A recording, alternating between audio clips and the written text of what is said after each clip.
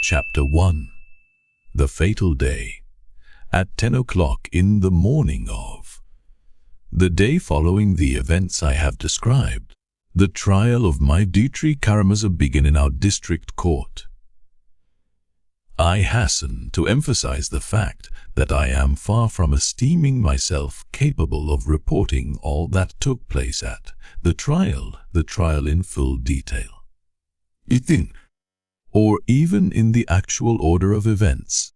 I imagine that to mention things with full explanation would fill a volume, even a very large one, and so I trust I may not be reproached for confining myself to what struck me. I may have selected as of most interest what was of secondary importance, and may have omitted the most prominent and essential details. But I see I shall do better not to apologize. I will do my best, and the reader will see for himself that I have done all I can.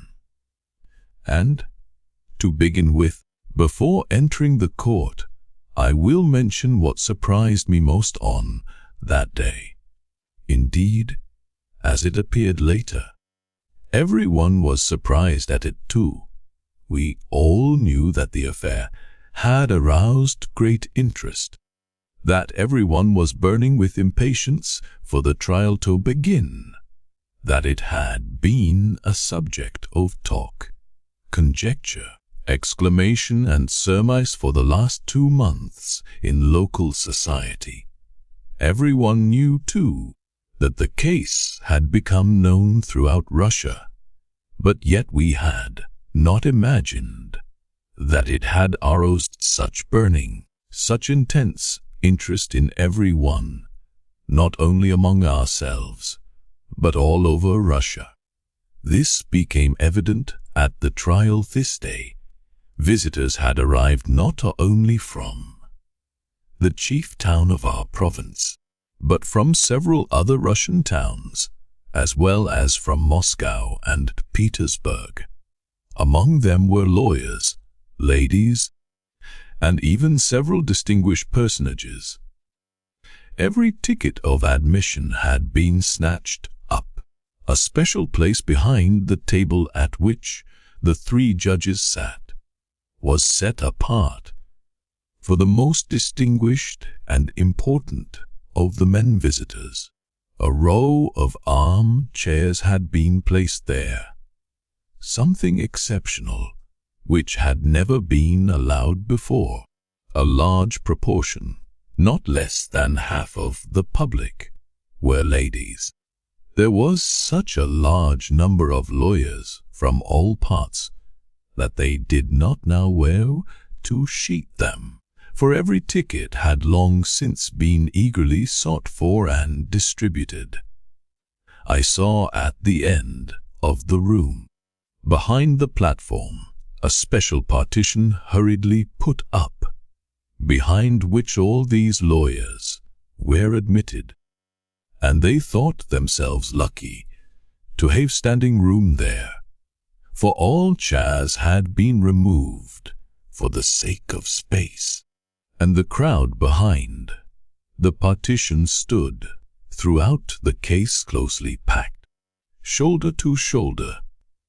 Some of the ladies, especially those who came from a distance, made their appearance in the gallery very smartly dressed, but the majority of the ladies were oblivious even of dress.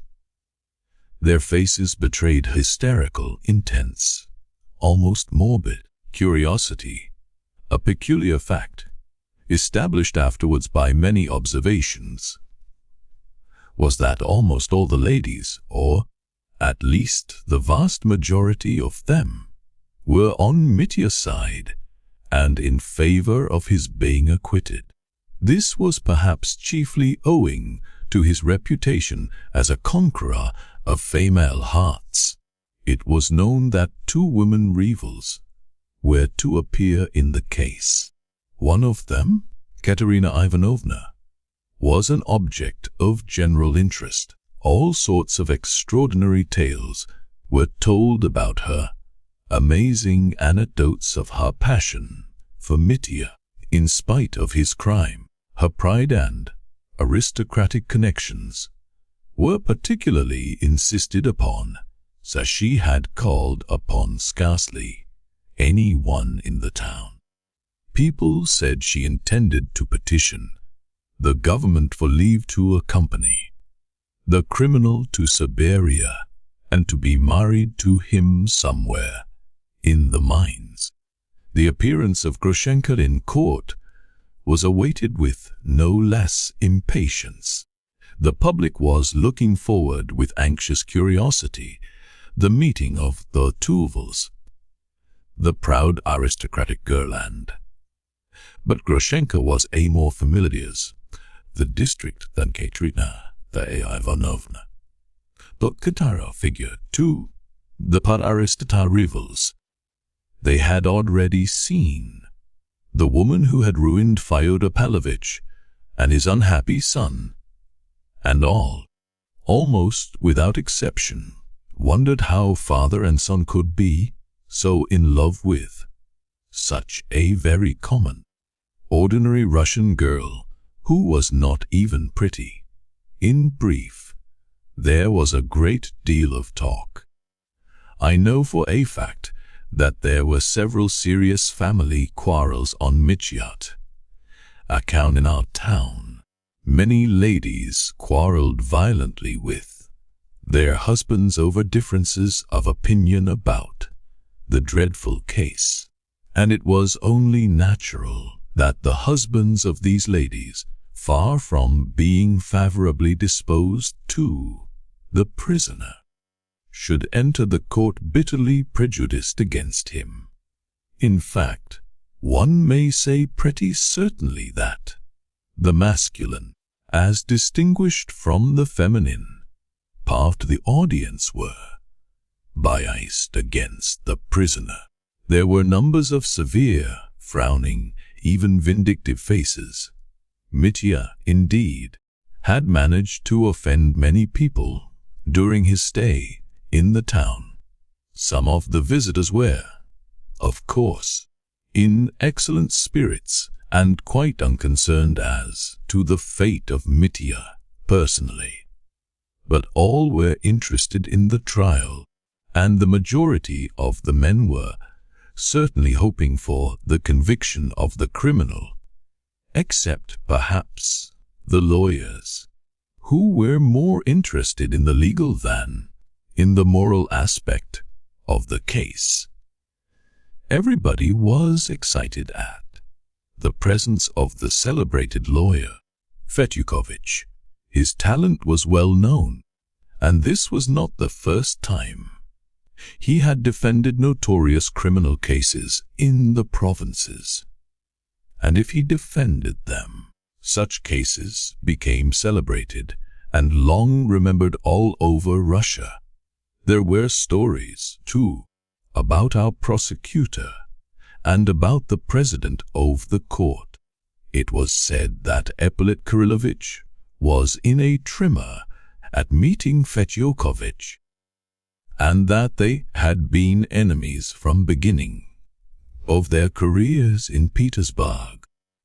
That though our sensitive prosecutor, who always considered that he had been aggrieved by someone in Petersburg because his talents had not been properly appreciated, was keenly excited over the Karamazov case and was even dreaming of rebuilding his flagging fortunes by means of it. Fetyukovich, they said, was his one anxiety. But these rumors were not quite just. Our prosecutor was not one of those men who lose heart in face of danger. On the contrary, his self-confidence increased with the increase of danger. It must be noted that our prosecutor was in general too hasty and morbidly impressionable.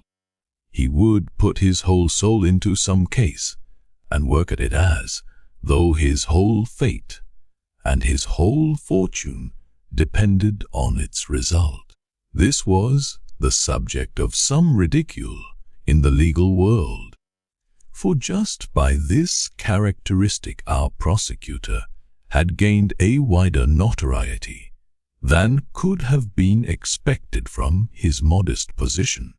People laughed particularly at his passion for psychology. In my opinion, they were wrong, and our prosecutor was, I believe, a character of greater depth than was generally supposed. But with his delicate health he had failed to make his mark at the outset of his career, and had never made up for it later. As for the president of our court, I can only say that he was a human and cultured man, who had a practical knowledge of his work and progressive views. He was rather ambitious, but did not concern himself greatly about his future career. The great aim of his life was to be a man of advanced ideas. He was, too, a man of connections and property. He felt, as we learnt afterwards, rather strongly about the Karamazov case, but from a social, not from a personal standpoint. He was interested in it as a social phenomenon, in its classification, and its character as a product of our social conditions, as typical of the national character, and so on, and so on. His attitude to the personal aspect of the case, to its tragic significance, and the persons involved in it, including the prisoner, was rather indifferent and abstract, as was perhaps fitting. Indeed, the court was packed and overflowing long before the judges made their appearance. Our court is the best hall in the town, spacious, lofty, and good for sound. On the right of the judges, who were on a raised platform, a table and 2 rows of chairs had been put ready for the jury. On the left was the place for the prisoner and the counsel for the defense. In the middle of the court, near the judges, was a table with material proofs. On it lay Fyodor Pavlovitch's white silk dressing gown, stained with blood, the fatal brass pestle with which the supposed murder had been committed, Mitya's shirt, with a blood-stained sleeve, his coat, stained with blood in patches over the pocket in which he had put his handkerchief. The handkerchief itself, stiff with blood and by now quite yellow, the pistol loaded by Mitya at Perhatin's with a view to suicide, and taken from him on the sly at Mokrow by Trifon Borisovich, the envelope in which the 3,000 rubles had been put ready for Grushenka, the narrow pink ribbon with which it had been tied, and many other articles I don't even remember.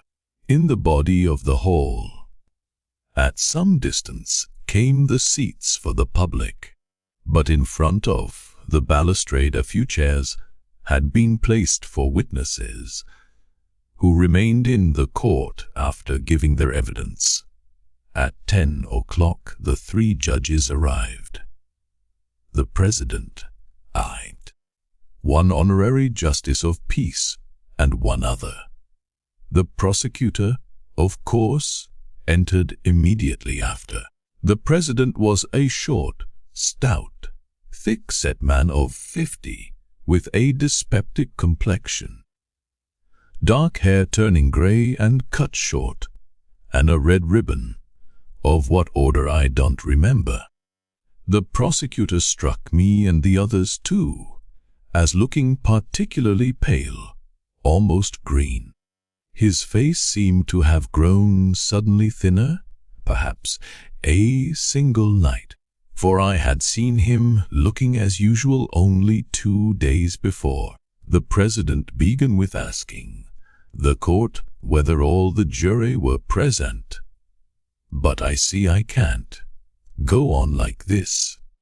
Partly because some things I did not hear, others I did not notice, and others I have forgotten. But most of all because, as I have said before, I have literally no time or space to mention everything that was said and done. I only know that neither side objected to very many of the jurymen. I remember the 12 jurymen. 4 were petty officials of the town, 2 were merchants, and 6 peasants and artisans of the town. I remember, long before the trial, questions were continually asked with some surprise, especially by ladies. Can such a delicate, complex and psychological case be submitted for decision to petty officials and even peasants? And what can official, still more a peasant, understand in such an affair? All the 4 officials in the jury were, in fact, men of no consequence and of low rank, except one who was rather younger. They were grey-headed men, little known in society, who had vegetated on a pitiful salary, and who probably had elderly, unpresentable wives and crowds of children, perhaps even without shoes and stockings. At most, they spent their leisure over cards and of course had never read a single book. The 2 merchants looked respectable, but were strangely silent and stolid. One of them was close-shaven and was dressed in European style. The other had a small, grey beard and wore a red ribbon with some sort of a medal upon it on his neck. There is no need to speak of the artisans and the peasants. The artisans of Skotoprigonievsk are almost peasants and even work on the land. 2 of them also wore European dress and, perhaps for that reason, were dirtier and more uninviting looking than the others. So that one might well wonder, as I did as soon as I had looked at them, what men like that could possibly make of such a case. Yet their faces made a strangely imposing, almost menacing impression. They were stern and frowning. At last the president opened the case of the murder of Fyodor Pavlovich Karamazov. I don't quite remember how he described him. The court usher was told to bring in the prisoner, and Mitya made his appearance. There was a hush through the court. One could have heard a fly. I don't know how it was with others, but Mitya made a most unfavorable impression on me. He looked an awful dandy in a brand new frock coat. I heard afterwards that he had ordered it in Moscow expressly for the occasion from his own tailor, who had his measure. He wore immaculate kid gloves and exquisite linen.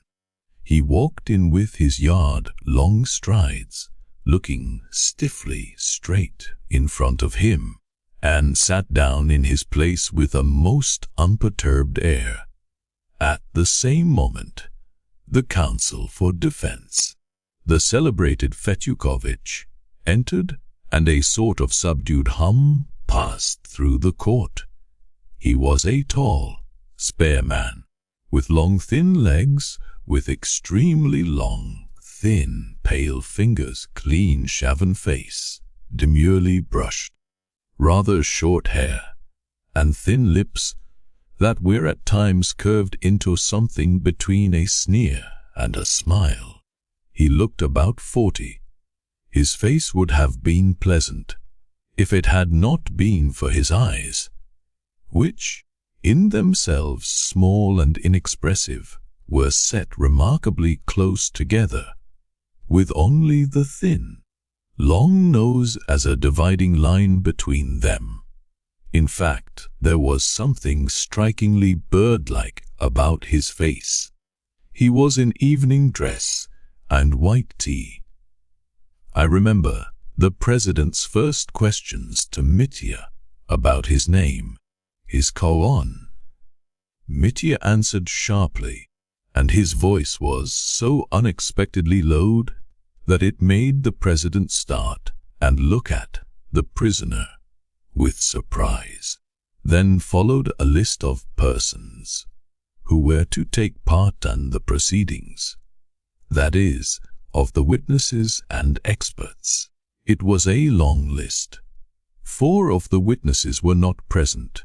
Karamazov, who had given evidence at the preliminary inquiry, but was now in Paris, Madame Holikov and Maximov, who were absent through illness, and Smerdyakov, through his sudden death, of which an official statement from the police was presented.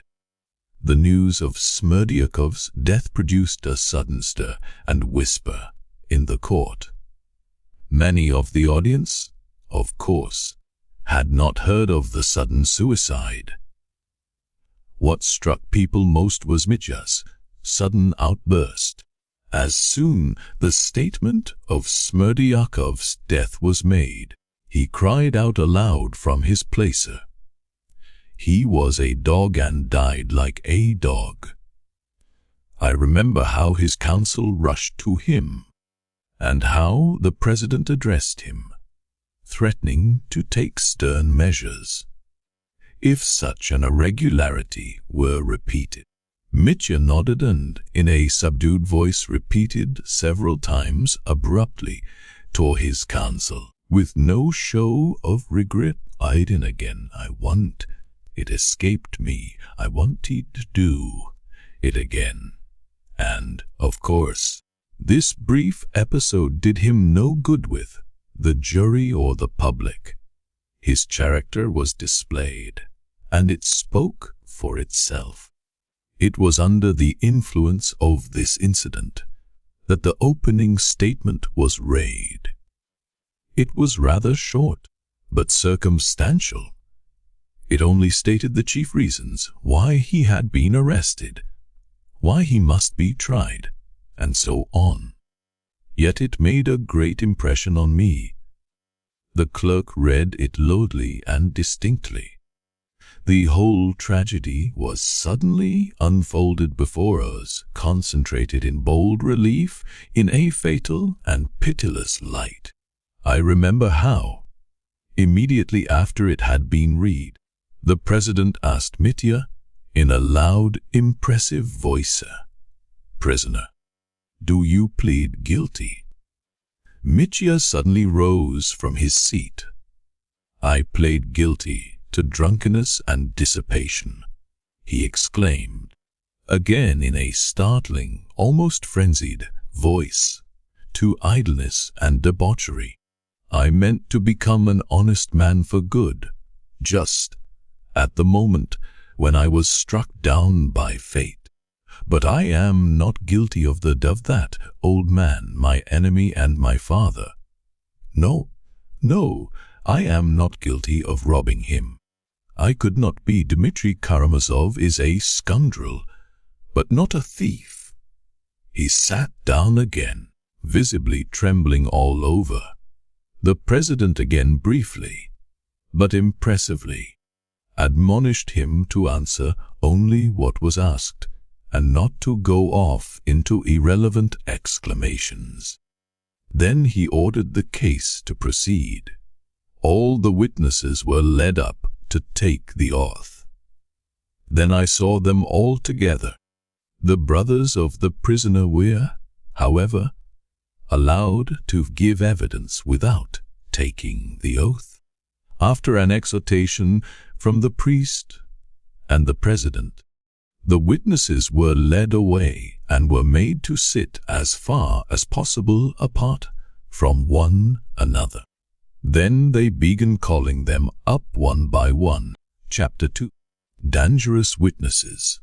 I do not know whether the witnesses for the defense and for the prosecution were separated into groups by the president, and whether it was arranged to call them in a certain order, but no doubt it was so.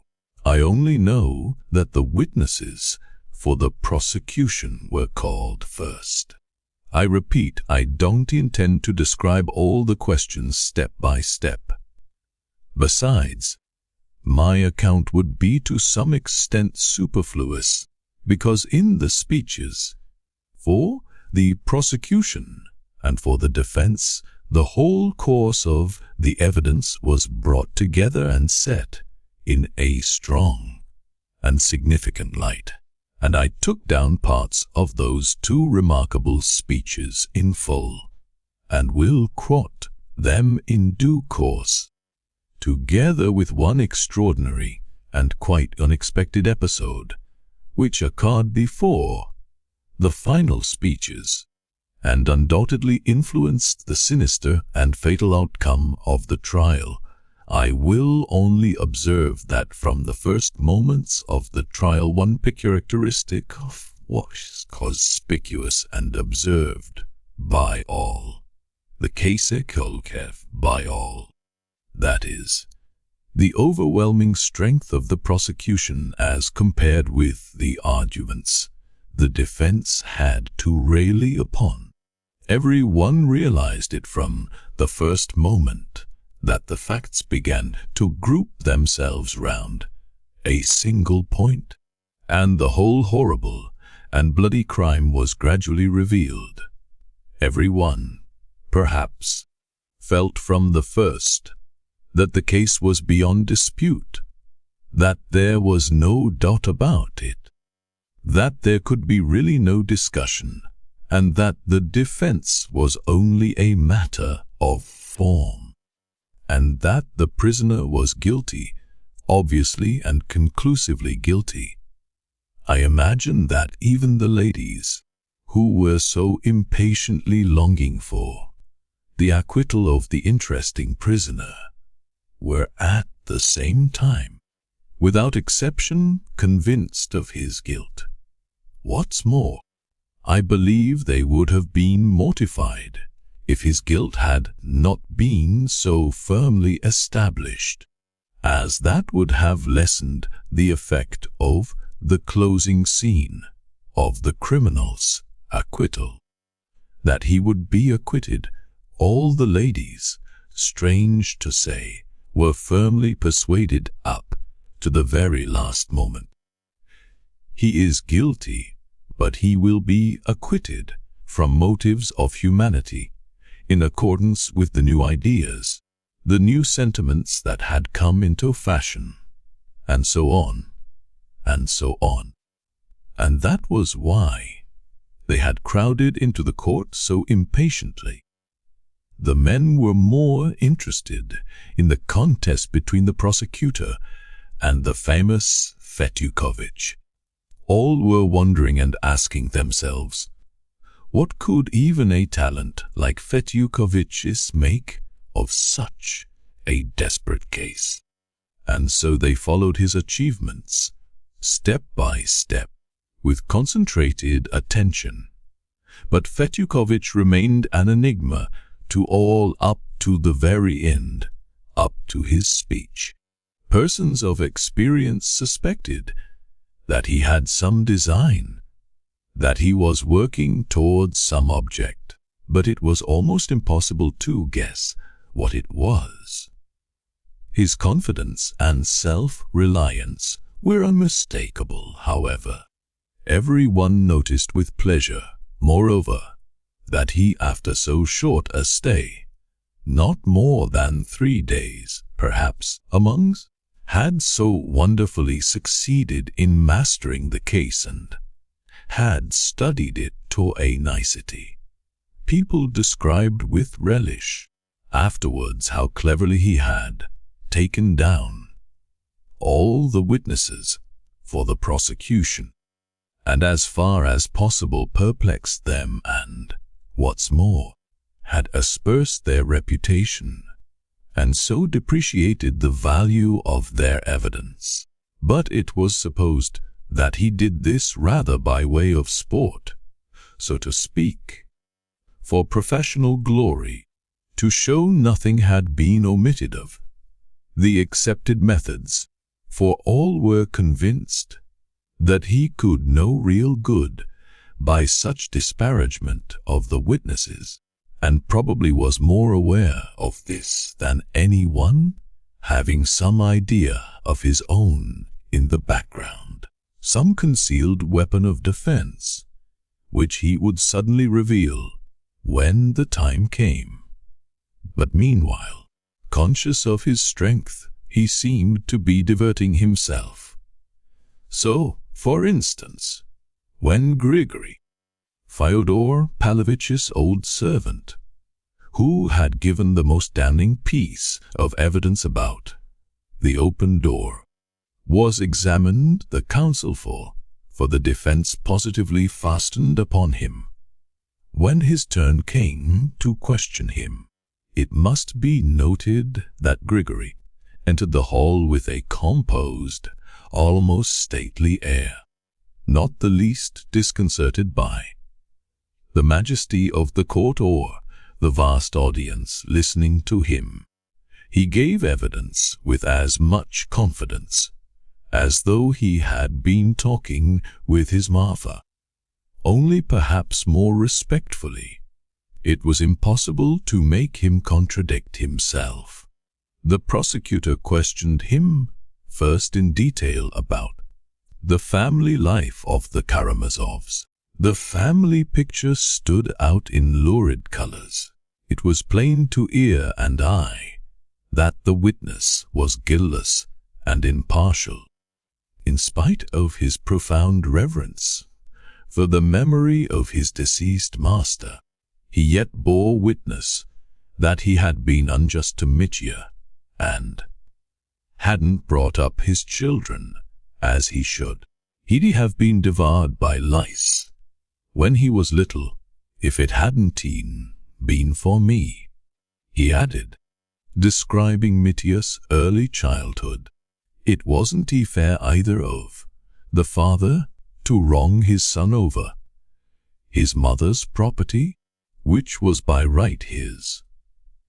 In reply to the prosecutor's question, what grounds he had for asserting that Fyodor Pavlovitch had wronged his son in their money relations, Grigory, to the surprise of everyone, had no proof at all to bring forward, but he still persisted that the arrangement with the son was unfair, and that he ought to have paid him several thousand rubles more.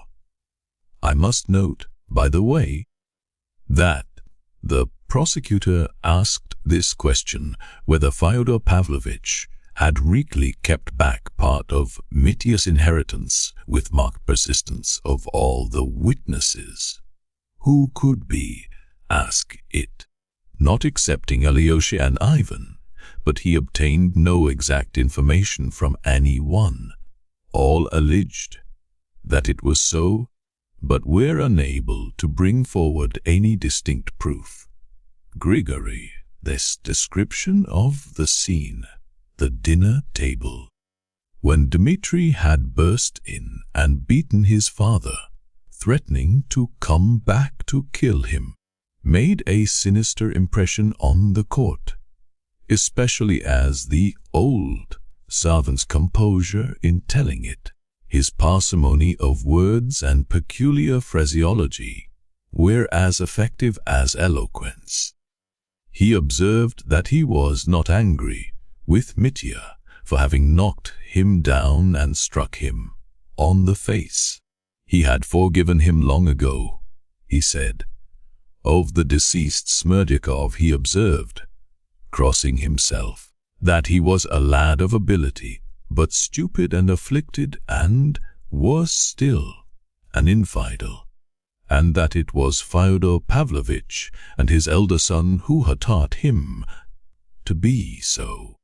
But he defended Smerdyakov's honesty almost with warmth, and related how Smerdyakov had once found the master's money in the yard, and, instead of concealing it, had taken it to his master, who had rewarded him with a gold piece for it, and trusted him implicitly from that time forward. He maintained obstinately that the door into the garden had been open.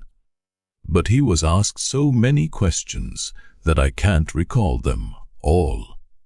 At last, the counsel for the defense began to cross-examine him, and the first question he asked was about the envelope in which Fyodor Pavlovitch was supposed to have put 3,000 rubles for certain person. Have you ever seen passing it, who were for so many years in close attendance on your master?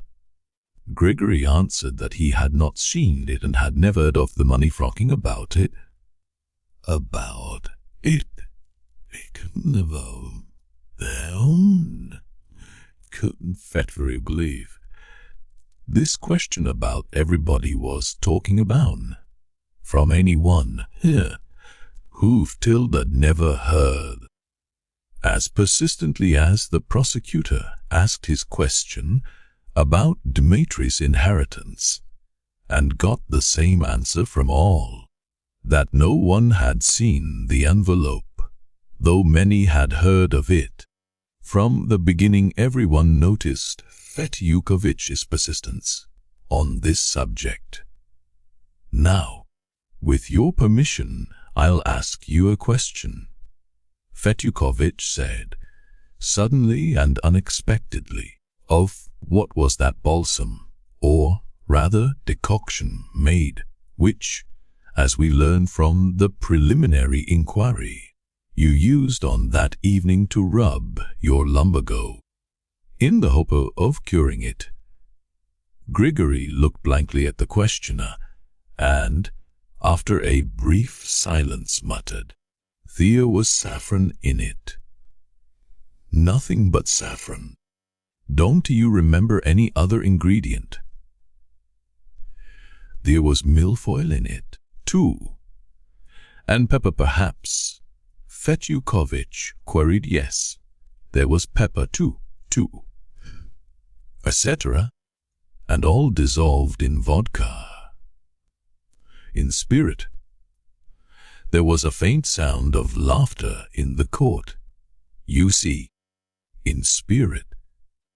After rubbing your back, I believe, you drank what was left in the bottle with a certain pious prayer, only known to your wife." "I did." "Did you drink much? Roughly speaking, a wine glass or two?" "It might have been a tumbler full." "A tumbler full, even. Perhaps a tumbler and a half." Grigory did not answer. He seemed to see what was meant. A glass and a half of neat spirit is not at all bad, don't you think? You might see the gates of heaven open, not only the door into the garden. Grigory remained silent. There was another laugh in the court. The president made a movement. "Do you know for a fact," Fetyukovich persisted, "whether you were awake, not when you saw the open door?" "I was on my legs." "That's not a proof that you were awake. There was again court." "Could you have answered that moment?" There was again laughter in the wake. "In the court, if anyone had asked you a question, for instance, what year it is?" "I don't know." "And what year is it?" "Anno Domini. Do you know?" Grigory stood with a perplexed face, looking straight at his tormentor. Strange to say, It appeared he really did not know what year it was. But perhaps you can tell how many fingers you have on your hands. I am a servant, Grigory said suddenly, in a low and distinct voice. If my betters think fit to make game of me, it is my duty to suffer it. Fetyukovich was a little taken aback, and the president intervened, reminding him that he must ask more relevant questions.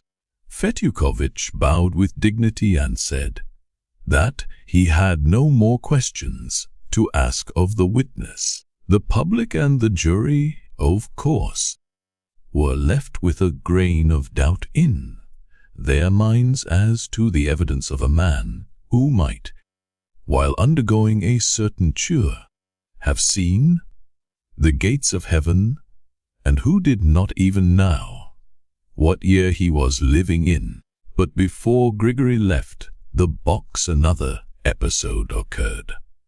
The president, turning to the prisoner, asked him whether he had any comment to make on the evidence of the last witness. Except about the door. All he has said is true, cried Mitya in a loud voice. For combing the lice off me, I thank him. For forgiving my blows, I thank him. The old man has been honest all his life and as faithful to my father as 700 poodles. Prisoner, be careful in your language, the president admonished him. I am not a poodle. Grigory muttered, all right. It's I am a poodle myself, cried Mitya.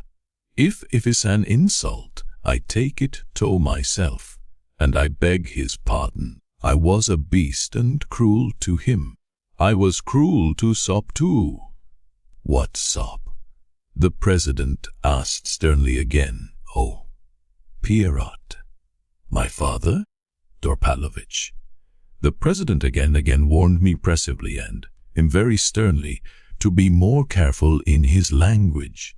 In the of you as equaling endeavor rekitten, the counsel for the defense, are injuring yourself in the opinion your judge.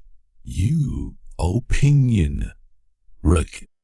I may remark that Rakitin was one of the leading witnesses and one to whom the prosecutor attached great significance. It appeared that he knew everything. His knowledge was amazing. He had been everywhere, seen everything, talked to everybody, knew every detail of the biography of Fyodor Pavlovich and all the Karamazovs. Of the envelope, it is true, he had only heard from Mitya himself, but he described minutely Mitya exploits in the metropolis, all his compromising doings and sayings, and told the story of Captain Snegiryov's wisp of tow. But even Rakitin could say nothing positive about Mitya's inheritance, and confined himself to contemptuous generalities. Who could tell which of them was to blame, and which was in debt to the other? With their crazy Karamazov way of muddling things that no one could make head or tail of it, he attributed the tragic crime to the habits that have ingrained by age of serfdom. These of serfdom, the distress that had become serfdom due to the lack of appropriate institutions. He was, in fact, allowed some latitude of speech. This was the first occasion on which Rakitin showed what he could do and attracted notice. The prosecutor knew that the witness was preparing a magazine article on the case, and afterwards in his speech, as we shall see later, quoted some ideas from the article, showing that he had seen it already. The picture drawn by the witness was a gloomy and sinister one, and greatly strengthened the case for the prosecution. Altogether, Rakitin's discourse fascinated the public by its independence and the extraordinary nobility of its ideas. There were even 2 or 3 outbreaks of applause when he spoke of serfdom and the distressed condition of Russia.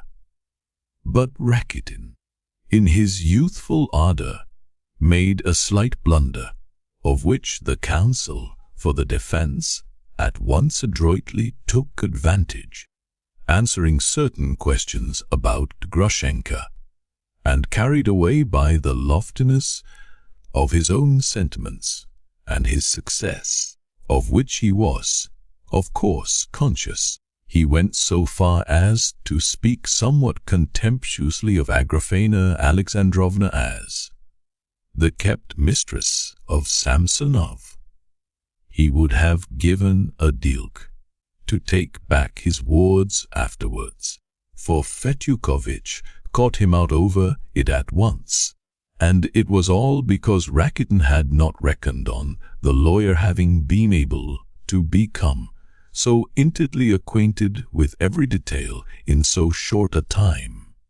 Allo, the two ask, begin thou me, decons or defense, with the most affable and even respectful smile. You are, of course, the same Mr. Rakitin whose pamphlet, The Life of the Deceased Elder, Father Zosima, published by the diocesan authorities, full of profound and religious reflections, and preceded by an excellent and devout dedication to the bishop, I have just read with such pleasure.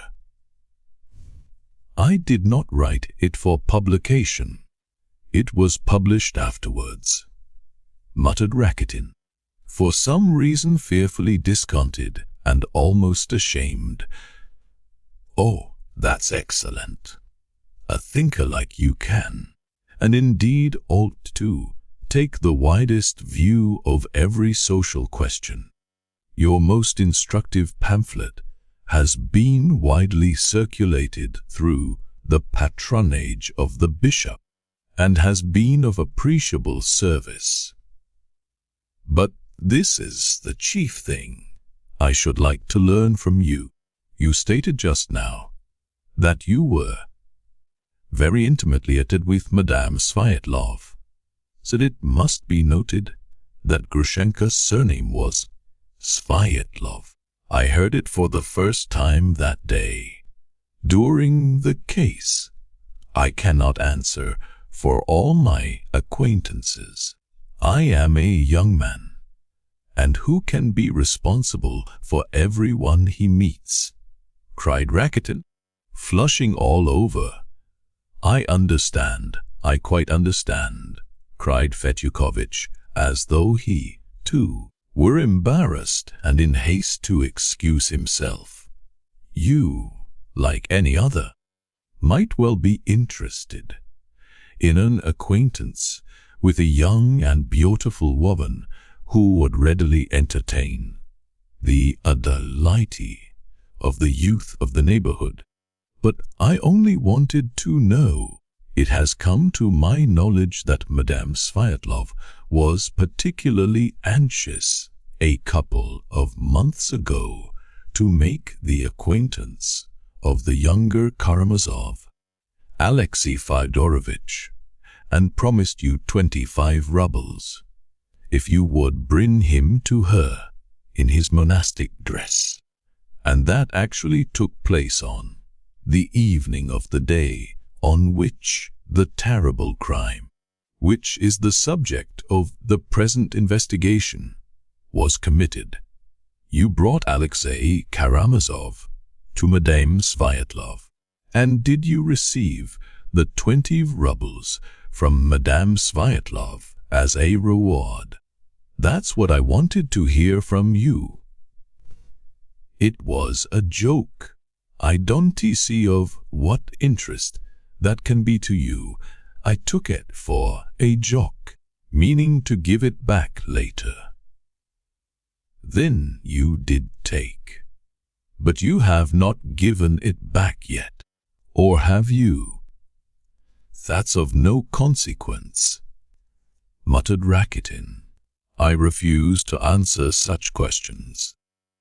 Of course I shall give it back.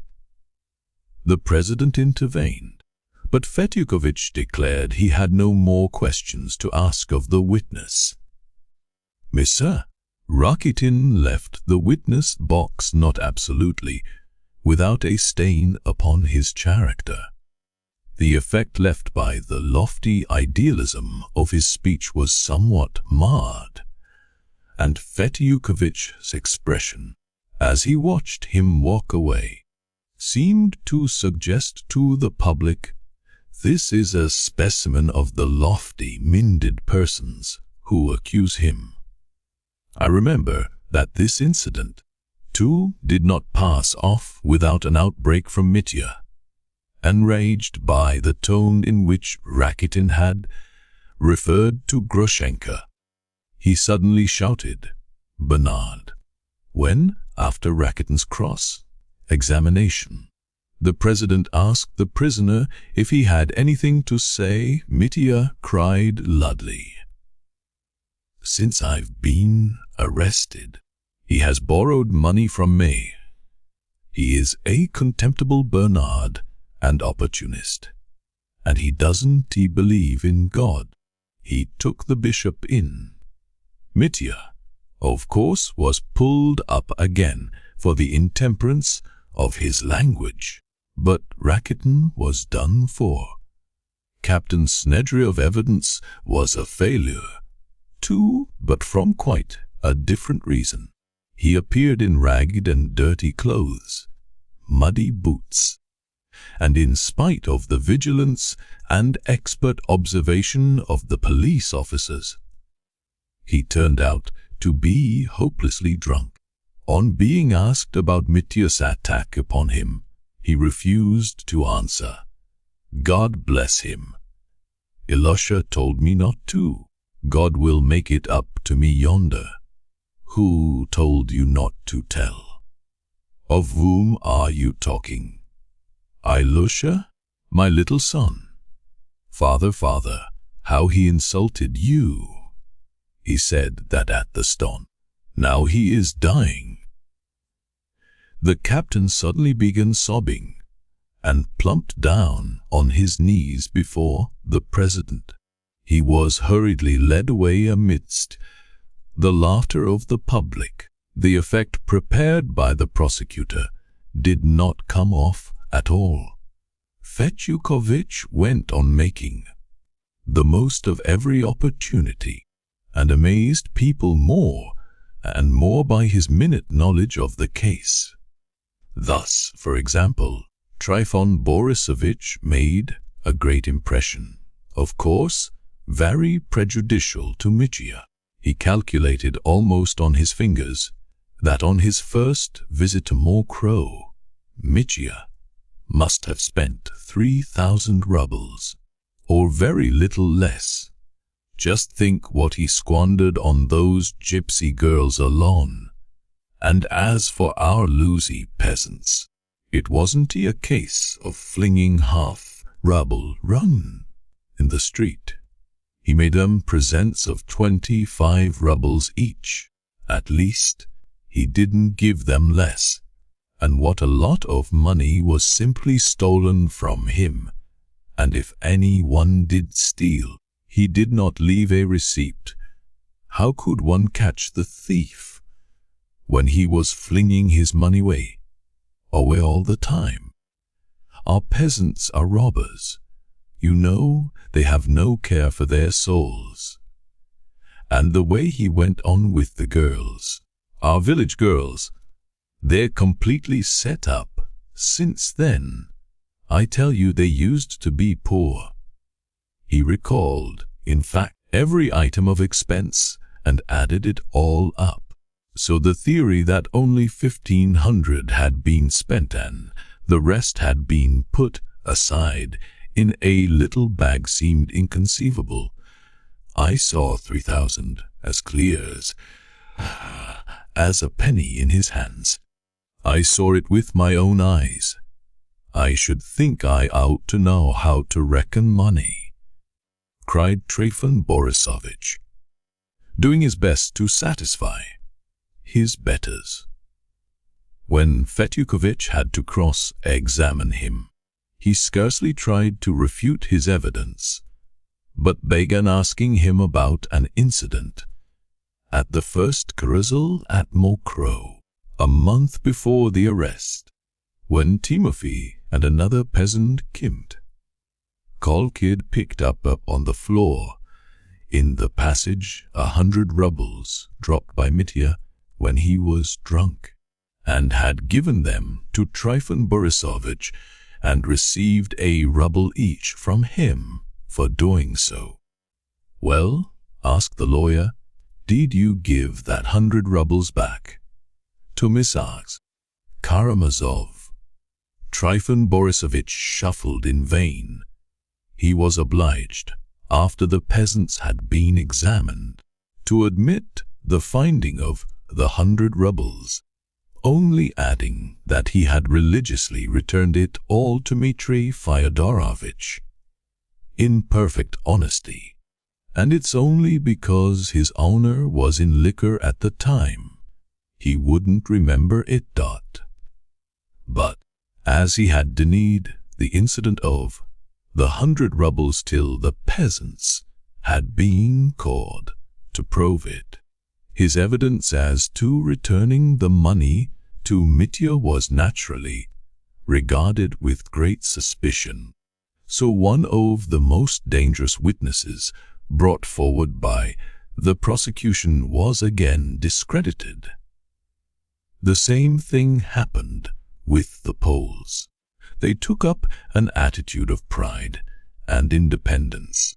They vociferated loudly that they had both been in the service of the crown, and that Pan Mitya had offered them 3,000 to buy their honor, and that they had seen a large sum of money in his hands.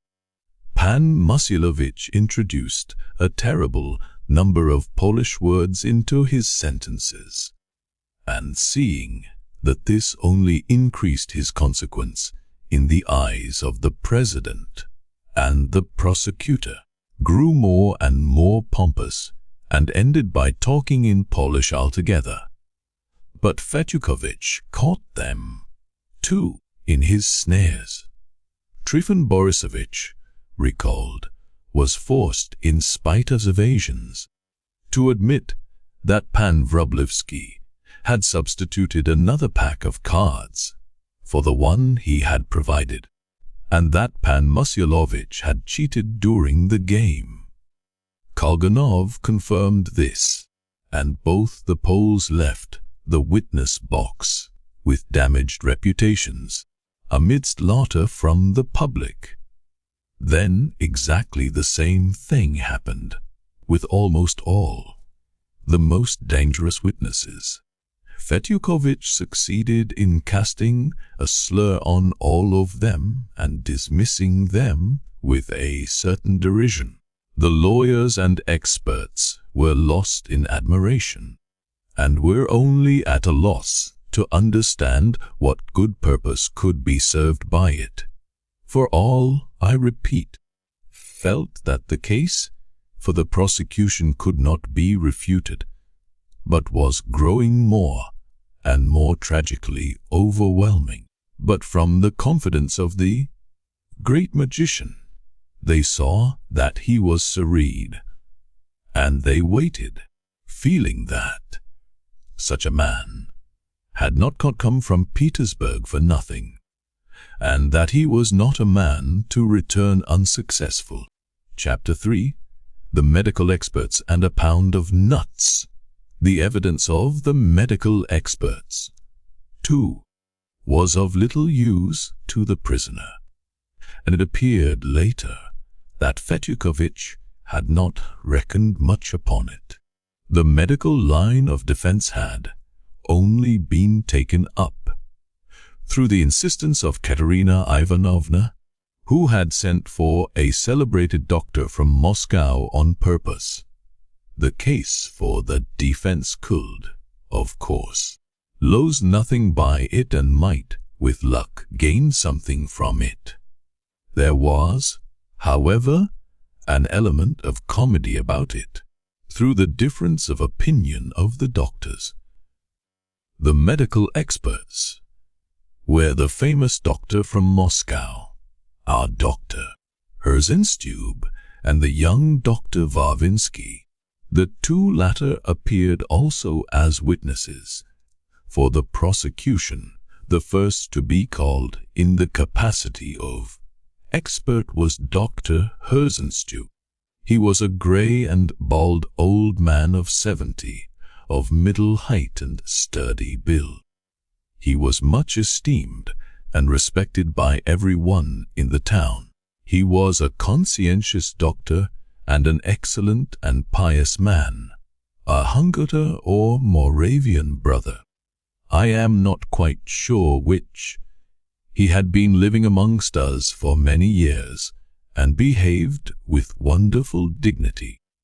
He was a kind-hearted and humane man. He treated the sick, poor, and peasants for nothing, visited them in their slums and huts, and left money for medicine. But he was as obstinate as a mule. If once he had taken an idea into his head, there was no shaking it. Almost everyone in the town was aware, by the way, that the famous doctor had, within the first 2 or 3 days of his presence among yous, uttered some extremely offensive allusions to Dr. Herzenstube's qualifications. Though the Moscow doctor asked 25 rubles for a visit, several people in the town were glad to take advantage of his arrival and rushed to consult him regardless of expense. All these had, of course, been previously patients of Dr. Herzenstube, and the celebrated doctor had criticized his treatment with extreme harshness.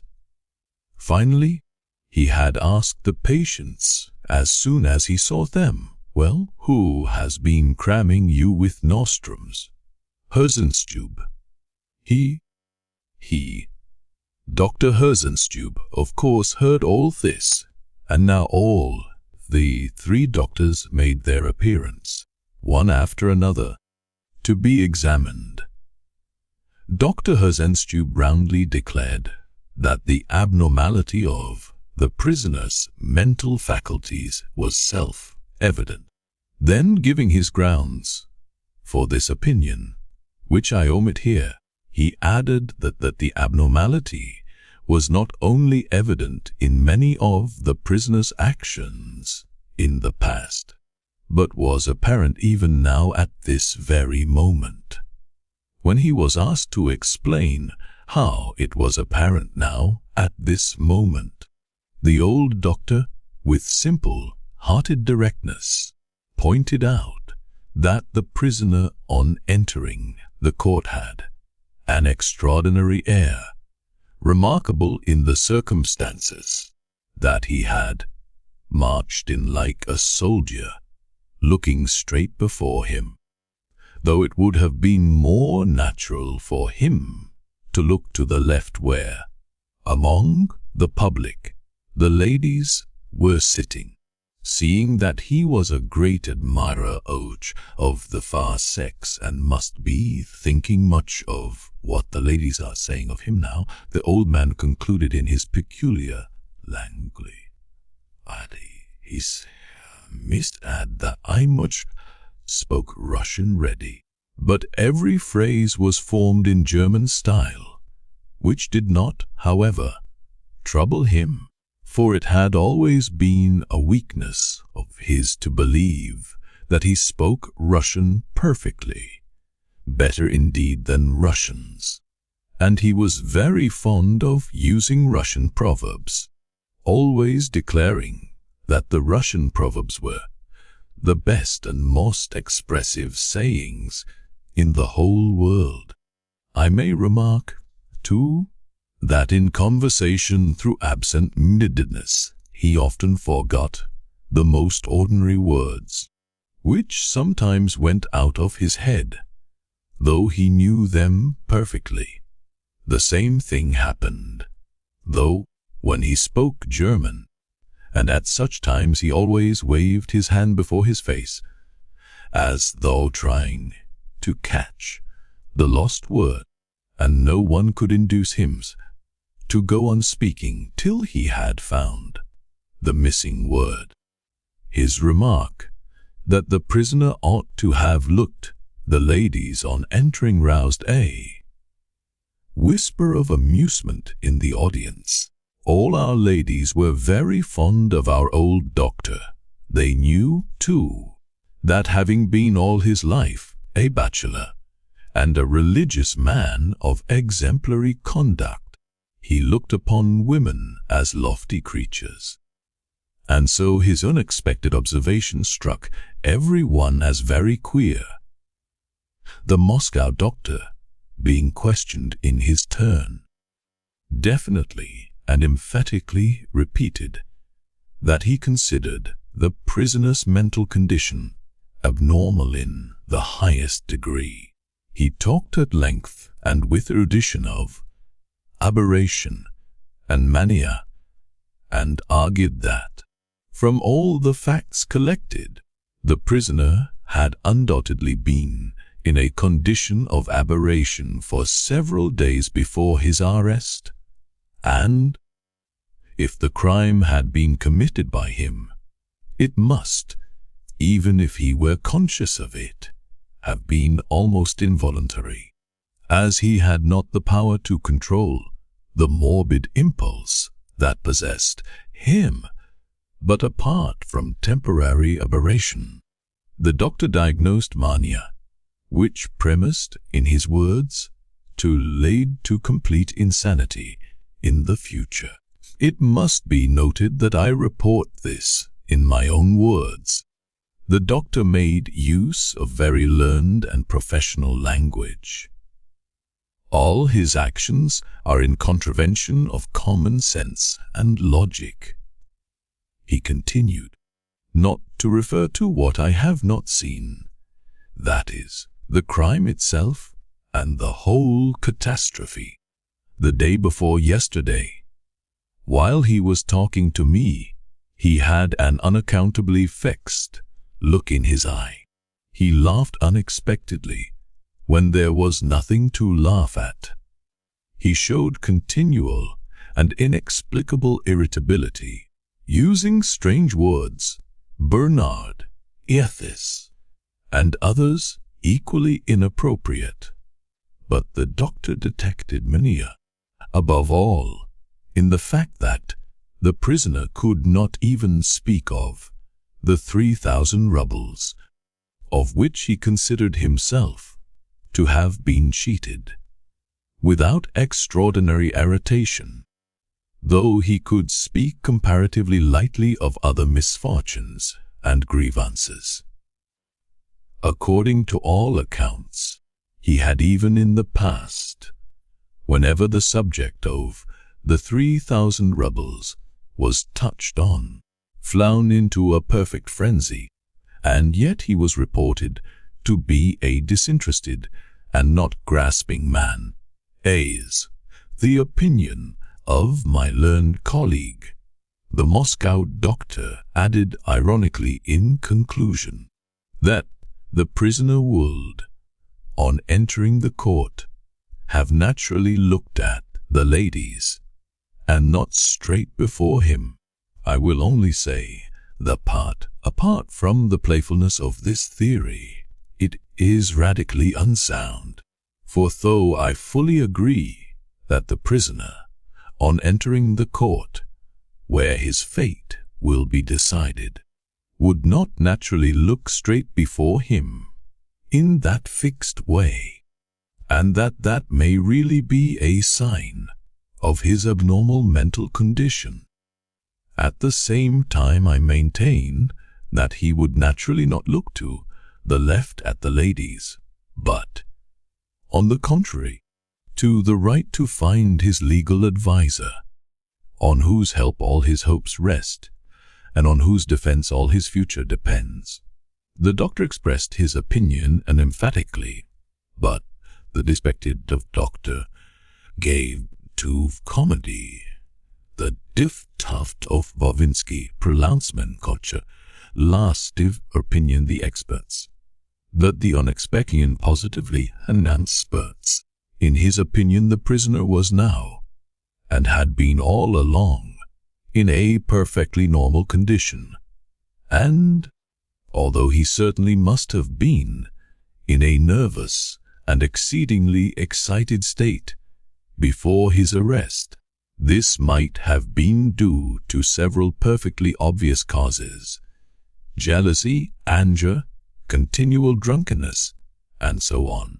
But this nervous condition would not involve the mental aberration of which mention had just been made. As to the question whether the prisoner should have looked to the left or the right on entering the court, in his modest opinion, the prisoner would naturally look straight before him on entering the court, as he had in fact done, as that was where the judges on whom his fate depended were sitting, so that it was just by looking straight before him that he showed his perfectly normal state of mind at the present. The young doctor concluded his modest testimony with some heat. "Bravo, doctor!" cried Mitya from his seat. Just so. Mitya, of course, was checked. But the young doctor's opinion had a decisive influence on the judges and on the public, and, as appeared afterwards, every one agreed with him. But Dr. Herzenstube, when called as a witness, was quite unexpectedly of use to Mitya, as an old resident in the town who had known the Karamazov family for years. He furnished some facts of great value for the prosecution, and suddenly, as though recalling something, he added, "But the poor young man might have had very different life, for he had a good heart both in childhood and after childhood, that I know. But the Russian proverb says, if a man has one head, it's good, but if another clever man comes to visit him, it would be better still, for then there will be two heads, and not only one. One head is good, but two are better." The prosecutor put in impatiently. He knew the old man's habit of talking slowly and deliberately, regardless of the impression he was making and of the delay he was causing, and highly prizing his flat, dull and always gleefully complacent German wit. The old man was fond of making jokes. "Oh, yes, that's what I say," he went on stubbornly. "One head is good, but two are much better." But he did not meet another head with wits, and his wits went. Where did they go? I've forgotten the word. He went on, passing his hand before his eyes. "Oh, yes. Suspasiren, wandering.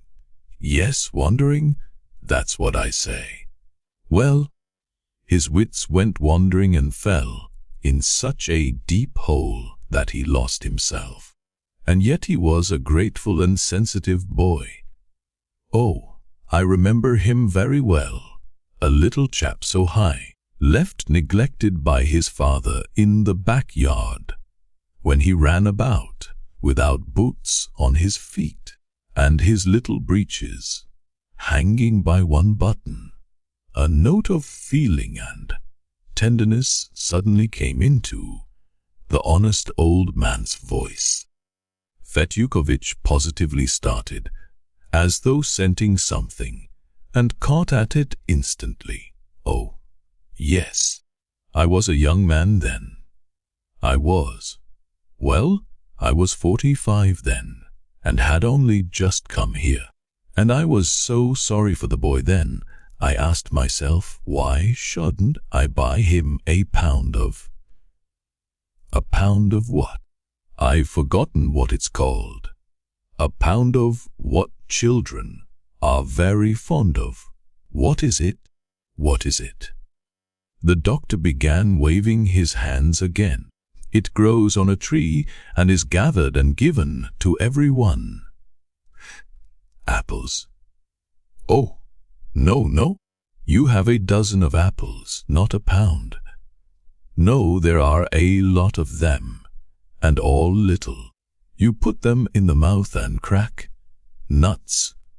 Quite so. Nuts. I say soap. The doctor repeated in the calmest way as though he had been at no loss for a word. And I bought him a pound of nuts, for no one had ever bought the boy a pound of nuts before. And I lifted my finger and said to him, Boy, a got der water. He laughed and said, You got der weiter. A got der son. He laughed again and lisped, Got der son, but got der heilige Geist. Then he laughed and said as best he could, A got der heilige Geist. I went away, and 2 days after I happened to be passing, and he shouted to me of himself, Uncle got der weiter, got der son, and he had only forgotten got der heilige Geist. But I reminded him of it, and I felt very sorry for him again. But he was taken away, and I did not see him again. 23 years passed. I am sitting one morning in my study, a white-haired old man, when there walks into the room a blooming young man, whom I should never have recognized. But he held up his finger and said, Loving, Gott der Vater, Gott der Son, and Gott dot der Heilige Geist. I have just arrived and have come to thank you for that pound of nuts, for no one else ever bought me a pound of nuts. You are the only one that ever did. And then I remembered my happy youth, and the poor child in the yard, without boots on his feet, and my heart was touched, and I said, You are a grateful young man, for you have remembered all your life the pound of nuts I bought you in your childhood. And I embraced him and blessed him, and I shed tears. He laughed, but he shed tears too, for the Russian often laughs when he ought to be weeping, but he did weep, I saw it. And now, alas, and I am weeping now, German, I am weeping now, too, you saintly man, Mitya cried suddenly. In any case, the anecdote made a certain favorable impression on the public, but the chief sensation in Mitya's favor was created by the evidence of Katerina Ivanovna, which I will describe directly. Indeed, when the witnesses, VIII charge, that is, called by the defense, began giving evidence, fortune seemed all at once markedly more favorable to Mitya. And what was particularly striking, this was a surprise, even to the counsel for the defense. But before Katerina Ivanovna was called, Alyosha was examined, and he recalled a fact which seemed to furnish positive evidence against one important point made by the prosecution. Chapter 4. Fortune smiles on Mitya. It came quite as a surprise even to Alyosha himself. He was not required to take the oath, and I remember that both sides addressed him very gently and sympathetically. It was evident that his reputation for goodness had preceded him. Alyosha gave his evidence modestly and with restraint, but his warm sympathy for his unhappy brother was unmistakable. In answer to one question, he sketched his brother's character as that of a man, violent, tempered perhaps, and carried away by his passions, but at the same time honorable, proud and generous, capable of self-sacrifice if necessary. He admitted, however, that, through his passion for Grushenka and his rivalry with his father, his brother had been of late in an intolerable position, but he repelled with indignation the suggestion that his brother might have committed a murder for the sake of gain, though he recognized that the 3,000 rubles had become almost an obsession with Mitya, that he looked upon them as part the inheritance he had been cheated of by his father, and that, indifferent as he was to money as a rule, he could not even speak of that 3,000 without fury. As for the rivalry of the two ladies, as the prosecutor expressed it, that is, of Grushenka and Katya, he answered evasively and was even unwilling to answer one more questions altogether. Did your brother tell you, anyway, that he intended to kill your father? Asked the prosecutor. You can refuse to answer if you think necessary, he added. He did not tell me so directly, answered Alyosha. How so? Did he indirectly? He spoke to me once of his hatred for our father and his fear that at an extreme moment, at a moment of fury, he might perhaps murder him. And you believed him? I am afraid to say that I did, but I never doubted that some higher feeling would always save him at the fatal moment, as it has indeed saved him. For it was not he killed my father, Alyosha said firmly, in a loud voice that was out the court. The prosecutor started like a war horse at eve. I fully believe in the conviction.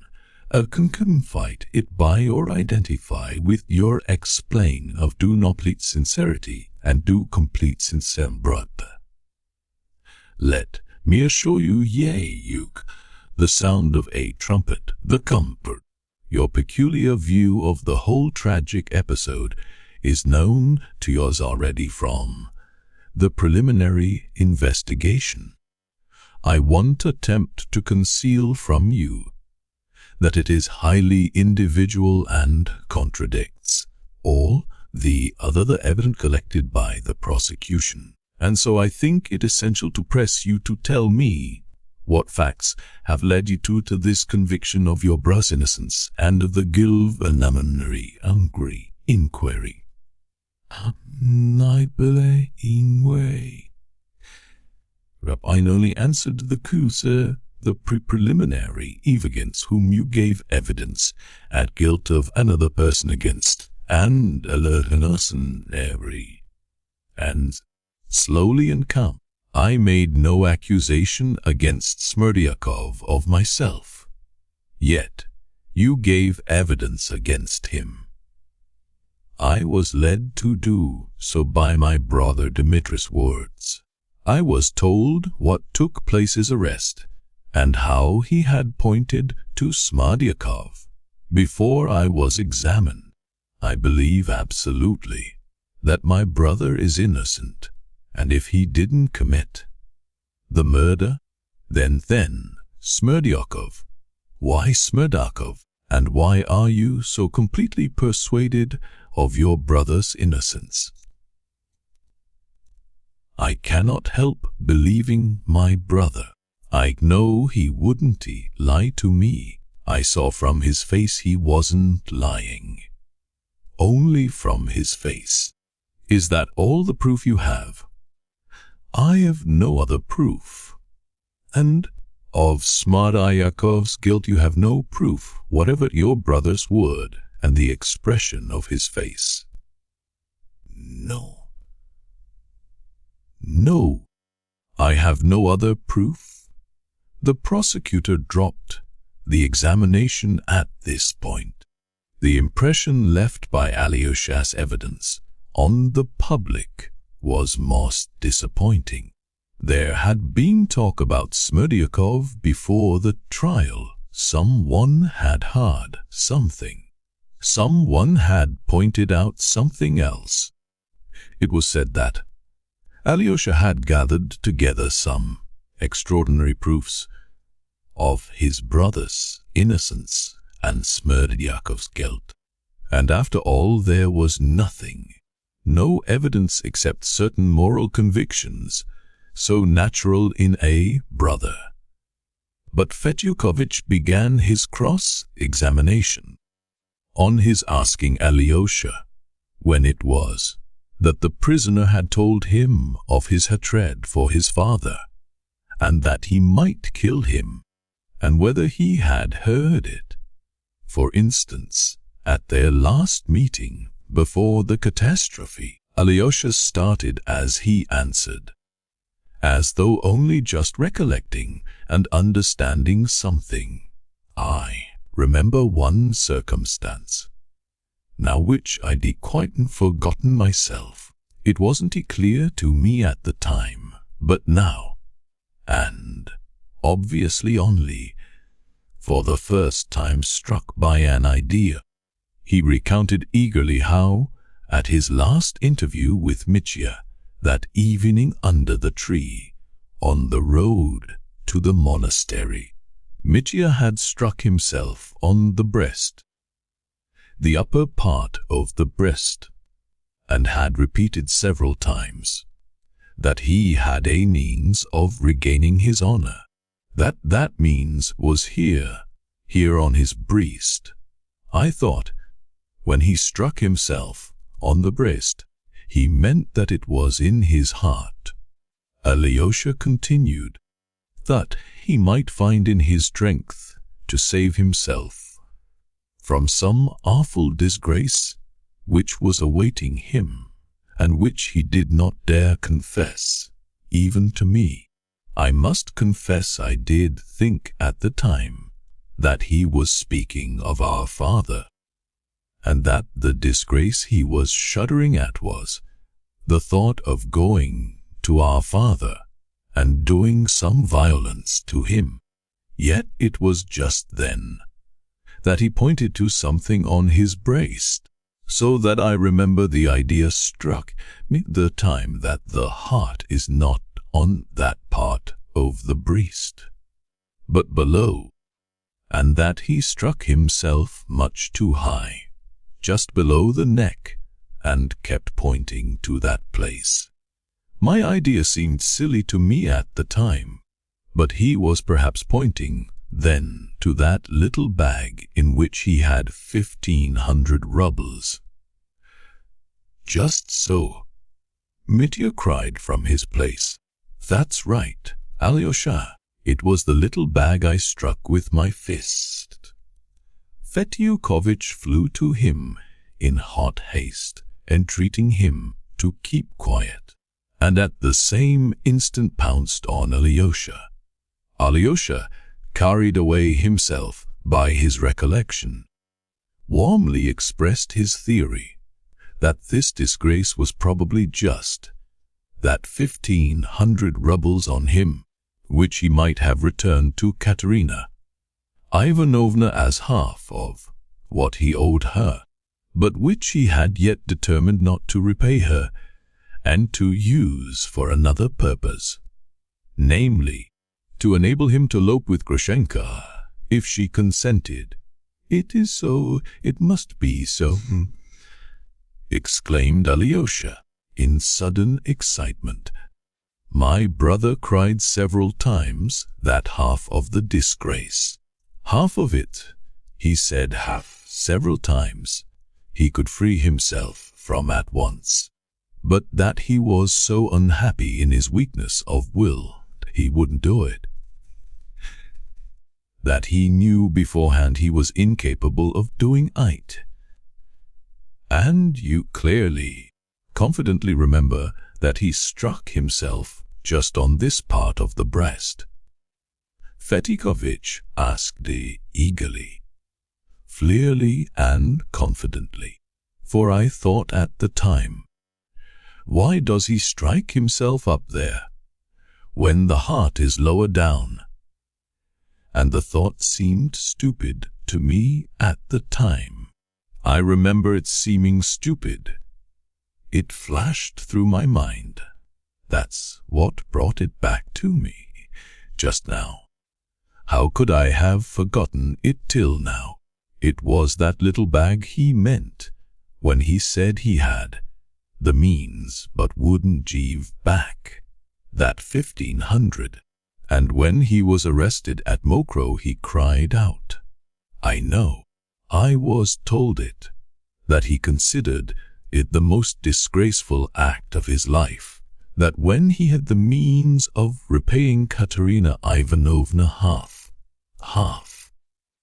what he owed her, he yet could not bring himself to repay the money and preferred to remain a thief in her eyes, rather than part with it.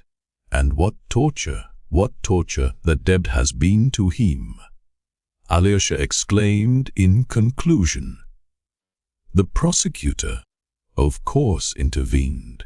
He asked Alyosha to describe once more how it had all happened, and several times insisted on the question, had the prisoner seemed to point to anything? Perhaps he had simply struck himself with his fist on the breast? But it was not with his fist, cried Alyosha. He pointed with his fingers and pointed here, very high up. How could I have so completely forgotten it till this moment? The president asked Mitya what he had to say to the last witness's evidence. Mitya confirmed it, saying that he had been pointing to the 1,500 rubles, which were on his breast, just below the neck, and that was, of course, the disgrace. The disgrace I cannot deny. The most shameful act of my whole life, cried Mitya. I might have repaid it and didn't repay it. I preferred to remain a thief in her eyes rather than give it back. And the most shameful part of it was that I knew beforehand I shouldn't give it back. You are right, Alyosha. Thanks, Alyosha. So, Alyosha's cross-examination ended. What was important and striking about it was that one fact at least had been found, and even though this were only one tiny bit of evidence, a mere hint at evidence, it did go some little way towards proving that the bag had existed and had contained 1,500 rubles, and that the prisoner had had no preliminary inquiry when he rubles were his own. Only those 1,500 at Mokroe, at lying, not been rubles, and that. With a flushed face, he moved away to the seat assigned to him. He kept repeating to himself, how was it I forgot? How could I have forgotten it? And what made it come back to me now? Katerina Ivanovna was called to the witness box. As she entered, something extraordinary happened in the court. The ladies clutched their lorgnettes and opera glasses. There was a stir among the men. Some stood up to get a better view. Everybody alleged afterwards that Mitya had turned white as a sheet on her entrance. All in black, she advanced modestly, almost timidly. It was impossible to tell from her face that she was agitated, but there was a resolute gleam in her dark and gloomy eyes. I may remark that many people mentioned that she looked particularly handsome at that moment. She spoke softly but clearly, so that she was heard all over the court. She expressed herself with composure, or at least tried to appear composed. The president began his examination discreetly and very respectfully, as though afraid to touch on certain chords and showing consideration for her great unhappiness. But in answer to one of the first questions, Katerina Ivanovna replied firmly that she had been formally betrothed to the prisoner until he left me of his own accord. She added quietly, when they asked her about the 3,000 she had entrusted to Mitya to post to her relations, she said firmly, I didn't give him the money simply to send it off. I felt at the time that he was in great need of money. I gave him the 3,000 on the understanding that he should post it within the month if he cared to. There was no need for him to worry himself about that debt afterwards. I will not repeat all the questions asked her and all her answers in detail. I will only give the substance of her evidence. I was firmly convinced that he would send off that sum as soon as he got money from his father. She went on, I have never doubted his disinterestedness and his honesty, his scrupulous honesty in money matters. He felt quite certain that he would receive the money from his father and spoke to me several times about it. I knew he had a feud with his father and have always believed that he had been unfairly treated by his father. I don't remember any threat uttered by him against his father. He certainly never uttered any such threat before me. If he had come to me at that time, I should have at once relieved his anxiety about that unlucky 3,000 rubles. But he had given up coming to see me, and I myself was put in such a position that I could not invite him, and I had no right indeed to be exacting as to that money, she added suddenly, and there was a ring of resolution in her voice. I was once indebted to him for assistance in money for more than 3,000, and I took it, although I could not at that time foresee that I should ever be in a position to repay my debt. There was a note of defiance in her voice. It was then Fetyukovich began his cross-examination. Did that take place not here, but at the beginning of your acquaintance? Fetyukovich suggested cautiously, feeling his way, instantly scenting something favorable. I must mention in parenthesis that, though Fetyukovich had been brought from Petersburg partly at the instance of Katerina Ivanovna herself, he knew nothing about the episode of the 4,000 rubles given her by Mitya, and of her bowing to the ground to him. She concealed this from him and said nothing about it, and that was strange. It may be pretty certainly assumed that she herself did not know till the very last minute whether she would speak of that episode in the court, and waited for the inspiration of the moment. No, I can never forget those moments. She began telling her story. She told everything, the whole episode, that Mitya had told Alyosha, and her bowing to the ground, and her reason. She told about her father and her going to Mitya, and did not in one word, in a single hint, suggest that Mitya had himself, through her sister, proposed they should send him Katerina Ivanovna to fetch the money. She generously concealed that, and was not ashamed to make it appear as though she had of her own impulse run to the young officer, relying on something, to beg him for the money. It was something tremendous. I turned cold and trembled as I listened. The court was hushed, trying to catch each word. It was something unexampled, even from such a self-willed and contemptuously proud girl as she was.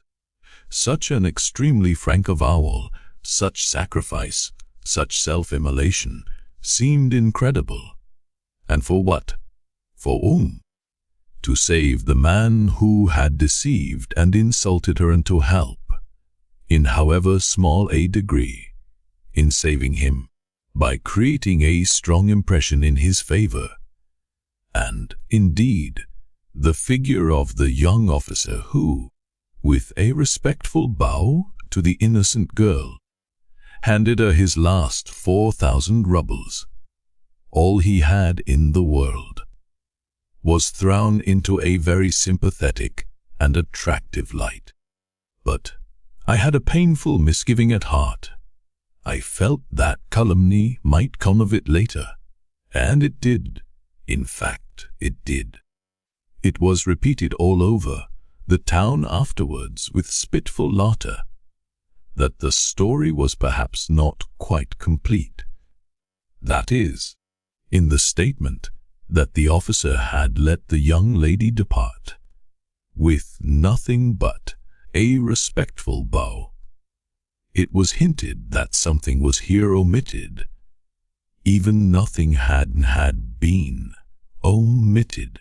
If this were the whole story, the most highly respected of our ladies maintained, even then it's very doubtful whether it was creditable for a young girl to behave in that way, even for the sake of saving her father. And can Katerina Ivanovna, with her intelligence, her morbid sensitiveness, have failed to understand that people would talk like that? She must have understood it, yet she made up her mind to tell everything. Of course, all these nasty little suspicions as the truth of her story only arose afterwards. At the first moment all were deeply impressed by it. As for the judges and the lawyers, they listened in reverent, almost shame-faced silence to Katerina Ivanovna. The prosecutor did not venture upon even one question on the subject. Fetyukovitch made a low bow to her. Oh, he was almost triumphant. Much ground had been gained.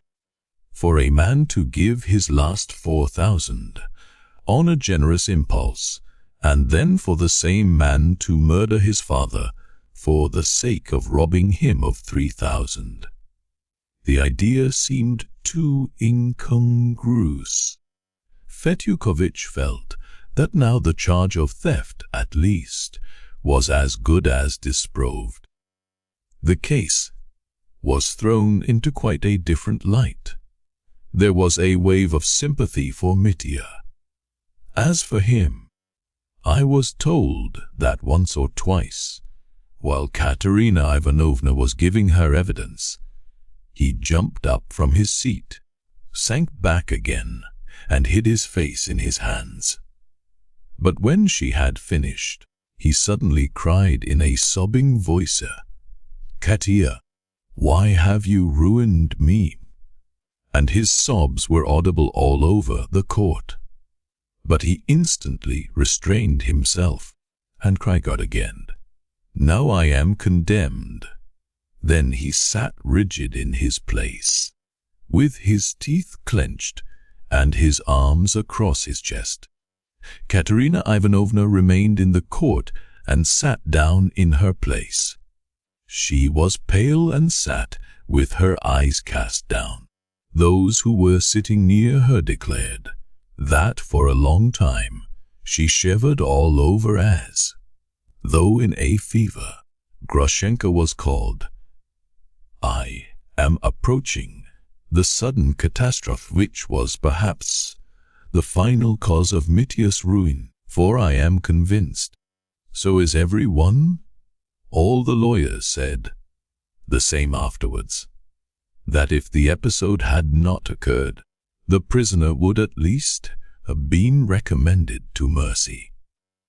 But of that later. A few words first about Grushenka. She too was dressed entirely in black, with her magnificent black shawl on her shoulders. She walked to the witness box with her smooth, noiseless tread, with the slightly swaying gait common in women of full figure. She looked steadily at the president, turning her eyes neither to the right nor to the left. To my thinking, she looked very handsome at that moment, and not at all pale, as the ladies alleged afterwards. They declared, too, that she had a concentrated and spiteful expression. I believe that she was simply irritated and painfully conscious of the contemptuous and inquisitive eyes of our scandal-loving public. She was proud and could not stand contempt. She was one of those people who flare up, angry and eager to retaliate at the mere suggestion of contempt. There was an element of timidity, too, of course, and inward shame at her own timidity, so it was not strange that her tone kept changing.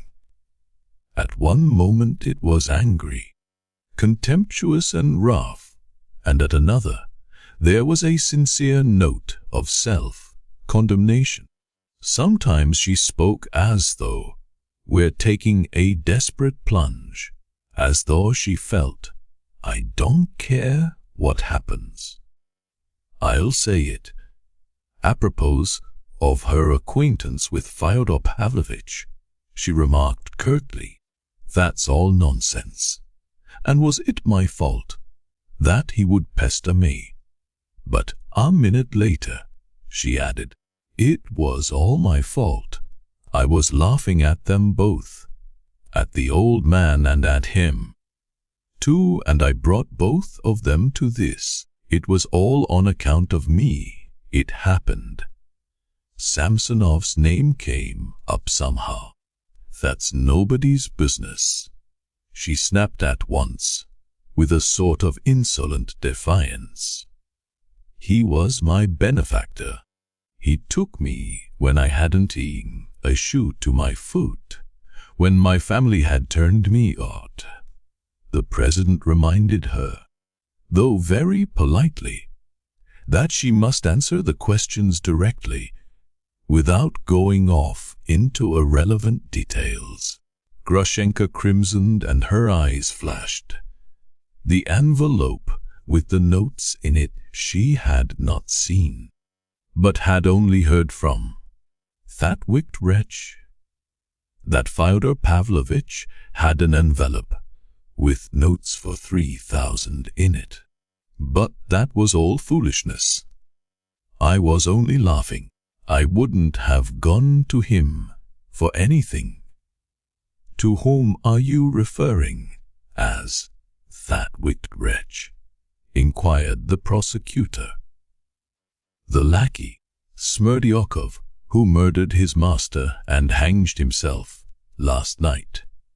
She was, of course, at once asked what ground she had for such a definite accusation, but it appeared that she, too, had no grounds for. Dmitri Fyodorovich told me so himself. You can believe him. The woman who came between us has ruined him. She is the cause of it all. Let me tell you, Grushenka added. She seemed to be quivering with hatred, and there was a vindictive note in her voice. She was again asked to whom she was referring. The young lady, Katerina Ivanovna there. She sent for me, offered me chocolate, tried to fascinate me. There's not much true shame about her. I can tell you that. At this point the president checked her sternly, begging her to moderate her language, but the jealous woman's heart was burning, and she did not care what she did. The prisoner was arrested at Mokrow. The prosecutor asked, everyone saw and heard you run out of the next room and cry out, it's all my fault. We'll go to Siberia together. So you already believed him to have murdered his father. I don't remember what I felt at the time, answered Grushenka. Everyone was crying out that he had killed his father, and I felt that it was my fault, that it was on my account he had murdered him. But when he said he wasn't guilty, I believed him at once, and I believe him now, and always shall believe him. He is not the man to tell a lie. Fetyukovich began his cross-examination. I remember that among other things he asked about Rakitin and the 25 rubles you paid him for bringing Alexei Fyodorovich Karamazov to see you. There were things striking the money. There was nothing strange about his Grushenka. With angry contempt, he was always coming to me for money. He used to get 30 rubles a month at least out of me, chiefly for luxuries. He had enough to keep him without my help. What led you to be so liberal to Mr. Rakitin? Fetyukovich asked, in spite of an uneasy movement on the part of the president. Why? He is my cousin. His mother was my mother's sister. But he's always besought me not to tell anyone here of it. He is so dreadfully ashamed of me. This fact was a complete surprise to everyone. No one in the town nor in the monastery, not even Mitya, knew of it. I was told that Rakin turned purple with shame where he sat. Grushenka had somehow heard, before she came into the court, that he had given evidence against Mitya, and so she was angry. The whole effect on the public of Rakitin's speech, of his noble sentiments, of his attacks upon serfdom and the political disorder of Russia, was this time finally ruined. Fetyukovich was satisfied. It was another godsend. Grushenka's cross-examination did not last long and, of course, there could be nothing particularly new in her evidence. She left a very disagreeable impression on the public. Hundreds of contemptuous eyes were fixed upon her. As she finished giving her evidence and sat down again in the court, at a good distance from Katerina Ivanovna, Mitya was silent throughout her evidence. He sat as though turned to stone, with his eyes fixed on the ground. Ivan was called to give evidence. Chapter 5. A Sudden Catastrophe.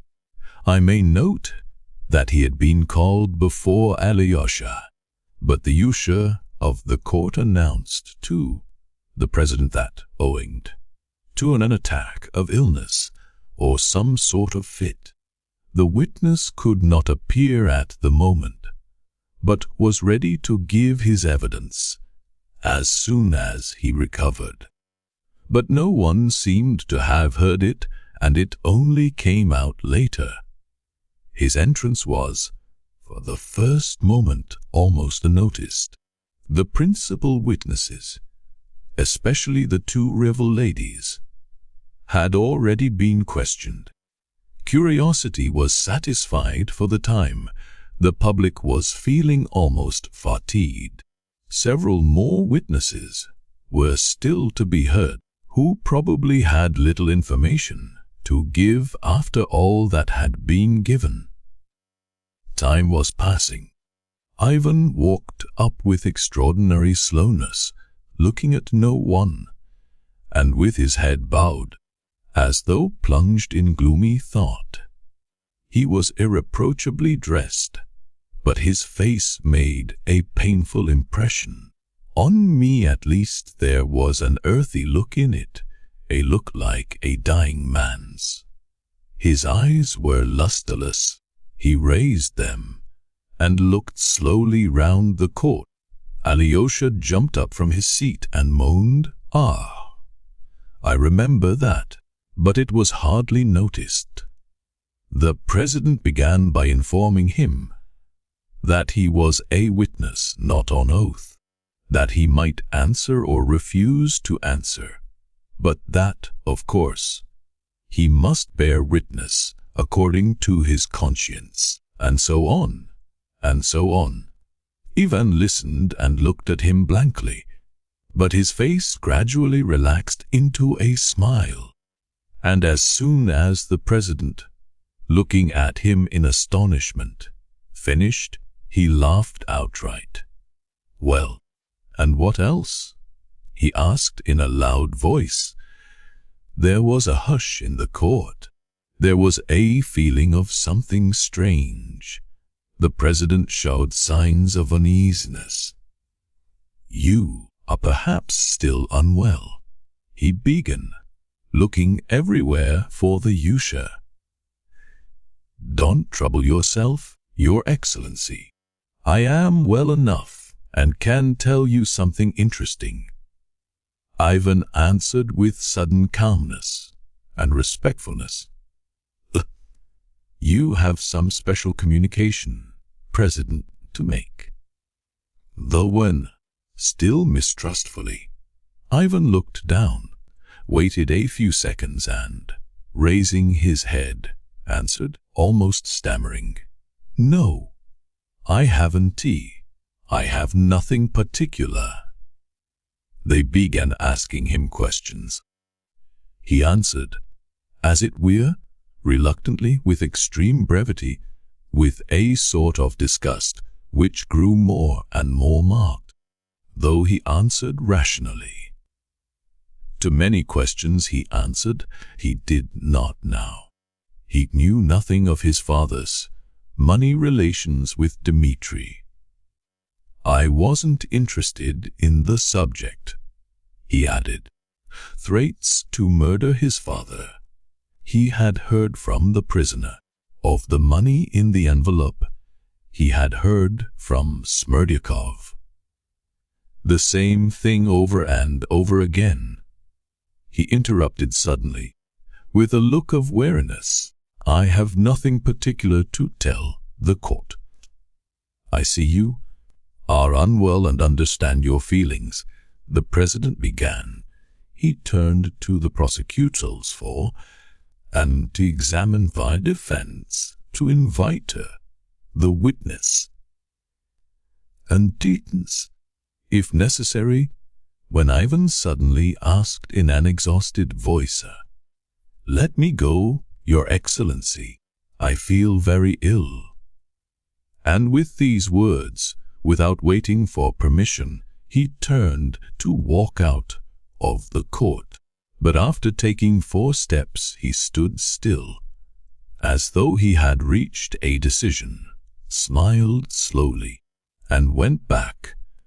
"I am like the peasant girl, Your Excellency. You know, how does it go? I'll stand up if I like, and I won't-y if I don't-y." They were trying to put on her sarafan to take her to church to be married, and she said, "I'll stand up if I like, and I won't if I don't-y." It's in some book about the peasantry. What do you mean by that? The president asked severely. "Why, this." Ivan suddenly pulled out a roll of notes. "Here's the monies." The notes that lay in that envelope. And he nodded towards the table on which lay the material evidence, for the sake of which our father was murdered. "Where shall I put them?" "Mr. Superintendent, take them." The usher of the court took the whole roll and handed it to the president. "How could this money have come into your possession if is the saint?" asked wonderingly. "I got them from Smerdyakov, the same money." The president is same money. "From the murderer yesterday. I was with him just before he hanged himself.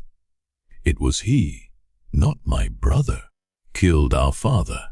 He murdered him, and I incited him to do it. Who doesn't he desire his father's death?" "Are you in your right mind?" broke involuntarily from the president. "I should think I am in my right mind, in the same nasty mind as all of you, as all these ugly faces." He turned suddenly to the audience. "My father has been murdered, and they pretend they are horrified," he snarled, with furious contempt. "They keep up the sham with one another. Liars, they all desire the death of their fathers. One reptile devours another. If there hadn't been a murder, they'd have been angry and gone home ill-humored. It's a spectacle they want. A panimet certes seu. Though I am one to talk, have you any water? Give me a drink for Christ's sake." He suddenly clutched his head. The usher at once approached him. Alyosha jumped up and cried, "He is ill. Don't believe him. He has brain fever." Katerina Ivanovna rose impulsively from her seat and, rigid with horror, gazed at Ivan. Mitya stood up and greedily looked at his brother and listened to him with a wild, strange smile. "Disturb yourselves. I am not mad. I am only a murderer." Ivan began again. "You can't expect eloquence from a murderer." He added suddenly for some reason, and laughed a queer laugh. The prosecutor bent over to the president in obvious dismay. The 2 other judges communicated in agitated whispers. Fetyukovitch pricked up his ears as he listened. The whole was hushed in expectation. The president seemed suddenly to recollect himself. "Witness, your words are incomprehensible and impossible here. Calm yourself if you can and tell your story, if you really have something to tell. How can you confirm your statement, if indeed you are not delirious?" "That's just it. I have no proof. That curse Smerdyakov won't send you proofs from the other world, in an envelope. You think of nothing but envelopes. One is enough. I've no witnesses. Except one, perhaps. He smiled thoughtfully. Who is your witness? He has a tail, Your Excellency, and that would be irregular. Aladiable Nansist point. Don't pay attention. He is a paltry, pitiful devil, he added suddenly. He ceased laughing and spoke as it were, confidentially. He is here somewhere, no doubt. Under that table, with the material evidence on it, perhaps. Where should he sit if not there? You see, listen to me. I told him I don't want to keep quiet, and he talked about the geological cataclysm. Idiocy. Come release the monster. He's been singing a hymn. That's because his heart is light. It's like a drunken man in the street bawling how Vanka went to Petersburg. And I would give a quadrillions for 2 seconds of joy. You don't know me. Oh, how stupid all this business is. Come, take me instead of him. I didn't come for nothing. Why is everything so stupid? And he began slowly, and as it were reflectively, looking round him again. But the court was all excitement by now. Alyosha rushed towards him, but the court-usher had already seized Ivan by the arm. What are you about? He cried, staring into the man's face, and suddenly seizing him by the shoulders. He flung him violently to the floor, but the police were on the spot and he was seized. He screamed furiously, and all the time he was being removed. He yelled and screamed something incoherent. The whole court was thrown into confusion. I don't remember everything as it happened.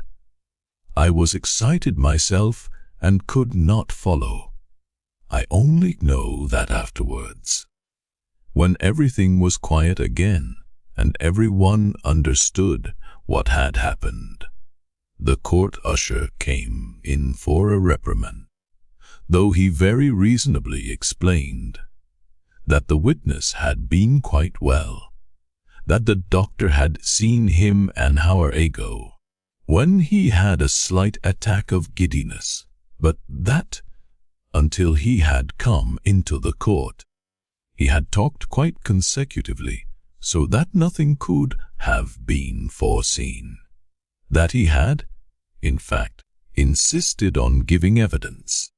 But before everyone had completely regained their composure and recovered from this scene, it was followed by another.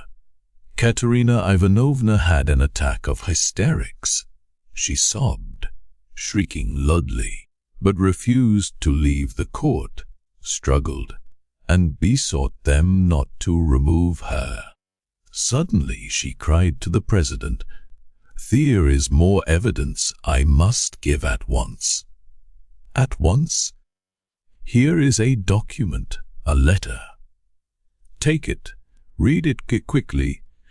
It's a letter from that monster. That man there. She pointed to Mitya. It was he killed his father. You will see that directly. He wrote to me how he would kill his father. But the other one is ill. He is ill. He is delirious.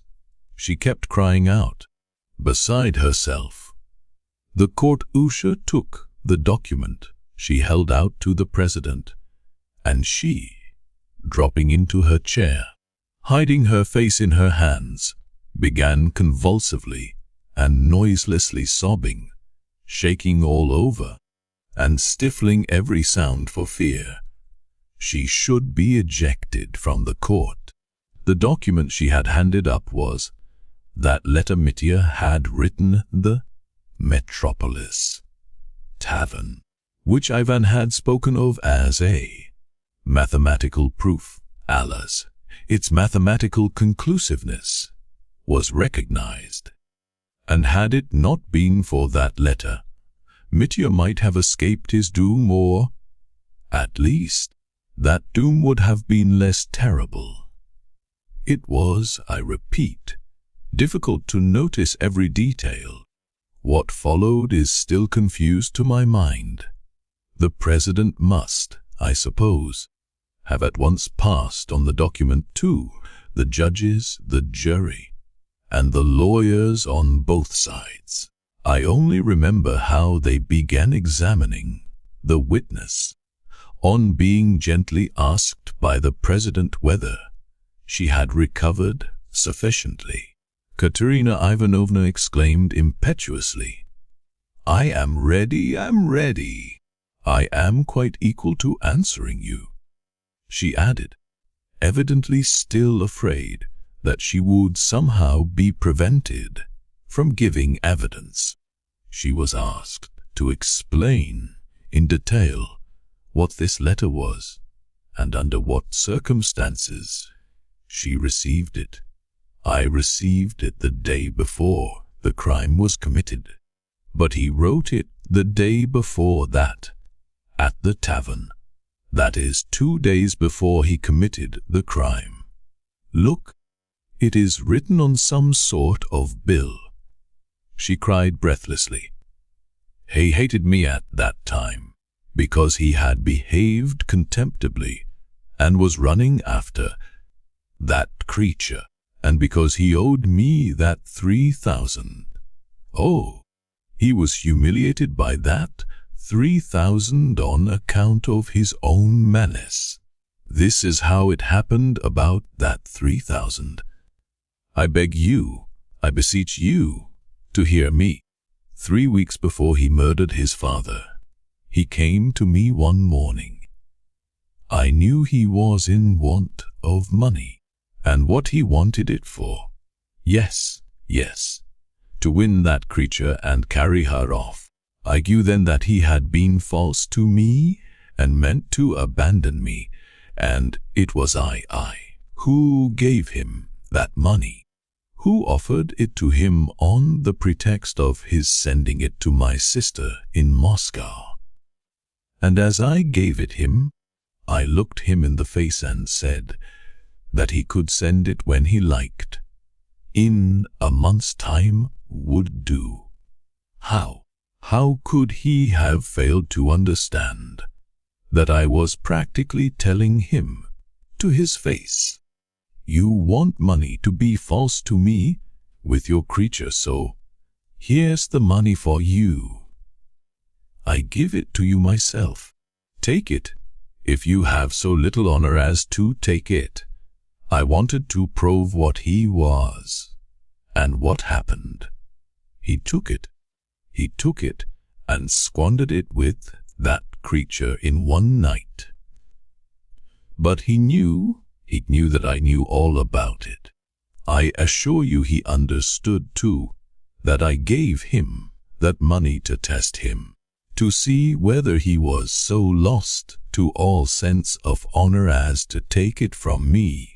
I looked into his eyes, and he looked into mine, and he understood it all, and he took it. He carried off my money. That's true. Katya, Mitya roared suddenly.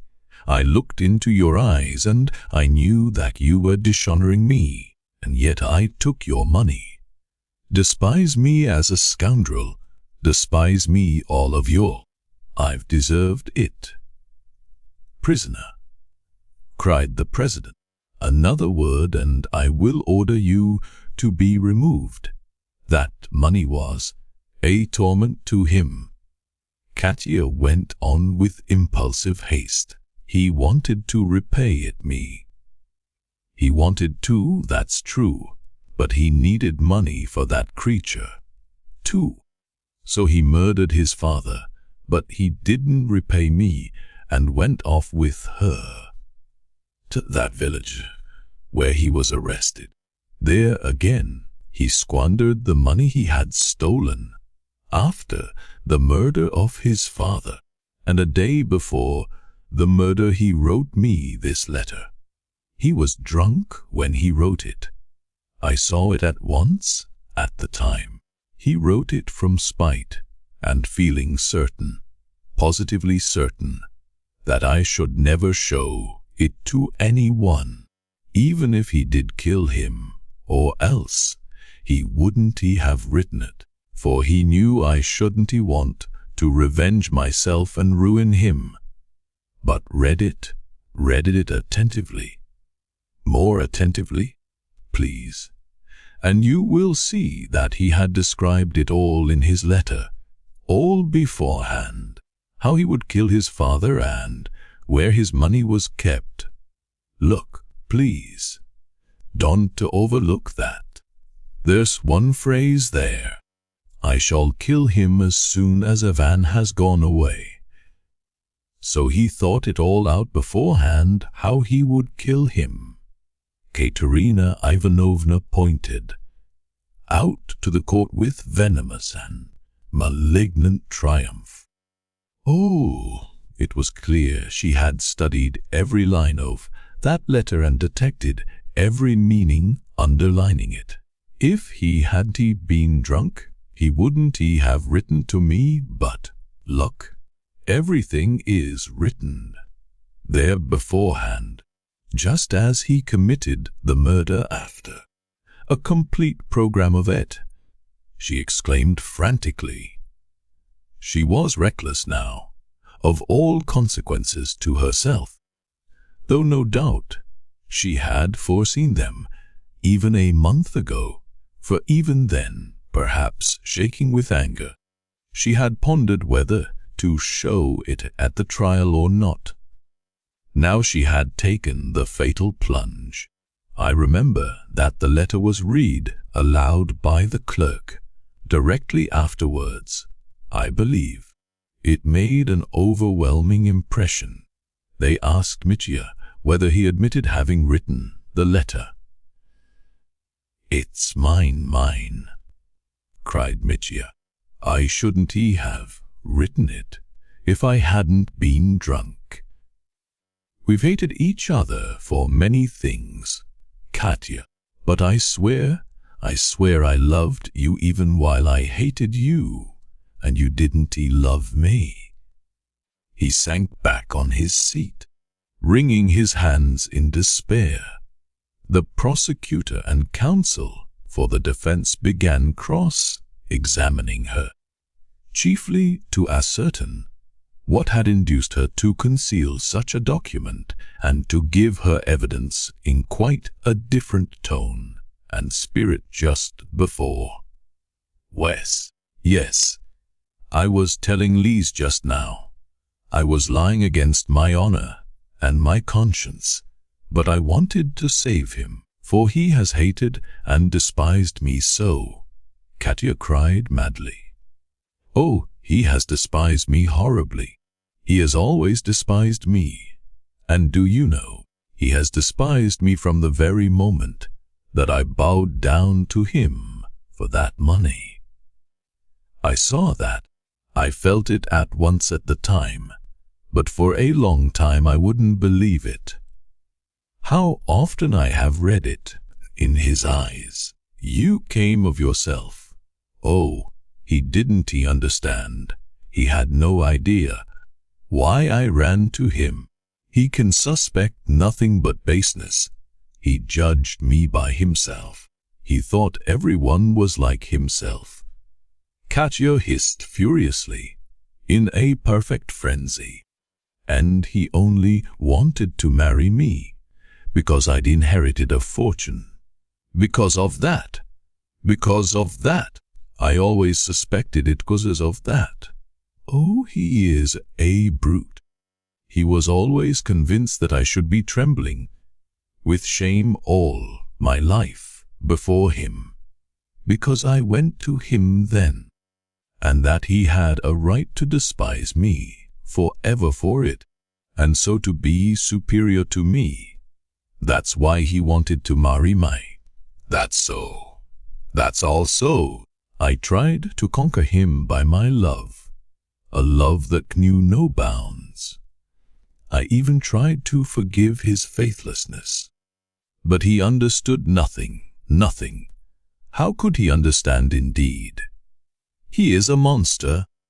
I only received that letter the next evening. It was brought me from the tavern. And only that morning I wanted to forgive him everything, even his treachery.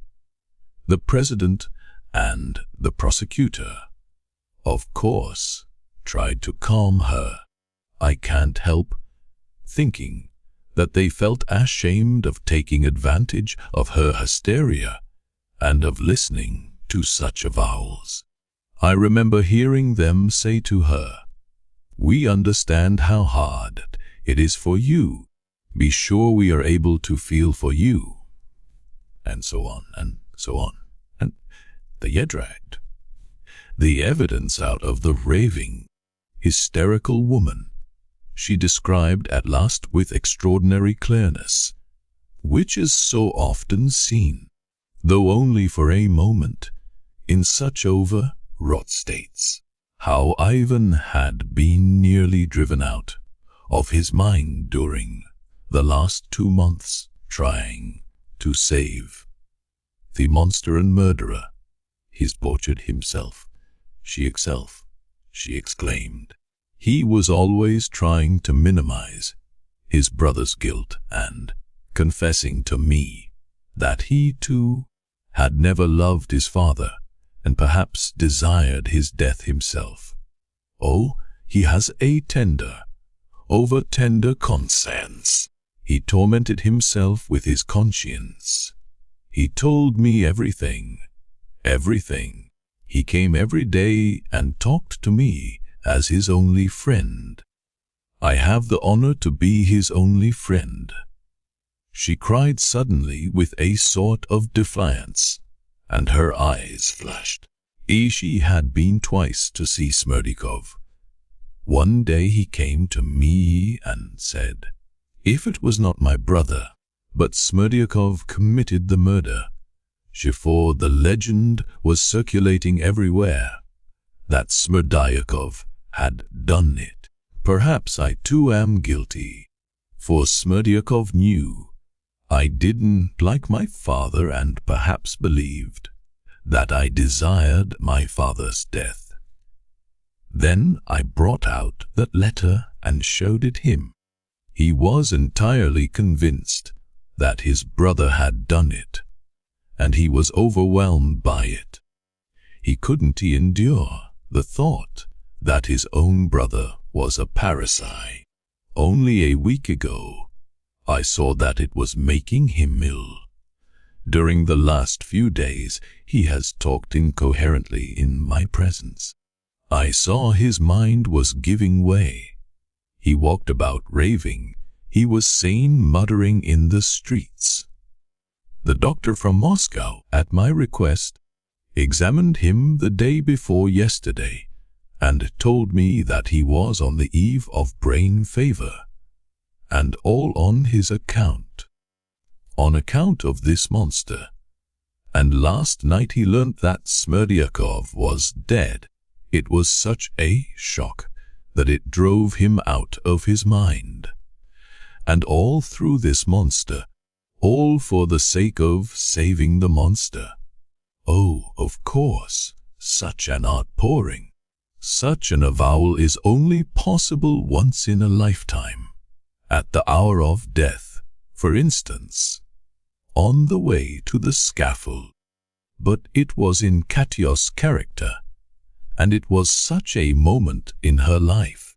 It was the same impetuous Katya who had thrown herself on the mercy of a young profligate to save her father, the same Katya who had just before, in her pride and chastity, sacrificed herself and her maidenly modesty before all these people, telling of Mitya's generous conduct, in the hope of softening his fate a little. And now again, she sacrificed herself. But this time it was for another, and perhaps only now, perhaps only at this moment, she felt and knew how dear that other was to her. She had sacrificed herself in terror for him, conceiving all of a sudden that he had ruined himself by his confession, that it was he who had committed the murder, not his brother. She had sacrificed herself to save him, to save his good name, his reputation. And yet one terrible doubt occurred to one. Was she lying in her description of her former relations with Mitya? That was the question. No, she had not intentionally slandered him. When she cried that Mitya despised her for her bowing down to him, she believed it herself. She had been firmly convinced, perhaps ever since that bow, that the simple-hearted Mitya, who even then adored her, was laughing at her and despising her. She had loved him with an hysterical, lacerated love only from pride, from wounded pride, and that love was not like love, but more like revenge. Oh, perhaps that lacerated love would have grown into real love. Perhaps Katya longed for nothing more than that. But Mitya's faithlessness had wounded her to the bottom of her heart, and her heart could not forgive him. The moment of revenge had come upon her suddenly, and all that had been accumulating so long and so painfully in the offended woman's breast burst out all at once and unexpectedly. She betrayed Mitya, but she betrayed herself too. And no sooner had she given full expression to her feelings than the tension, of course, was over, and she was overwhelmed with shame. Hysterics began again. She fell on the floor, sobbing and screaming. She was carried out. At that moment Grushenka, with a wail, rushed towards Mitya before they had time to prevent her. "Mitya," she wailed, "your serpent has destroyed you. There, she has shown you what she is." She shouted to the judges, shaking with anger. At a signal from the president, they seized her and tried to remove her from the court. She wouldn't allow it. She fought and struggled to get back to Mitya. Mitya uttered a cry and struggled to get to her. He was overpowered. Yes, I think the ladies who came to see the spectacle must have been satisfied. The show had been a varied one. Then I remember the Moscow doctor appeared on the scene. I believe the president had previously sent the court usher to arrange for medical aid for Ivan. The doctor announced to the court that the sick man was suffering from a dangerous attack of brain fever, and that he must be at once removed. In answer to questions from the prosecutor and the counsel for the defense, he said that the patient had come to him of his own a day before yesterday, and that he had such an attack coming on that he had warned him, but he had not consented to be looked after. He was certainly not in a normal state of mind. He told me himself that he saw visions when he was awake, that he met several persons in the street who were dead, and that Satan visited him every evening, said the doctor in conclusion. Having given his evidence, the celebrated doctor withdrew. The letter produced by Katerina Ivanovna was added to the material proofs. After some deliberation, The judges decided to proceed the trial and to enter both the unexpected pieces of evidence given by Ivan and Katerina Ivanovna on the protocol. But I will not evidence of the detail I will the other witnesses, who only repeated and confirmed what had been said before, though all with their characteristic peculiarities. I repeat, all was brought together in the prosecutor's speech, which I shall quote immediately. Every one was excited, every one was electrified by the late catastrophe, and all were awaiting the speeches for the prosecution and the defense with intense impatience. Fetyukovitch was obviously shaken by Katerina Ivanovna's evidence, but the prosecutor was triumphant. When all the evidence had been taken, the court was adjourned for almost an hour. I believe it was just 8 o'clock when the president returned to his sheet, and our prosecutor, Ippolit Kirillovich, began his speech. Chapter 6. The Prosecutor's Speech. Sketches of Character.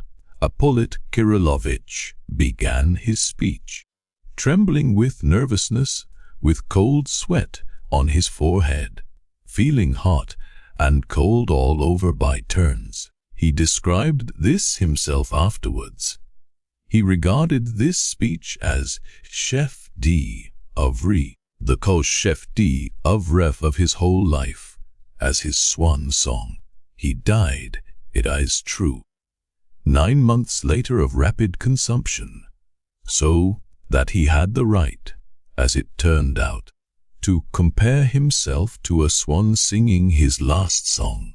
He had put his whole heart and all the brain he had into that speech, and poor Ippolit Kirillovich unexpectedly revealed that at least some feeling for the public welfare and the eternal question lay concealed in him. Where his speech really excelled was in its sincerity. He genuinely believed in the prisoner's guilt. He was accusing him not as an official duty only, and in calling for vengeance he quivered with a genuine passion for the security of society. Even the ladies in the audience, though they remained hostile to Ippolit Kirillovich, admitted that he made an extraordinary impression on them. He began in a breaking voice, but it soon gained strength and filled the court to the end of his speech. But as soon as he had finished, he almost fainted. "Gentlemen of the jury," began the prosecutor, "this case has made a stir throughout Russia. But what is there to wonder at? What is there so peculiarly horrifying in it for us? We are so accustomed to such crimes. That's what's so horrible, that such dark deeds have ceased to horrify us. What ought to horrify us is that we are so accustomed to it, and not this or that isolated crime. What are the causes of our indifference? Our lukewarm attitude to such deeds, to such signs of the times, ominous of an enviable future. Is it our cynicism? Is it the premature exhaustion of intellect and imagination in a society that is sinking into decay in spite of its youth? Is it that our moral principles are shattered to their foundations? Or is it, perhaps, a complete lack of such principles among us? I cannot answer such questions. Nevertheless, they are disturbing, and every citizen not only must, but ought to be harassed by them. Our newborn and still timid press has done good service to the public already. for without it we should never have heard of the horrors of unbridled violence and moral degradation, which are continually made known by the press, not merely to those who attend the new jury courts established in the present reign, but to every one. And what do we read almost daily? Of things beside which the present case grows pale and seems almost commonplace. But what is most important is that the majority of our national crimes of violence bear witness to a widespread evil, now so general among those that it is difficult to contend against it. One day we see a brilliant young officer of high society, at the very outset of his career, in a cowardly underhand way, without a pang of conscience, murdering an official who had once been his benefactor, and the servant girl, to steal his own IOU, and what ready money he could find on him. It will come in handy for my pleasures in the fashionable world, and for my career in the future. After murdering them, he puts pillows under the head of each of his victims. He goes away. Next, a young hero decorated for bravery kills the mother of his chief and benefactor, like a highwayman, and to urge his companions to join him he asserts that she loves him like a son, and so will follow all his directions and take no precautions, granted that he is a monster. Yet I dare not say in these days that he is unique. Another man will not commit the murder, but will feel and think like him, and is as dishonorable in soul. In silence, alone with his conscience, he asks himself perhaps, what is honor? And isn't he the condemnation of bloodshed a prejudice? Perhaps people will cry out against me that I am morbid, hysterical, that it is a monstrous slander, that I am exaggerating. Let them say so, and heavens, I should be the first to rejoice if it were so. Oh, don't believe me. Think of me as morbid, but remember my words. If only a 10th, if only a 20th part of what I say is true, even so it's awful. Look how our young people commit suicide without asking themselves Hamlet's question, what there is beyond, without a sign of such a question, as though all that relates to the soul and to what awaits us beyond the grave had long been erased in their minds and buried under the sands. Look at our vice, at our profligates. Fyodor Pavlovitch, the luckless victim in the present case, was almost an innocent babe compared with many of them. And yet we all knew him. He lived among yous. Wes. One day perhaps, the leading intellects of Russia and of Europe will study the psychology of Russian crime, for the subject is worth it. But this study will come later, at leisure, when all the tragic topsy-turvydom of today is farther behind us, so that it's possible to examine it with more insight and more impartiality than I can do. Now we are either horrified or pretend to be horrified, though we really gloat over the spectacle, and love strong and eccentric sensations which tickle our cynical, pampered idleness. Or, like little children, we brush the dreadful ghosts away and hide our heads in the pillow, so as to return to our sports and merriment as soon as they have vanished. But we must one day begin life in sober earnest. We must look at ourselves as a society. It's time we tried to grasp something of our social position, or at least to make a beginning in that direction. A great writer of the last epoch, comparing Russia to a swift troika galloping an unknown goal, exclaims, "Oh, Troika, bird like Troika who invented thee," and adds, in proud ecstasy, that all the peoples of the world stand aside respectfully to make way for the recklessly galloping Troika to pass. That may be, they may stand aside, respectfully or no, but in my poor opinion, the great writer ended his book when, this way either in an access of childish and naive optimism, or simply in fear of the censorship of the day.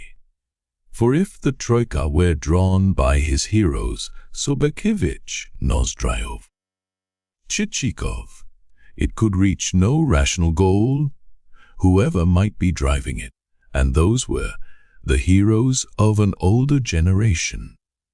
Ours are worse specimens still. At this point, Ippolit Kirillovich's speech was interrupted by applause.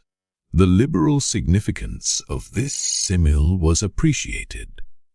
The applause was, it's true, of brief duration, so that the president did not think it necessary to caution the public, and only looked severely in the direction of the offenders.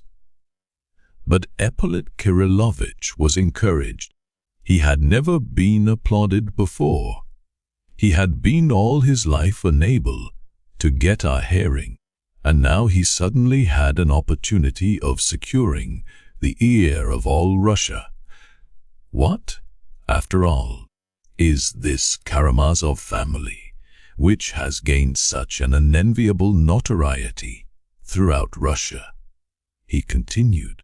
Perhaps I am exaggerating, but it seems to me that certain fundamental features of the educated class of today are reflected in this family picture. Only, of course, in miniature. Like the sun in a drop of water. Think of that unhappy, vicious, unbridled old man who has met with such a melancholy end, the head of a family, beginning life of noble birth, but in a poor dependent position. Through an unexpected marriage he came into a small fortune. A petty knave, a toadian buffoon, of fairly good, though undeveloped, intelligence, he was, above all, a moneylender, who grew bolder with growing prosperity.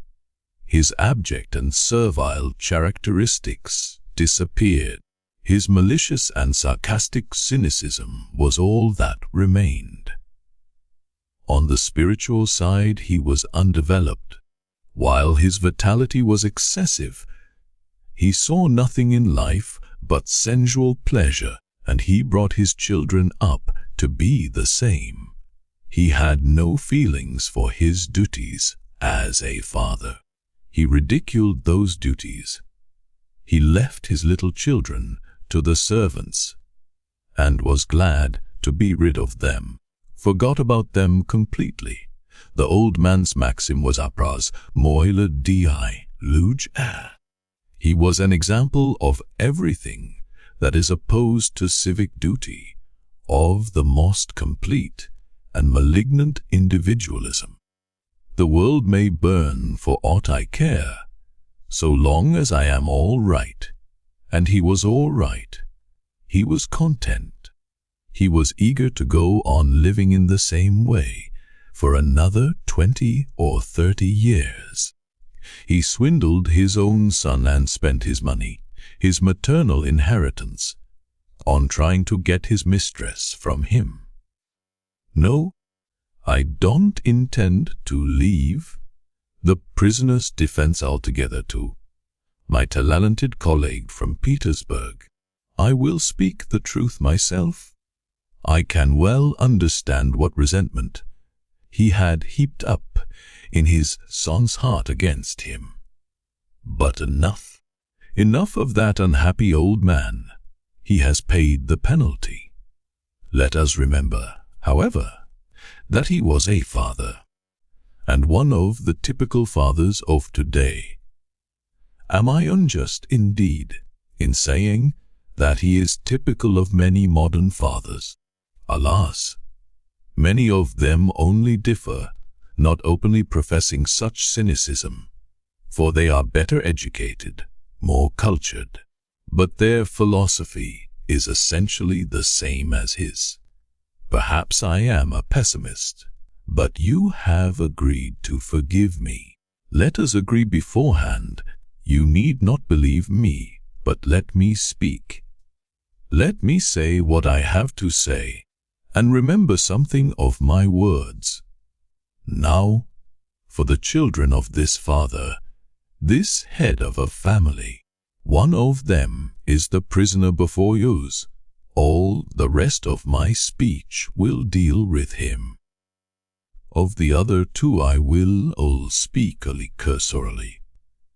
The elder is those modern young men of brilliant education and vigorous intellect, who has lost all faith in everything.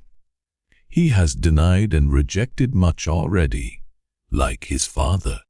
We have all heard him. He was a welcome guest in local society. He never concealed his opinions.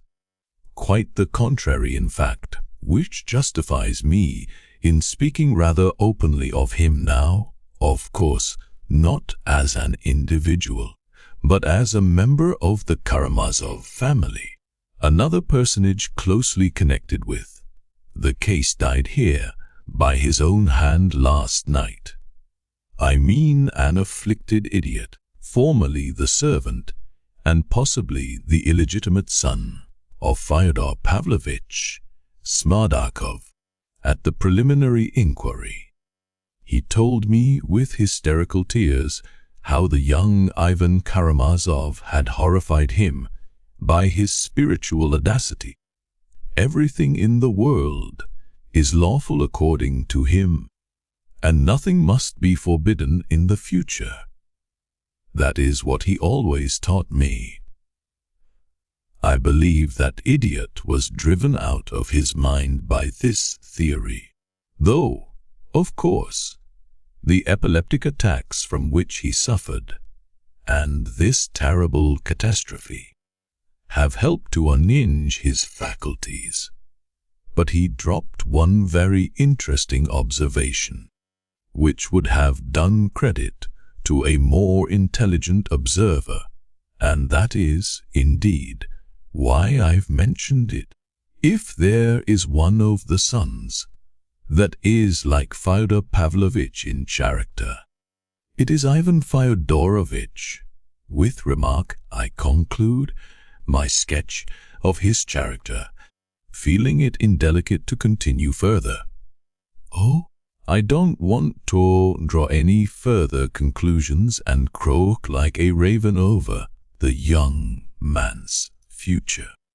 We've seen today in this court that there are still good impulses in his young heart, that family feeling has not been destroyed in him by lack of faith and cynicism, which have come to him rather by inheritance than by the exercise of independent thought. Then the third son. Oh, he is a devout and modest youth, who does not share his elder brother's gloomy and destructive theory of life.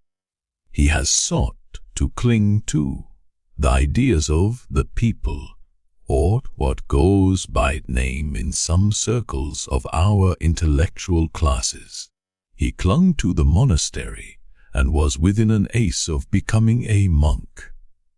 He seems to me have betrayed it unconsciously, and so early, that timid despair which leads so many in our unhappy society, who dread cynicism and its corrupting influences, and mistakenly attribute all the mischief to European enlightenment, to return to their native soil, as they say, to the bosom, so to speak, of their Mother Earth, like frightened children, yearning to fall asleep on the withered bosom of their decrepit mother, and to sleep there forever, only to escape the horrors that terrify them.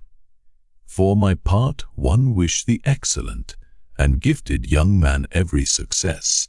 I trust that his youthful idealism and impulse towards the ideas of the people may never degenerate, as often happens, on the moral side into gloomy mysticism, and on the political into blind chauvinism, two elements which are even a greater menace to Russia than the premature decay, due to misunderstanding and gratuitous adoption of European ideas, from which his elder brother is suffering.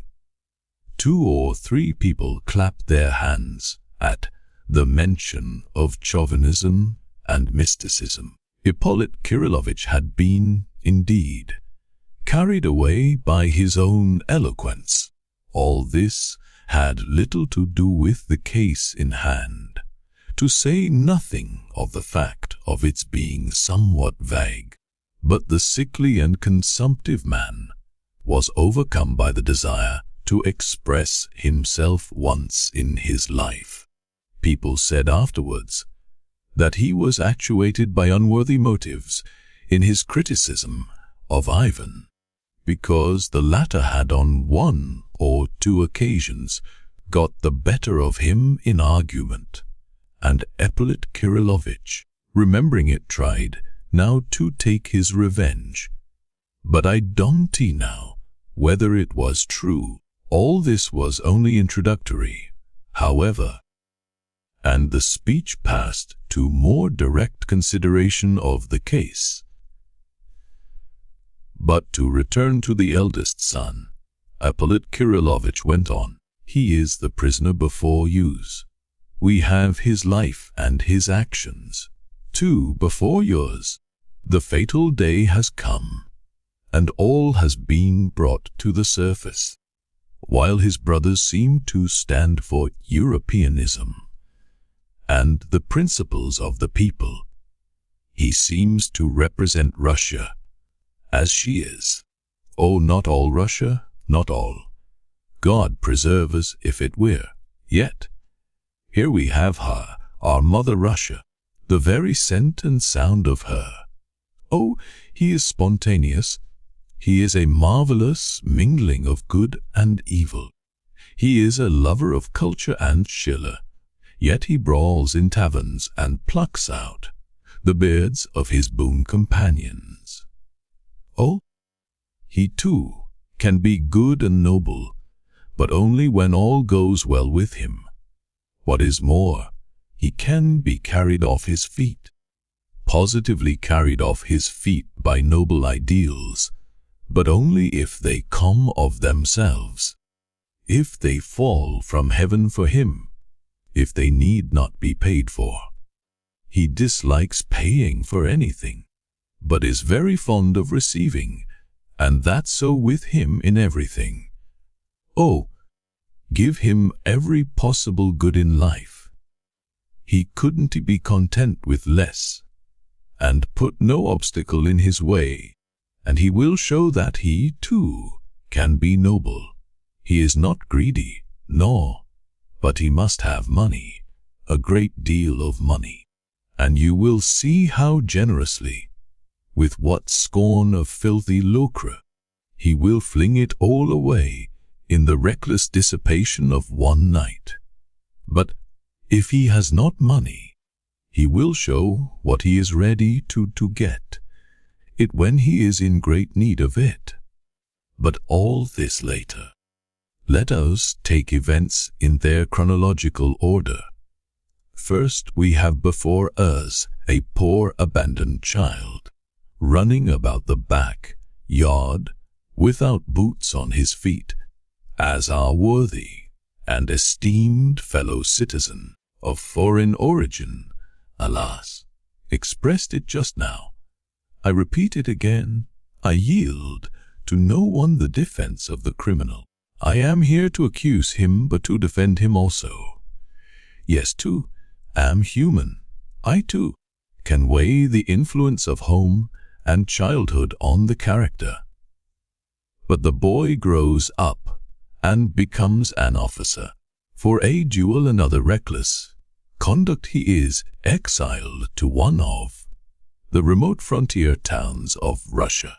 There he led a wild life as an officer, and, of course, he needed money before all things. And so, after prolonged disputes, he came to a settlement with his father, and the last 6,000 was sent him. A letter is in existence in which he practically upgives claim to the raised and settles his conflict with his father over the payment of this 6,000 with a character of lofty indication. Then Kating creating the inheritance on over 6,000. Oh, I do not venture to repeat the details. You have only just heard them.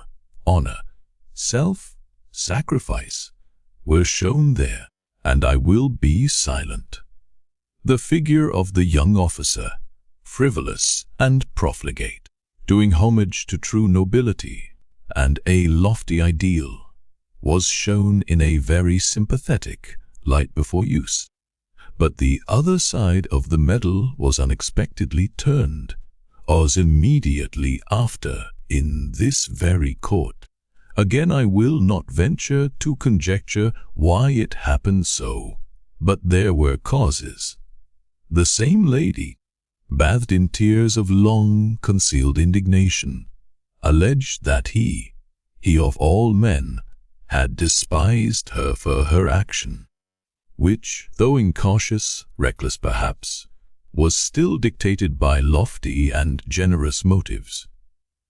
He, the girl's betrothed, looked at her with that smile of mockery, which was more insufferable from him than from any one, and knowing that he had already deceived her, he had deceived her, believing that she was bound to endure everything from him, even treachery.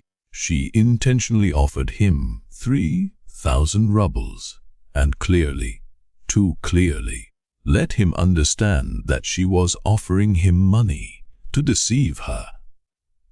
Well, will you take it or not? Are you so lost to shame? Was the dumb question in her scrutinizing eyes. He looked at her, saw clearly what was in her mind. He admitted here before you that he understood it all, appropriated that 3,000 unconditionally, and squandered it in 2 days, with the new object of his affections. What are we to believe then?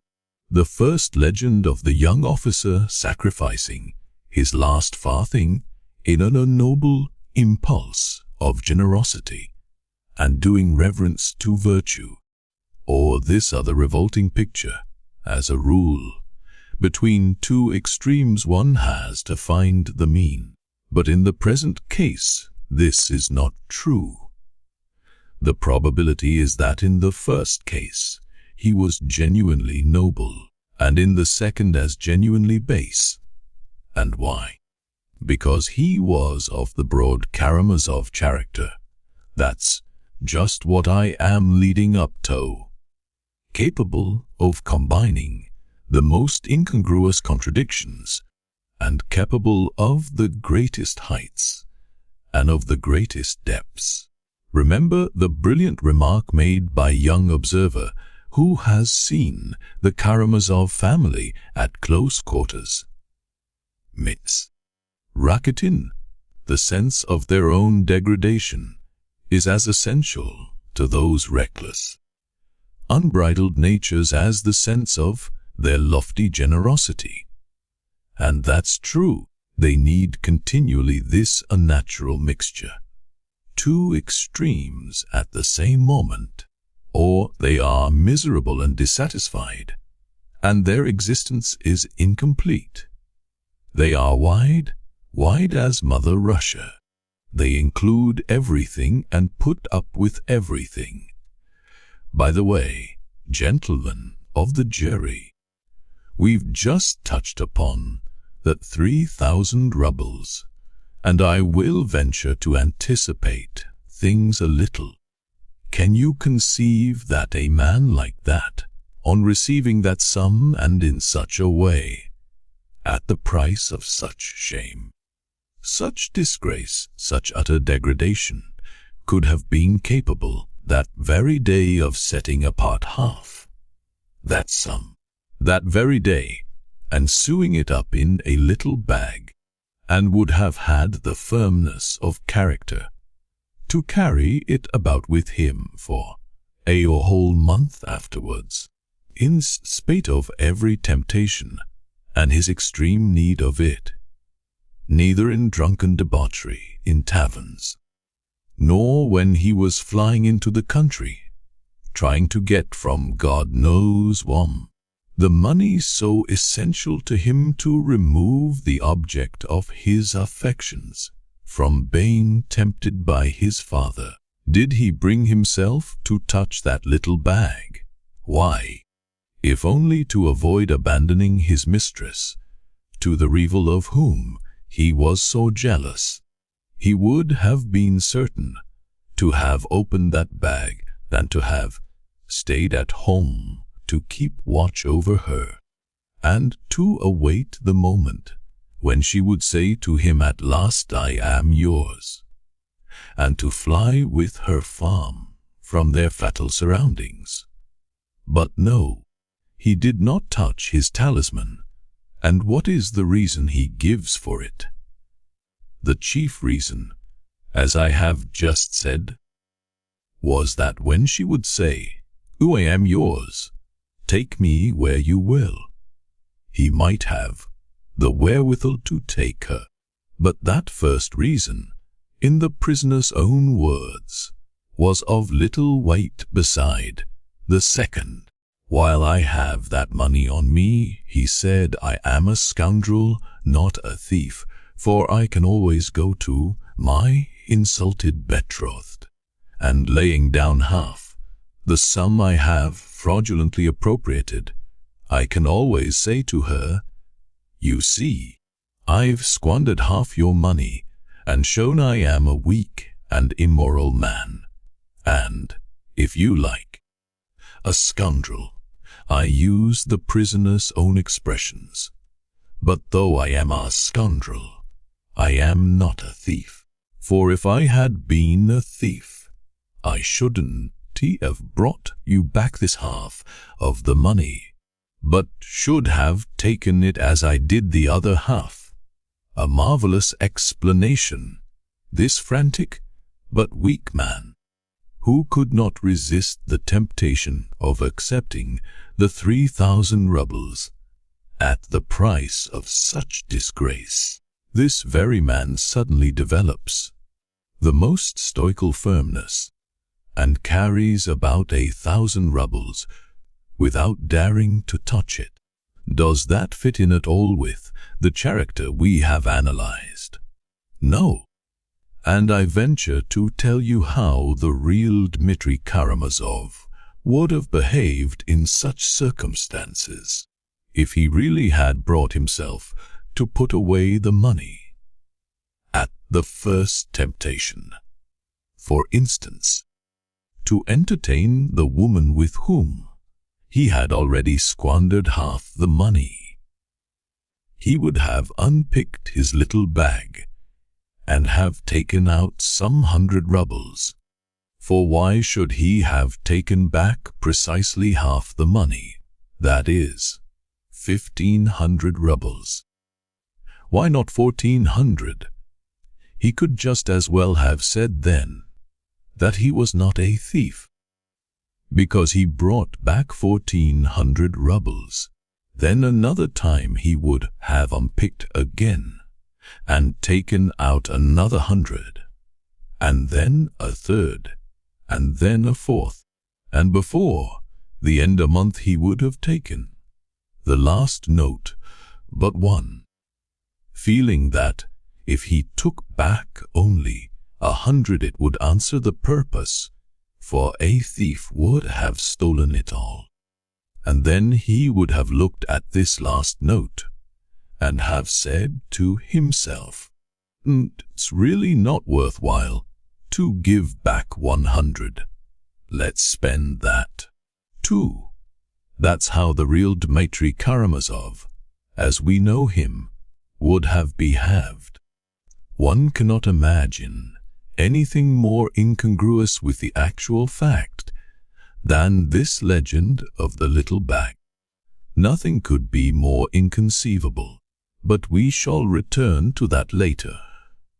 After touching upon what had come out in the proceedings concerning the financial relations of father and son, and arguing again and again that it was utterly impossible, from the facts known, to determine which was in the wrong, Ippolit Kirillovich passed to the evidence of the medical experts in reference to Mitya's fixed idea about the 3,000 owing him. Chapter 7.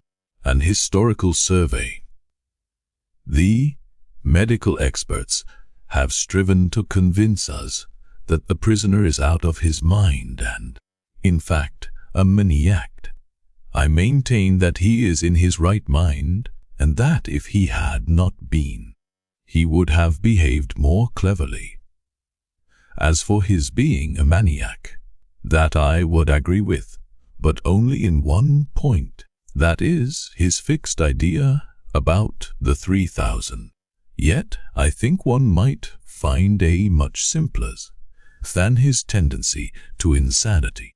For my part, one agree thoroughly with the young doctor who maintained the prisoner's mental faculties have always been normal, and that he has only been irritable and exasperated.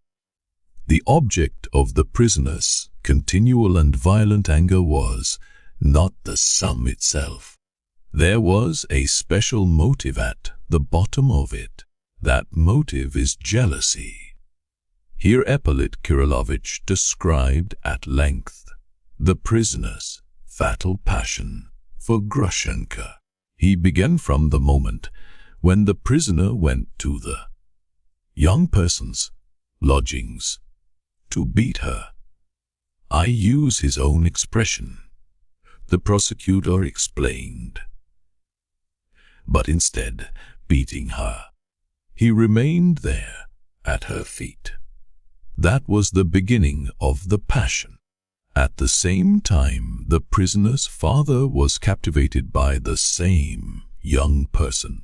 A strange and fatal coincidence, for they both lost their hearts to her simultaneously, though both had known her before, and she inspired in both of them the most violent, characteristically Karamazov passion. We have her own confession. I was laughing at both of them. Yes, the sudden desire to make a jest of them came over her, and she conquered both of them at once. The old man, who worshipped money, at once set aside 3,000 rubles as a reward for one visit from her. But soon after that, he would have been happy to lay his property and his name at her feet, if only she would become his lawful wife. We have good evidence of this. As for the prisoner, the tragedy of his fate is evident. It is before use. But such was the young person's game. The enchantress gave the unhappy young man no hope until the last moment, when he knelt before her, stretching out hands that were already stained with the blood of his father and rival. It was in that position that he was arrested. Send me to Siberia with him. I have brought him to this. I am most to blame, the woman herself cried, in genuine remorse at the moment of his arrest. The talented young man, to whom I have referred already, Mr. Rakitin, characterized this heroine in brief and impressive terms. She was disillusioned early in life, deceived and ruined by a betrothed who seduced and abandoned her. She was left in poverty, cursed by her respectable family, and taken under the protection of a wealthy old man, whom she still, however, considers as her benefactor. There was perhaps much that was good in her young heart, but it was embittered too early. She became prudent and saved money. She grew sarcastic and resentful against society. After this sketch of her character, it may well be understood that she might laugh at both of them simply from mischief, from malice. After a month of hopeless love and moral degradation, during which he betrayed his betrothed and appropriated money entrusted to his honor, the prisoner was driven almost to frenzy, almost to madness by continual jealousy. And of whom? His father. And the worst of it was that the crazy old man was alluring and enticing the object of his affection by means of that very 3,000 rubles, which the son looked upon as his own property, part of his inheritance from his mother, of which his father was cheating him. Yes, I admit it was hard to bear. It might well drive a man to madness. It was not the money, but the fact that this money was used with such revolting cynicism to ruin his happiness. Then the prosecutor went on to describe how the idea of murdering his father had entered the prisoner's head, and illustrated his theory with facts. At first he only talked about it in taverns. He was talking about it all that month. He likes being always surrounded with company, and he likes to tell his companions everything, even his most diabolical and dangerous ideas. He likes to share every thought with others, and expects, for some reason, that those he confides in will meet him with perfect sympathy, enter into all his troubles and anxieties, take his part, and not oppose him in anything. If not, he flies into a rage and smashes up everything in the tavern. Then followed the anecdote about Captain Smerdyakov. Those who heard the prisoner began to think at last that he might mean more than threats, and that such a frenzy might turn threats into actions. Here the prosecutor described the meeting of the family at the monastery, the conversations with Ilusha, and the horrible scene of violence when the prisoner had rushed into his father's house just after dinner. I cannot positively assert, the prosecutor continued, that the prisoner fully intended to murder his father before that incident. Yet the idea had several times presented itself to him, and he had deliberated on it. For that we have facts, witnesses, and his own words. I confess, gentlemen of the jury, he added, that till to-day I have been uncertain whether to attribute to the prisoner conscious premeditation. I was firmly convinced that he had pictured the fatal moment beforehand, but had only pictured it, contemplating it as a possibility. He had not definitely considered when and how he might commit the crime. But I was only uncertain till today, till that fatal document was presented to the court just now. You yourselves heard that young lady exclamation. It is the plan, the program of the murder. That is how she defined that miserable, drunken letter of the unhappy prisoner. And, in fact, from that letter we see that the whole fact of the murder was premeditated.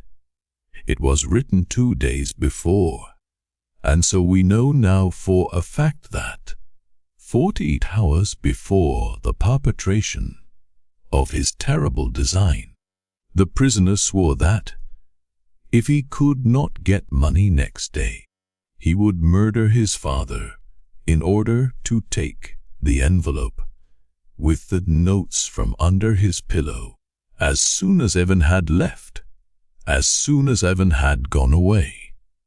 You hear that? So he had thought everything out, weighing every circumstance, and he carried it all out just as he had written it. The proof of premeditation is conclusive. The crime must have been committed for the sake of the money. That is stated clearly. That is written and signed. The prisoner does not deny his signature.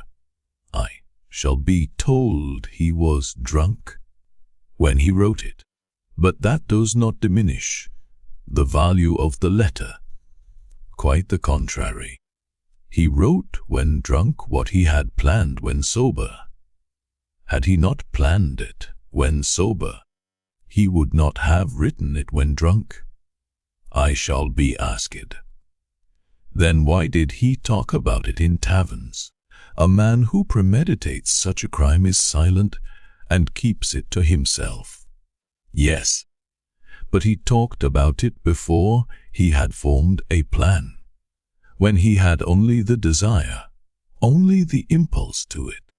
Afterwards he talked less about it. On the evening he wrote that letter at the Metropolis Tavern, contrary to his custom, he was silent, though he had been drinking. He did not play billiards.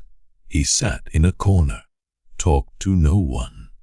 He did indeed turn a shopman out of his seat, but that was done almost unconsciously, because he could never enter a tavern without making a disturbance. It is true that after he had taken the final decision, he must have felt apprehensive, that he had talked too much about his design beforehand, and that this might lead to his arrest and prosecution afterwards. But there was nothing for it. He could not take his words back. But his luck had served him before. It would serve him again. He believed in his star. You know, I must confess, too, that he did a great deal to avoid the fatal catastrophe. Tomorrow I shall try and borrow the money from every one, as he writes in his peculiar language, and if they want to give it to me, there will be bloodshed. Here Ippolit Kirillovich passed to a detailed description of all Mitya's efforts to borrow the money. He described his visit to Samsonov, his journey to Lyagevi, harassed, jeered at, hungry, after selling his watch to pay for the journey itself. He tells, he had 1,500 rubles on him. A likely story. Tortured by jealousy at having left the object of his affections in the town, suspecting that she would go to Fyodor Pavlovitch in his absence, he returned at last to the town to find, to his joy, that she had not been near his father, he accompanied her himself to her protector. Strange to say, he doesn't seem to have been jealous of Samsonov, which is psychologically interesting. Then he hastens back to his ambush in the back gardens, and there learns that Smerdyakov is in a fit, that the other servant is ill. The coast is clear, and he knows the signals.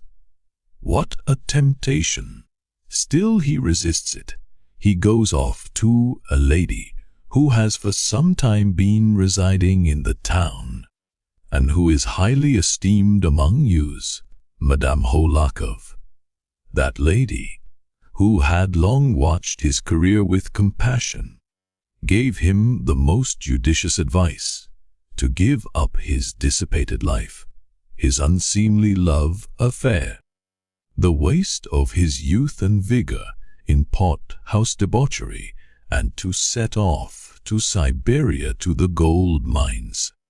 That would be an outlet for your turbulent energies, your romantic character, your thirst for adventure. After describing the result of this conversation, and the moment when the prisoner learnt that Grushenka had not remained at Samsonov's, the sudden frenzy of the luckless man worn out with jealousy and nervous exhaustion, at the thought that she had deceived him and was now with his father, Ippolit Kirillovitch concluded by dwelling upon the fatal influence of chance. Had the maid told him that her mistress was at Mokroe with her former lover, nothing would have happened. But she lost her head. She could only swear and protest her ignorance. And if the prisoner did not kill her on the spot, it was only because he flew in pursuit of his false mistress. But note, frantic as he was, he took with him a brass pestle. Why that? Why not some other weapon? But since he had been contemplating his plan and preparing himself for it for a whole month, he would snatch up anything like a weapon that caught his eye. He had realized for a month past that any object of the kind would serve as a weapon, so he instantly, without hesitation, recognized that it would serve his purpose. So it was by no means unconsciously, by no means involuntarily, that he snatched up that fatal pestle, and then we find him in his father's garden. The coast is clear. There are no witnesses. Darkness and jealousy, the suspicion that she was there with him, with his rival, in his arms, and perhaps laughing at him at that moment, took his breath away. And it was not mere suspicion. The deception was open, obvious. She must be there, in that lighted room. She must be behind the screen, and the unhappy man would have us believe that he stole up the window, peeped respectfully in, and discreetly withdrew, for fear something terrible and immoral should happen. And he tries to persuade yous of that, us, who understand his character, who know his state of mind at the moment, and that he knew the signals by which he could at once enter the house. At this point Ippolit Kirillovitch broke off to discuss exhaustively the suspected Smerdyakov with Smerdyakov. The murder. He did this very circumstantially, and every one realized that, although he professed to despise that suspicion, he thought the subject of great importance. A treatise on Smerdyakov. To begin with, what was the source of this suspicion? St. Ippolit Kirillovich began. The first person who cried out that Smerdyakov had committed was the prisoner hence at the moment of himself. The moment was his arrest. Yet from that time to this he had not brought forward a single fact to confirm the charge, nor the faintest suggestion of a fact. The charge is confirmed by 3 persons only: the 2 brothers of the prisoner and Madame Sviatlov. The elder of these brothers expressed his suspicions only today, when he was undoubtedly suffering from brain fever.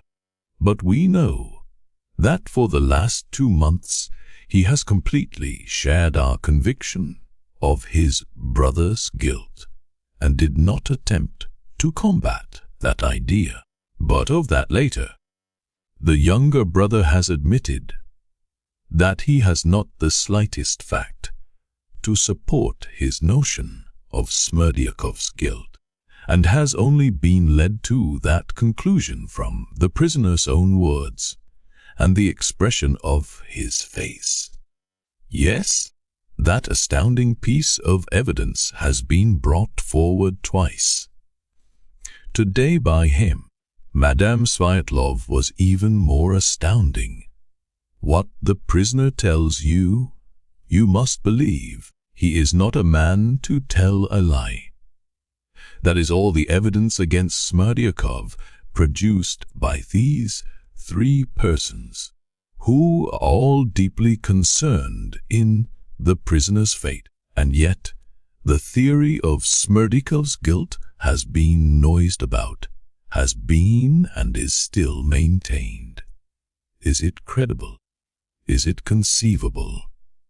Here Ippolit Kirillovich thought it necessary to describe the personality of Smerdyakov, who had cut short his life in a state of insanity.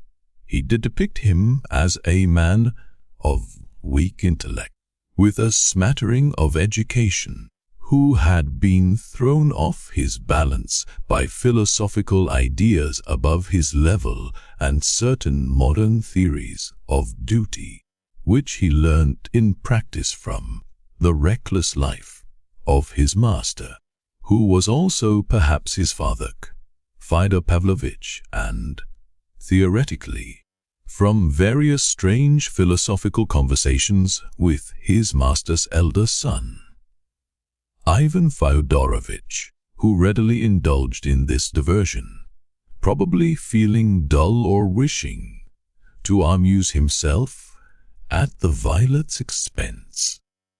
He spoke to me himself of his spiritual condition during the last few days at his father's house. Ippolit Kirillovich explained, but others too have borne witness to it. The prisoner himself, his brother, and the servant Grigory, that is, all who knew him well. Moreover, Smerdyakov, whose health was shaken by his attacks of epilepsy, had not the courage of a chicken. He fell at my feet and kissed them. The prisoner himself has told us, before he realized how damaging such a statement was to himself. He is an epileptic chicken. He declared about him in his characteristic language, and the prisoner chose him for his confidant, and we have his own word for it, and he frightened him into consenting at last to act as spy for him. In that capacity he deceived his master, revealing to the prisoner the existence of the envelope with the notes in it and the signals by means of which he could get into the house. How could he help telling him? Indeed, he would have killed me.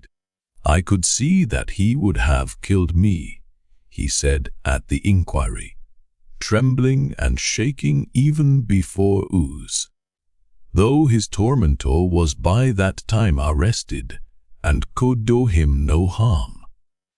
He suspected me at every instant. In fear and trembling I hastened to tell him every secret, to pacify him, that he might see that I had not deceived him and let me off alive. Those are his own words. I wrote them down and I remember them. When he began shouting at me, I would fall on my knees. He was naturally very honest and enjoyed the complete confidence of his master, ever since he had restored him some money he had lost. So it may be supposed the poor fellow suffered pangs of remorse at having deceived his master, whom he loved as his benefactor. Persons severely afflicted with epilepsy are, so the most skillful doctors tell us, always prone to continual and morbid self-reproach. They worry over their wickedness. They are tormented by pangs of conscience, often entirely without cause. They exaggerate and often invent all sorts of faults and crimes. And here we have a man of that type who had really been driven to wrongdoing by terror and intimidation. He had a strong presentiment that something terrible would be the outcome of the situation that was developing before his eyes. When Ivan Fyodorovich was leaving for Moscow just before the catastrophe, Smerdyakov besought him to remain, though he was too timid to tell him plainly what he feared. He confined himself to hints, but his hints were not understood. It must be observed that he looked on Ivan Fyodorovich as a protector, whose presence in the house was a guarantee that no harm would come to pass. Remember the phrase in Dmitri Karamazov's drunken letter, "I shall kill the old man if only Ivan goes away." So Ivan Fyodorovich's presence seemed to everyone a guarantee of peace and order in the house. But he went away, and within an hour of his young master's departure, Smerdyakov was taken with an epileptic fit, but that perfectly intelligible. Here I must mention that Smerdyakov, oppressed by terror and despair of a sort, had felt during those last few days that one of the fits which he had suffered before at moments of strain might be coming upon him again. The day and hour of such an attack cannot, of course, be foreseen, but every epileptic can feel beforehand that he is likely to have one. So the doctors tell us. And so, as soon as Ivan Fyodorovich had driven out of the yard, Smerdyakov, depressed by his lonely and unprotected position, went to the cellar. He went down the stairs wondering if he would have fit or not, and what if it were to come upon him at once.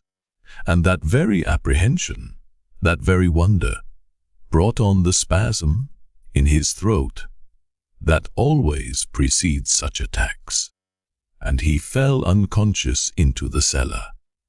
And in this perfectly natural occurrence, people tried to detect a suspicion, a hint that he was shamming an attack on purpose. But if it were on purpose, the question arises at once: what was his motive? What was he reckoning on? What was he aiming at? I say nothing about medicine as science. I am told may go astray. The doctors were not able to discriminate between the counterfeit and the real. That may be so, but answer me one question. What motive had he for such a counterfeit? Could he, had he been plotting the murder, have desired to attract the attention of the household by having a fit just before. You see, gentlemen of the jury, on the night of the murder, there were 5 persons in Fyodor Pavlovich's. Fyodor Pavlovich himself, but he did not kill himself. That's evident. Then his servant Grigory, but he was almost killed himself. The 3rd person was Grigory's wife, Marfa Ignatievna, but it would be simply shameful to imagine her murdering her master. 2 persons are left, the prisoner and Smerdyakov. But if we are to believe the prisoner's statement that he is not the murderer, then Smerdyakov must have been. For there is no other alternative. No one else can be found.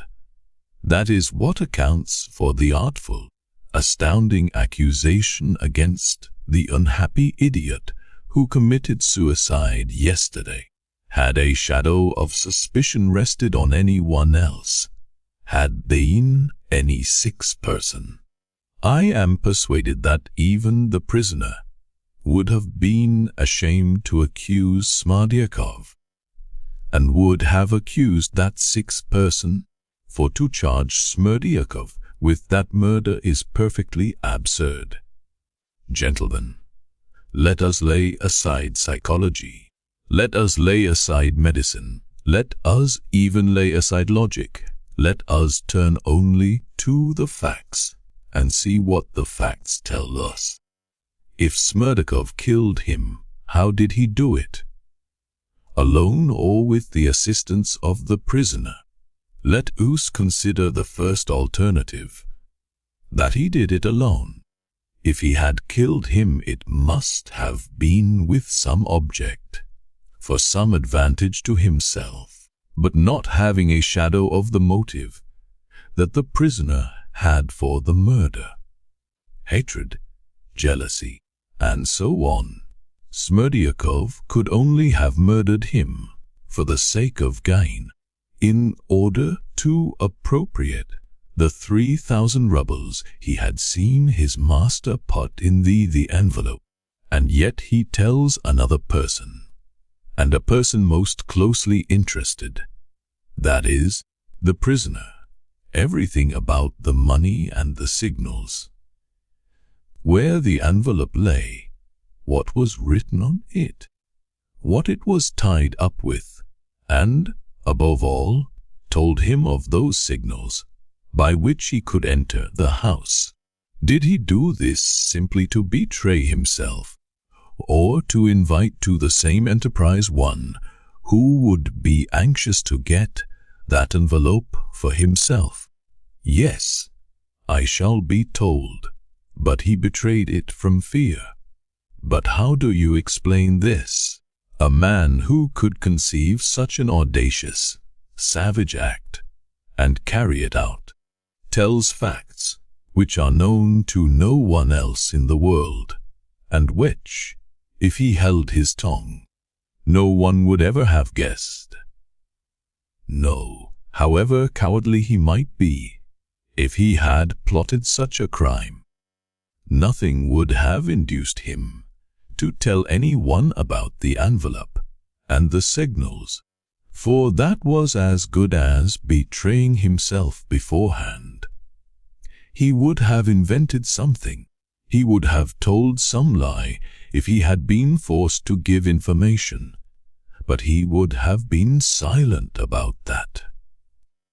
For, on the other hand, if he had said nothing about the money, but had committed the murder and stolen the money, no one in the world could have charged him with murder for the sake of robbery, since no one but he had seen the money, no one but he knew of its existence in the house.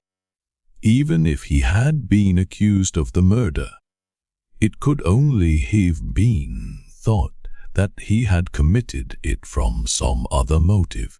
But since no one had observed any such motive in him beforehand, and every one saw, on the contrary, that his master was fond of him and honored him with his confidence, he would, of course, have been the last to be suspected.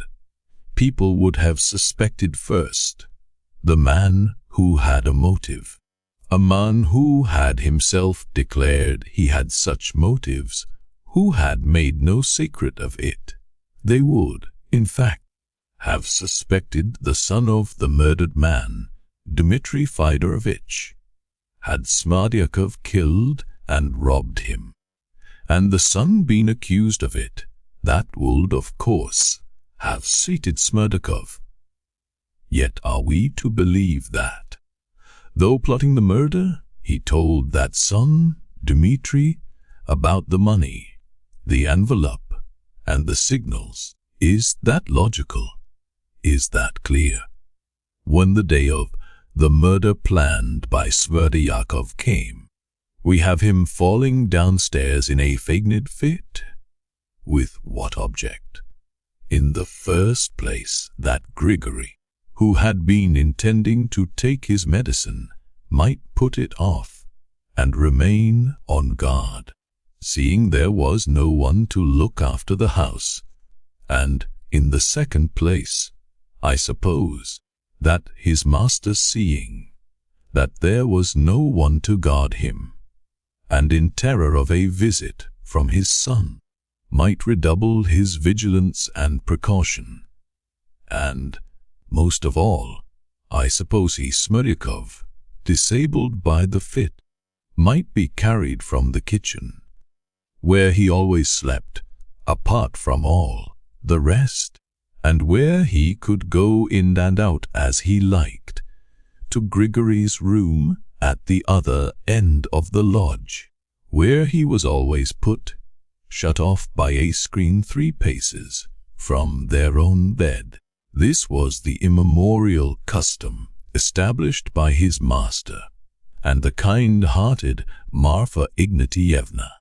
Whenever he had a fit, there, lying behind the screen, he would most likely, to keep up the sham, have begun groaning, and so keeping them awake all night, as Grigory and his wife testified. And all this, we are to believe, that he might more conveniently get up and murder his master. But I shall be told that he shammed illness on purpose, that he might be suspected, the prisoner of Kempton, to Kempt money, and the signals, the signet, that he told the Mit not be suspected. And when he had murdered him, and had gone away with the money, making a noise, most likely, and waking people, Smerdyakov got up, am I to believe, and went in. What for? To murder his master a second time, and carry off the money that had already been stolen. Gentlemen, are you laughing? I am ashamed to put forward such suggestions, but, incredible as it seems, that's just what the prisoner alleges.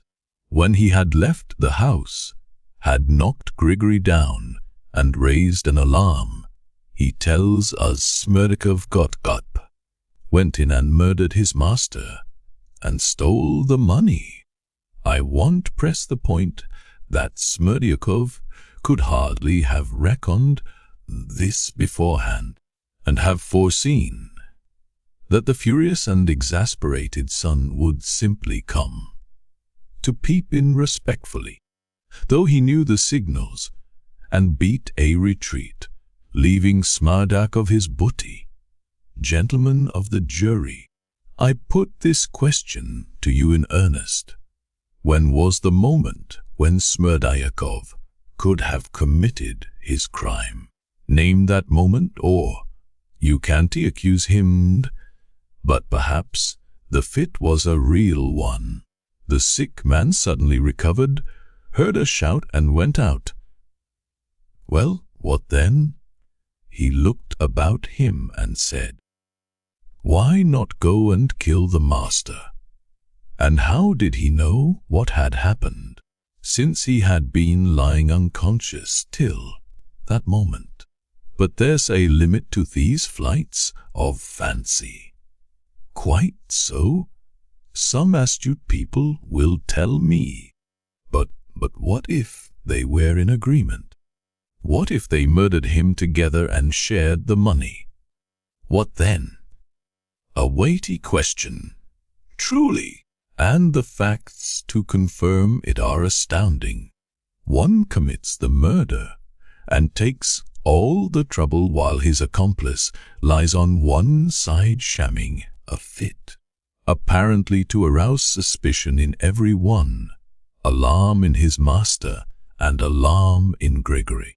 It would be interesting to know what motives could have induced the two accomplices to form such an insane plan. But perhaps it was not a causity active Smerdyakov's part, on Kinsmov's part, but only of passive acquiescence. Perhaps Smerdyakov was intimidated and agreed not to prevent the murder, and foreseeing that he would be blamed for letting his master be murdered, without screaming for help or resisting, he may have obtained permission from Dmitri Karamazov to get out of the way by shamming a fit. You may murder him as you like. It's nothing to me. But as this attack of Smerdyakov bounds will throw the household into confusion, Dmitri Karamazov could never have agreed to such a plan. I will waive that point, however. Supposing that he did agree, it would still follow that Dmitri Karamazov is the murderer and the instigator, and Smerdyakov is only a passive accomplice, and not even an accomplice, but merely acquiesced against his will through terror. But what do we see? As soon as he is arrested, the prisoner instantly throws all the blame on Smerdyakov, not accusing him of being his accomplice, but of being himself the murderer. He did it alone, he says. He murdered and robbed him. It was the work of his hands. Strange sort of accomplices who begin to accuse one another at once. And think of the risk for Karamazov. After committing the murder, while his accomplice lay in bed, he throws the blame on the invalid, who might well have resented it, and in self-preservation might well have confessed the truth. For he might well have seen that the court would at once judge how far he was responsible, and so he might well have reckoned that if he were punished, it would be far less severely than the real murderer. But in that case he would have been certain to make a confession. Yet he has not done so. Smerdyakov never hinted at their complicity, though the actual murderer persisted in accusing him and declaring that he had committed the crime alone. What's more, Smerdyakov at the inquiry volunteered the statement that it was Hatta who had told the prisoner of the envelope of notes and of the signals, and that, but for him, he would have known nothing about them. If he had really been a guilty accomplice, would he so readily have made this statement at the inquiry? On the contrary, he would have tried to conceal it, to distort the facts or minimize them, but he was far from distorting or minimizing them. No one but an innocent man, who had no fear of being charged with complicity, could have acted as he did, and in a fit of melancholy arising from his disease and this catastrophe, he hanged himself yesterday. He left a note written in his peculiar language. I destroy myself of my own will and inclination so as to throw no blame on anyone. What would it have cost him to add, I am the murderer, not Karamazov? But that he did not add. Did his conscience lead him to suicide and not to avowing his guilt? And what followed? Notes for 3,000 rubles were brought into the court just now, and we were told that they were the same that lay in the envelope now on the table before us, and that the witness had received them from Smerdyakov the day before. But I need not recall the painful scene, though I will make one or two comments, selecting such trivial ones as might not be obvious at first sight to every one, and so may be overlooked. In the first place, Smerdyakov must have given back the money and hanged himself yesterday from remorse. And only yesterday he confessed his guilt to Ivan Karamazov, as the latter informs us. If it were not so, indeed, why should Ivan Fyodorovich have kept silence till now? And so, if he has confessed, then why, I ask again, did he not avow the whole truth in the last letter he left behind? Knowing that the innocent prisoner had to face this terrible ordeal the next day. The money alone is no proof. A week ago, quite by chance, the fact came to the knowledge of myself and two other persons in this court that Ivan Fyodorovich had sent 2 5% coupons of 5,000 each, that is, 10,000 in all, to the chief town of the province to be changed. I only mention this to point out that anyone may have money, and that it can't be proved that these notes are the same as were in Fyodor Pavlovich's envelope. Ivan Karamazov, after receiving yesterday a communication of such importance from the real murderer, did not stir. Why didn't he report it at once? Why did he put it all off till morning? I think I have a right to conjecture why. His health had been giving way for a week past. He had admitted to a doctor and to his most intimate friends that he was suffering from hallucinations and seeing phantoms of the dead. He was on the eve of the attack of brain fever by which he has been stricken down today. In this condition, he suddenly heard of Smerdyakov's death, and at once reflected, the man is dead. I can throw the blame on him and save my brother. I have money. I will take a roll of notes and say that Smerdyakov gave them me before his death. You will say that was dishonorable. It's dishonorable to slander even the dead, and even to save a brother. True, but what if he slandered him unconsciously? What if, finally unhinged by the sudden news of the valet's death, he imagined it really was so? You saw the recent scene. You have seen the witness's condition. He was standing up and was speaking. But where was his mind? Then followed the document. The prisoner's letter written 2 days before the crime, and containing a complete program of the murder. Why, then, are we looking for any other program?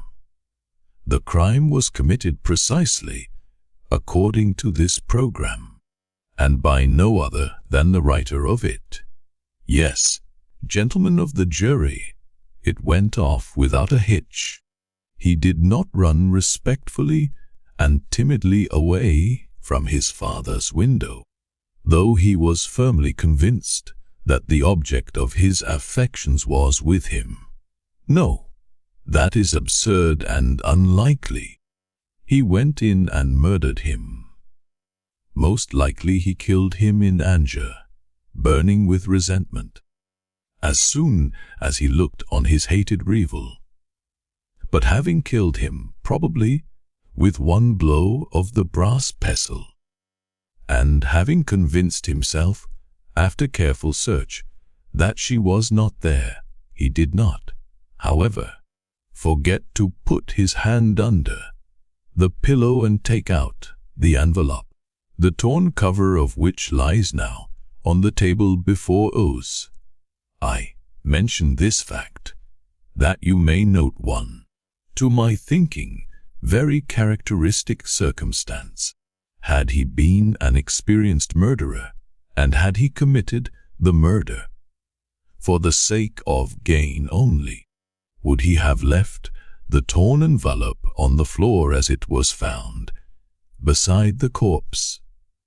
Had it been Smerdyakov, for instance, murdering his master to rob him, he would have simply carried away the envelope with him, without troubling himself to open it over his victim's corpse, for he would have known for certain that the notes were in the envelope.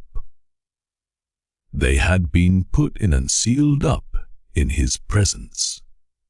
And had he taken the envelope with him, no one would ever have known of the robbery. I ask you, gentlemen, would Smerdyakov have behaved in that way? Would he have left the envelope on the floor?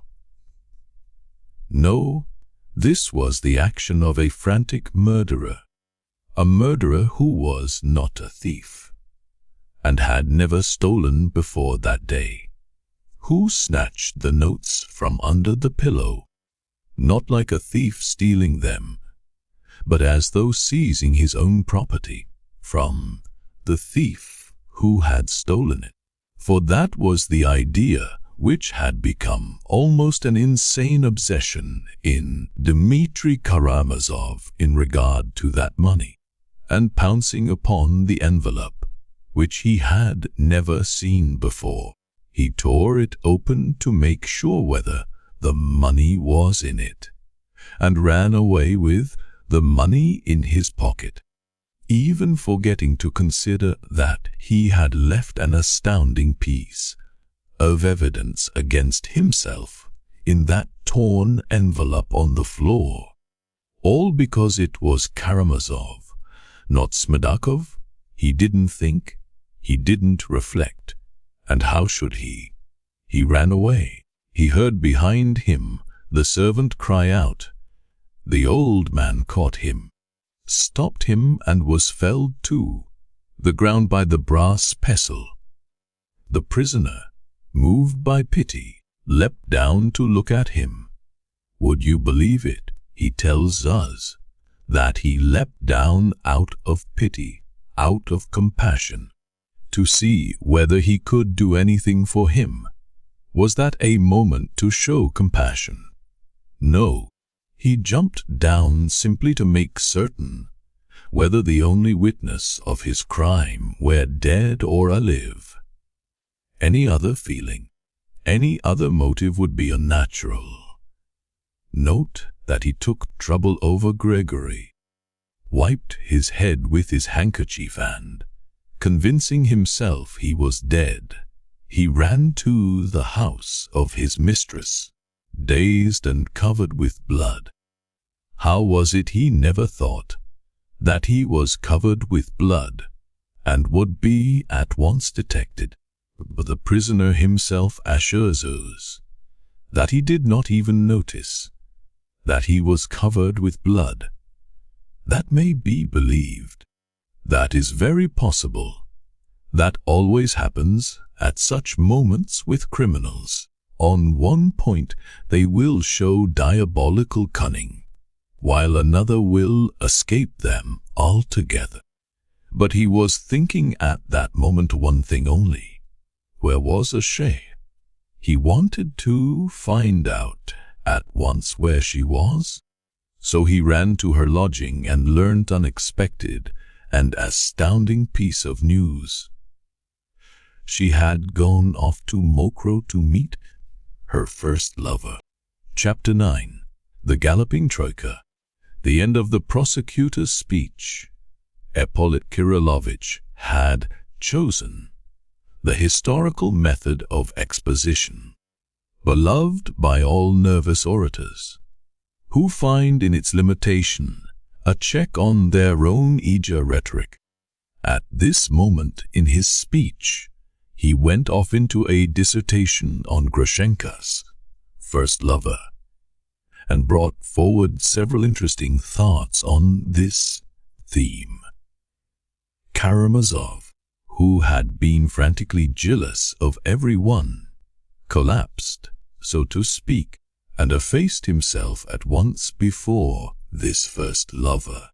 What makes it all the more strange is that he seems to have hardly thought of this formidable rival, but he had looked upon him as a remote danger, and Karamazov always lives in the present. Possibly he regarded him as a fiction, but his wounded heart grasped instantly that the woman had been concealing this new rival and deceiving him, because he was anything but a fiction to her, because he was the one hope of her life. Grasping this instantly, he resigned himself. Gentlemen of the jury, I cannot help dwelling on this unexpected trait in the prisoner's character. He suddenly evinces an irresistible desire for justice, a respect for woman, and a recognition of her right to love. And all this at the very moment when he had stained his hands with his father's blood for her sake.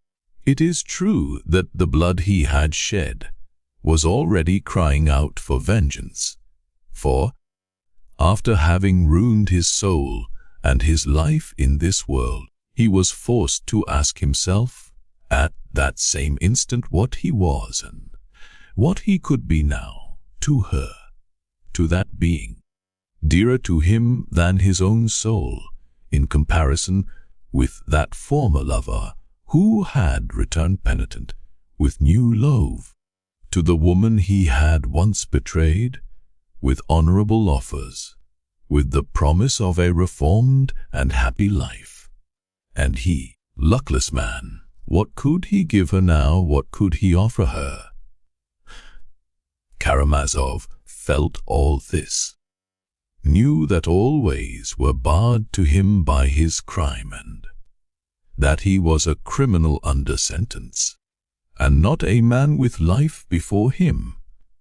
This thought crushed him, and so he instantly flew to one frantic plan, which, to a man of Karamazov's character, must have appeared the one inevitable way out of his terrible position. That way out was suicide. He ran for the pistols he had left in pledge with his friend Perhotin, and on the way, as he ran, he pulled out of his pocket the money, for the sake of which had stained his hands with his father's gore. Oh, now he needed money more than ever. Karamazov would die, Karamazov would shoot himself. It should be remembered. To be sure, he was a poet and had burnt the candle at both ends all his life.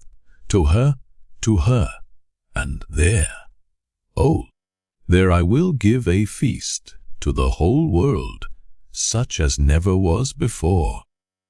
That will be remembered and talked of long after. In the midst of shouts of wild merriment, reckless gypsy songs and dances, I shall raise the glass and drink to the woman I adore and her new found happiness. And then, on the spot, at her feet, I shall dash out my brains, before her and punish myself. She will remember Mitya Karamazov. Sometimes she will see how Mitya loved her. She will feel for Mitya. Here we see in excess a love of effect, a romantic despair and sentimentality, and the wild recklessness of the Karamazovs. Yes, but there is something else, gentlemen of the jury. Something that cries out in the soul, throbs incessantly in the mind, and poisons the heart unto death. That a something is conscience, gentlemen of the jury, its judgment, its terrible torments. The pistol will settle everything. The pistol is the only way out. But beyond, don't he know whether Karamazov wondered at that moment what lies beyond, and whether Karamazov could, like Hamlet, wonder what lies beyond? No, gentlemen of the jury, they have their Hamlets, but we still have our Karamazovs. Here Ippolit Kirillovich drew a minute picture of Mitya's preparations, the scene at Pahotin's, at the shop with the drivers. He quoted numerous words and actions, confirmed by witnesses, and the picture made a terrible impression on the audience. The guilt of this harassed and desperate man stood out clear and convincing. When the facts were brought together, what need had he of precaution? 2 or 3 times he almost confessed, hinted at it, all but spoke out. Then followed the evidence given by witnesses. He even cried out to the peasant who drove him, "Do you know you are driving a murderer?" But it was impossible for him to speak out. He had to get to Mokroe, and there to finish his romance. But what was awaiting the luckless man? Almost from the first minute at Mokroe, he saw that his invincible rival was, perhaps by no means so invincible, that the toast to their new-found happiness was not desired and would not be acceptable. But you know the facts, gentlemen of the jury. From the preliminary inquiry, Karamazov's triumph over his rival was complete, and his soul passed into quite a new phase. Perhaps the most terrible phase through which his soul has passed or will pass.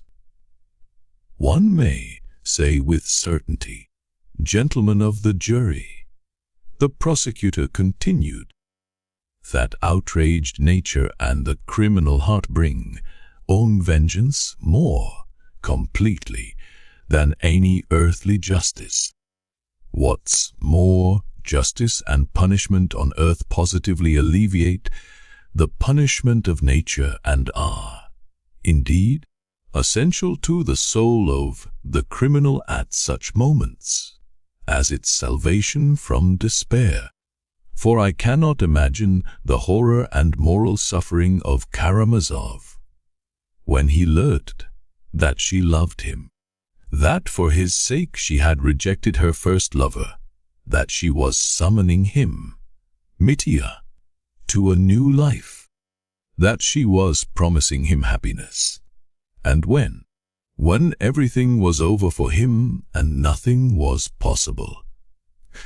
By the way, I will note in parenthesis a point of importance for the light it throws on the prisoner's position at the moment. This woman, this love of his, had been till the last moment, till the very instant of his arrest, a being unattainable, passionately desired by him but unattainable.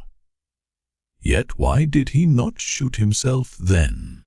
Why did he relinquish his design, and even forget where his pistol was? It was just that passionate desire for love and the hope of satisfying it that restrained him.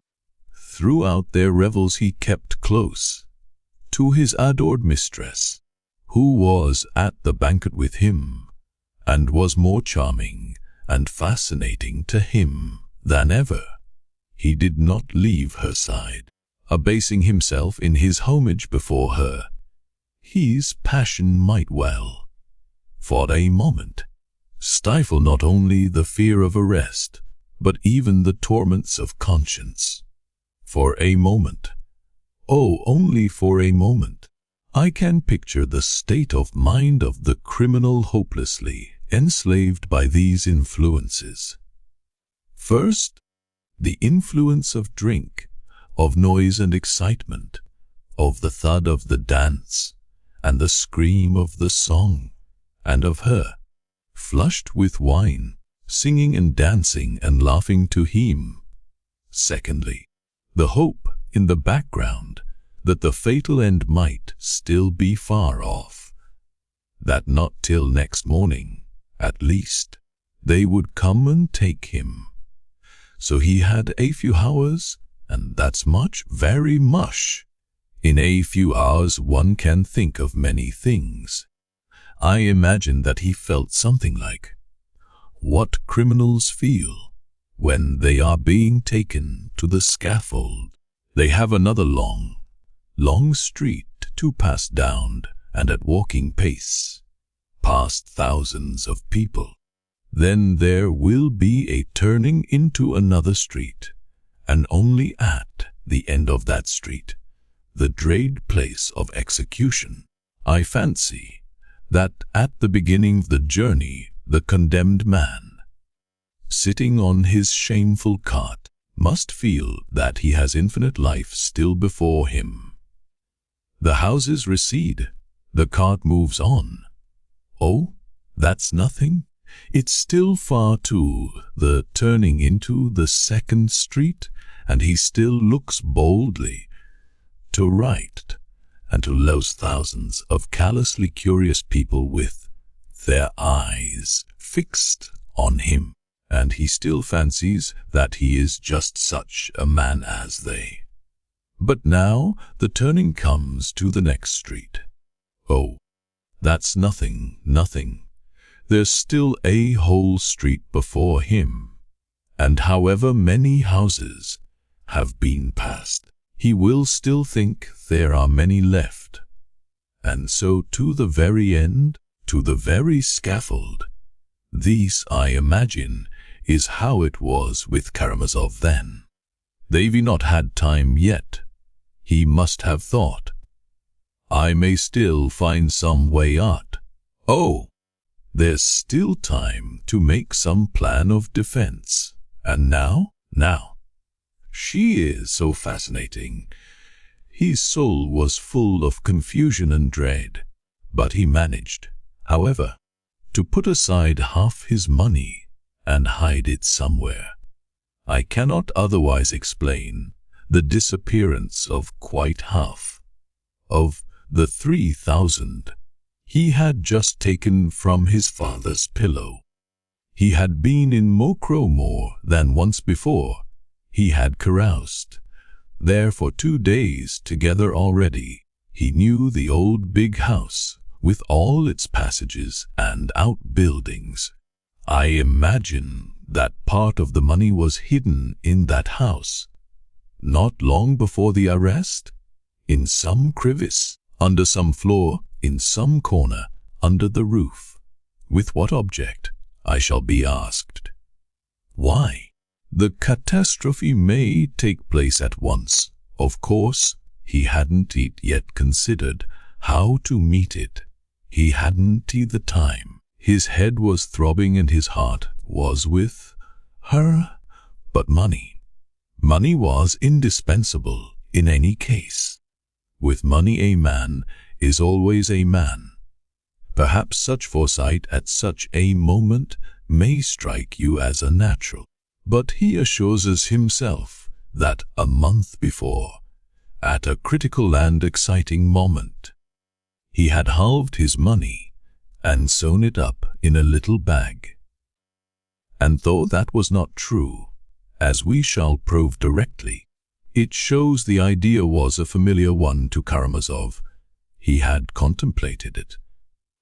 What's more, when he declared at the inquiry that he had put 1,500 rubles in a bagag, which never existed, he may have invented that little bag on the inspiration of the moment, because he had 2 hours before divided his money and hidden half of it at Mokro till morning, in case of emergency, simply not to have it on himself. 2 extremes, gentlemen of the jury. Remember that Karamazov can contemplate 2 extremes and both at once.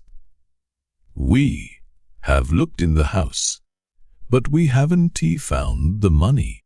It may still be there, or it may have disappeared next day and be in the prisoner's hands now.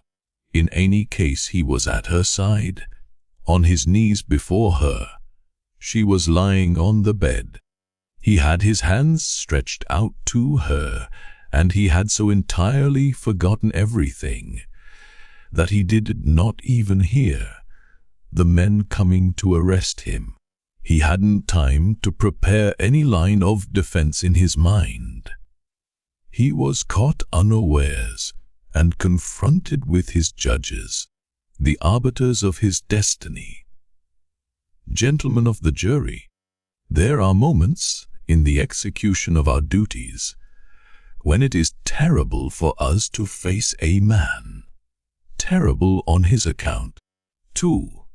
The moments of contemplating that animal fear, when the criminal sees that all is lost, but still struggles, still means to struggle.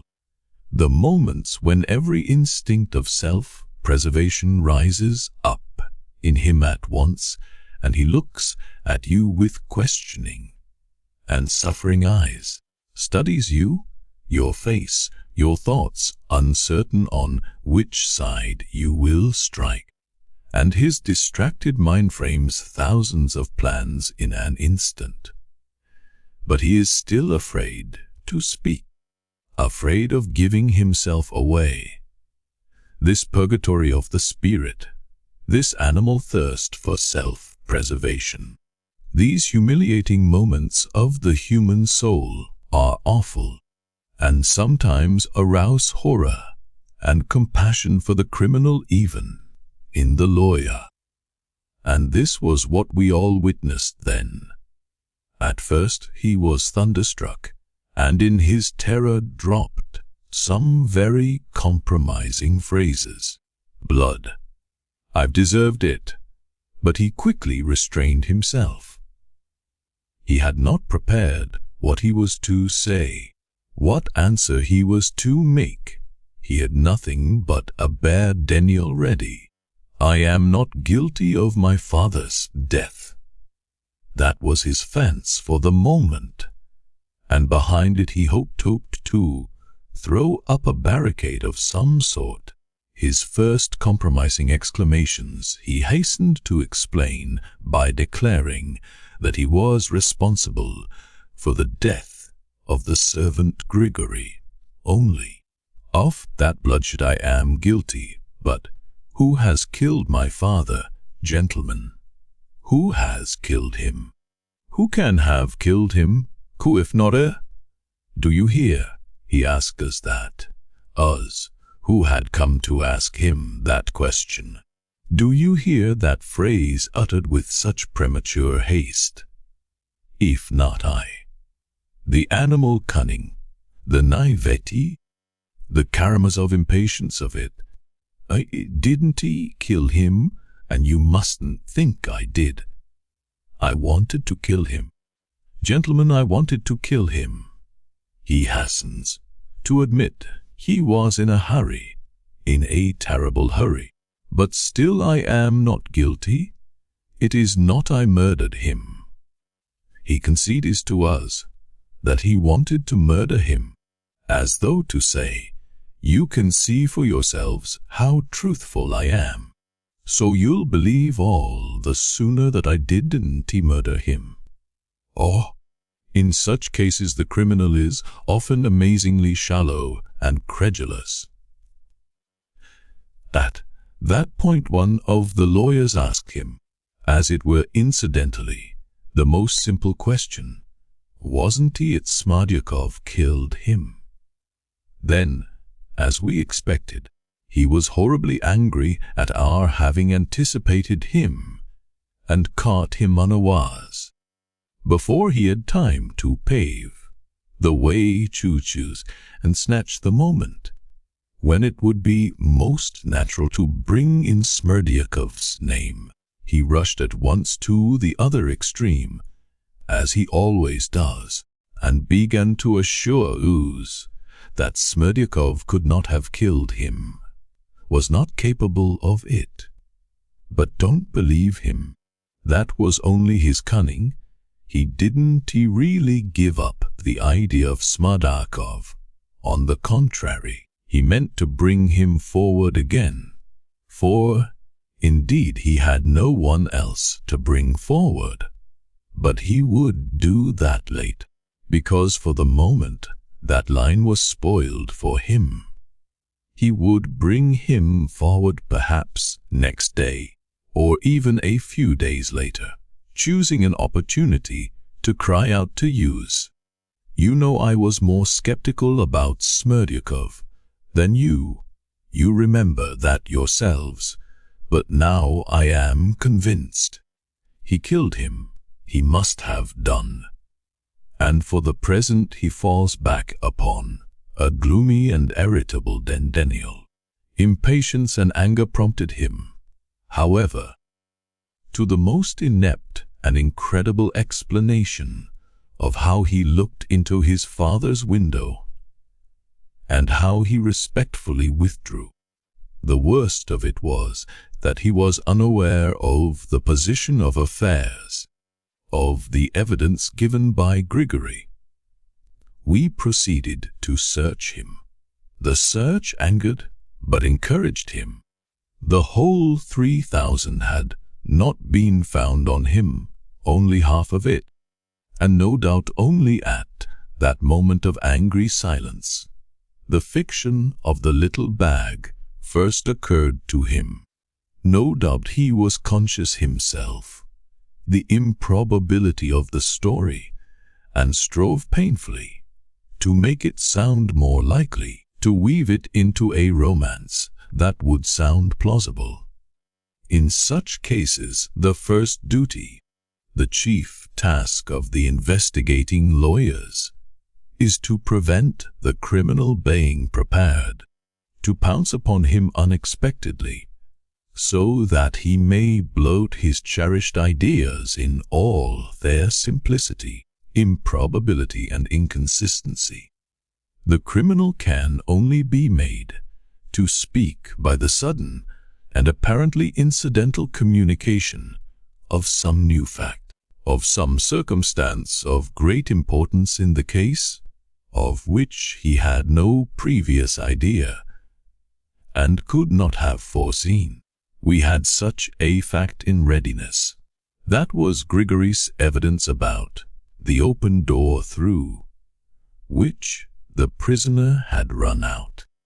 He had completely forgotten about that door, and had not even suspected that Grigory could have seen it. The effect of it was amazing. He leapt up and shouted to us. Then Smerdyakov murdered him.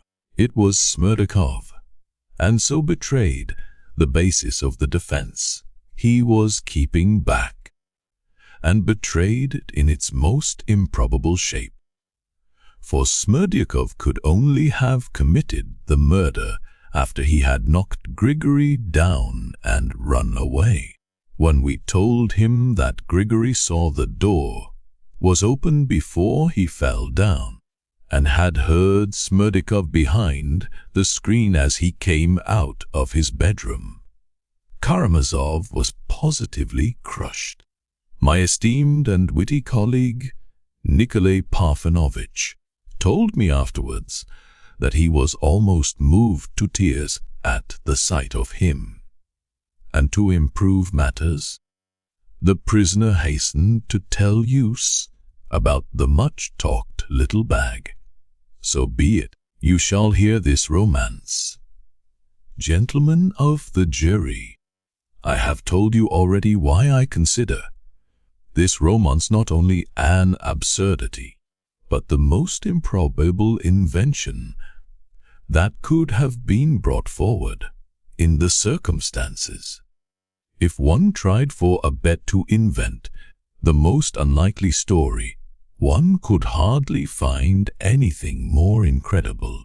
The worst of such stories is that the triumphant romancers can always be put confusion and crushed by the very details in which real life is so rich, unhappy, and involuntary story, insignificant, free, which these insignificant trifles, these so rich. Oh, they have no thought to spare for such details. Their minds are concentrated on their grand invention as a whole, and fancy anyone daring to pull them up for a trifle. But that's how they are caught. The prisoner was asked the question, "Where did you get the stuff for your little bag, and who made it for you?" "I made it myself." "And where did you get the linen?" The prisoner was positively offended. He thought it almost insulting to ask him such a trivial question. And would you believe it? His resentment was genuine. "But they are all like that. I tore it off my shirt." "Then we shall find that shirt among your linen tomorrow, with a piece torn off, and only fancy, gentlemen of the jury, if we really had found that torn shirt, and how could we have failed to find it in his chest of drawers or trunk? That would have been a fact, a material fact in support of his statement. But he was incapable of that reflection. "I don't remember. It may not have been off my shirt. I sewed it up in one of my landlady's caps." "What sort of a cap?" "It was an old cotton raggers lying about." "And do you remember that clearly?" "No, I don't." And he was angry, very angry, and yet imagine not remembering it at the most terrible moments of man's life. For instance, when he is being led to execution, he remembers just such trifles. He will forget anything but some green roof that has flashed past him on the road, or a jackdaw on a cross. That he will remember. He concealed the making of that little bag from his household. He must have remembered his humiliating fear that someone might come and find him needle in hand. How at the slightest sound he slipped behind the screen. There is a screen in his lodgings. But, gentlemen of the jury, why do I tell you all this, all these details? Trifles, cried Ippolit Kirillovitch suddenly. Just because the prisoner still persists in these absurdities to this moment. He has not explained anything since that fatal night 2 months ago. He has not added one actual illuminating fact to his former fantastic statements. All those are trivialities. You must believe it on my honor. Oh, we are glad to believe it. We are eager believe it, even if only on his word of honor. Are we jackals thirsting for human blood? Show us a single fact in the prisoner's favor, and we shall rejoice.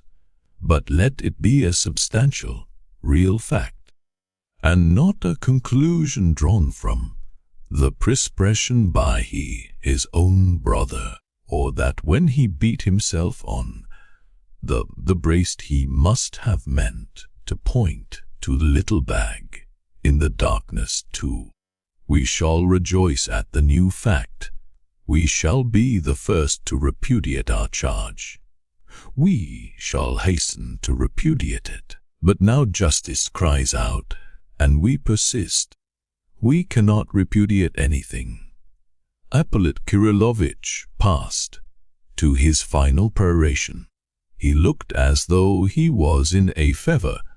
He spoke of the blood that cried for vengeance, the blood of the father murdered by his son, with the base motive of robbery. He pointed to the tragic and glaring consistency of the facts, and whatever you may hear from the talented and celebrated counsel for the defense, Ippolit Kirillovich could not resist, adding, whatever eloquent and touching appeals may be made to your sensibilities, remember that at this moment you are in a temple of justice. Remember that you are the champions of our justice, the champions of our holy Russia, of her principles, her family, everything that she holds sacred. Yes, you represent Russia here at this moment, and your verdict will be heard not in this hall only but throughout the whole of Russia, and all Russia will hear you as her champions and her judges, and she will be encouraged or disheartened by your verdict.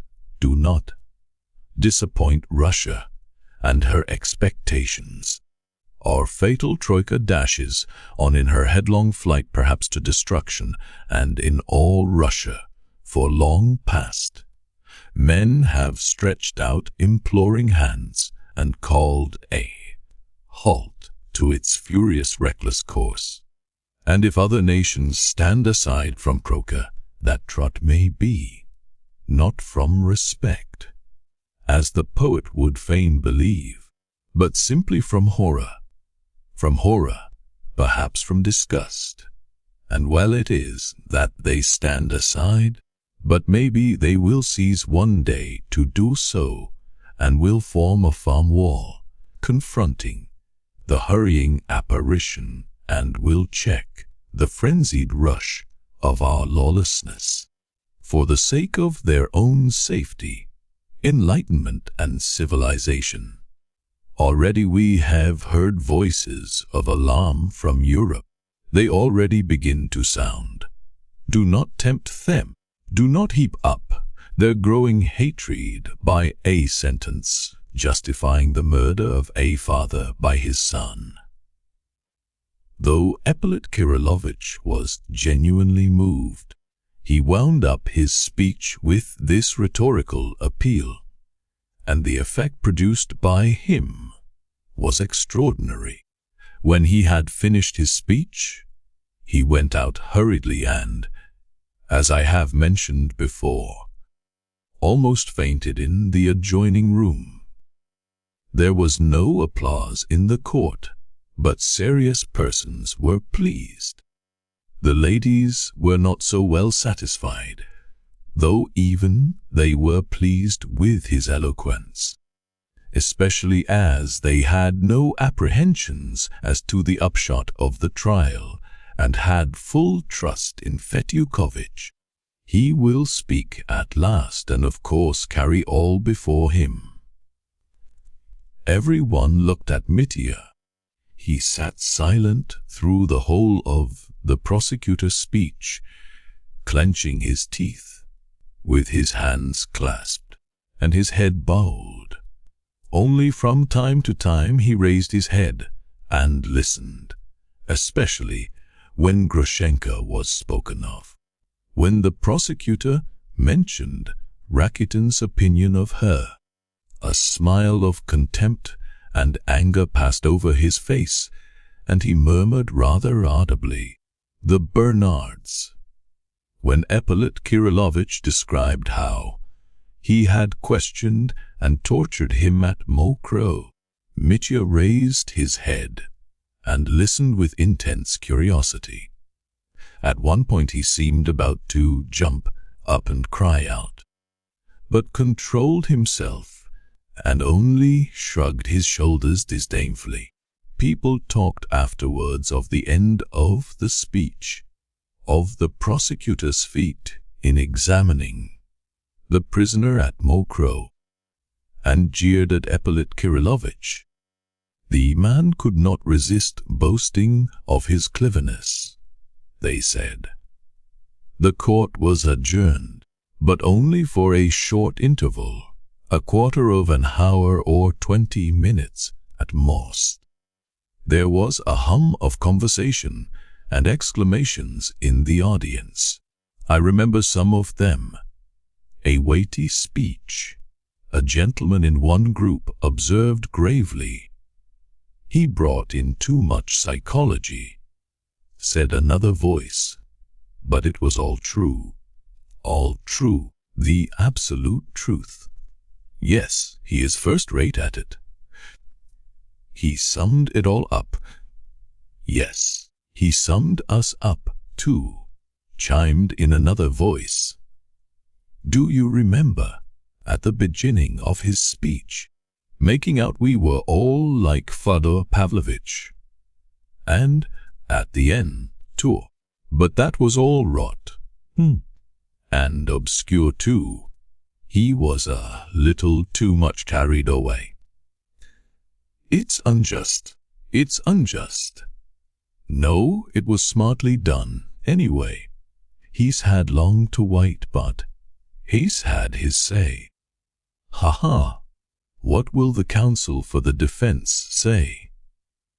In another group I heard, he had no business to make a thrust at the Petersburg man like that, appealing to your sensibilities.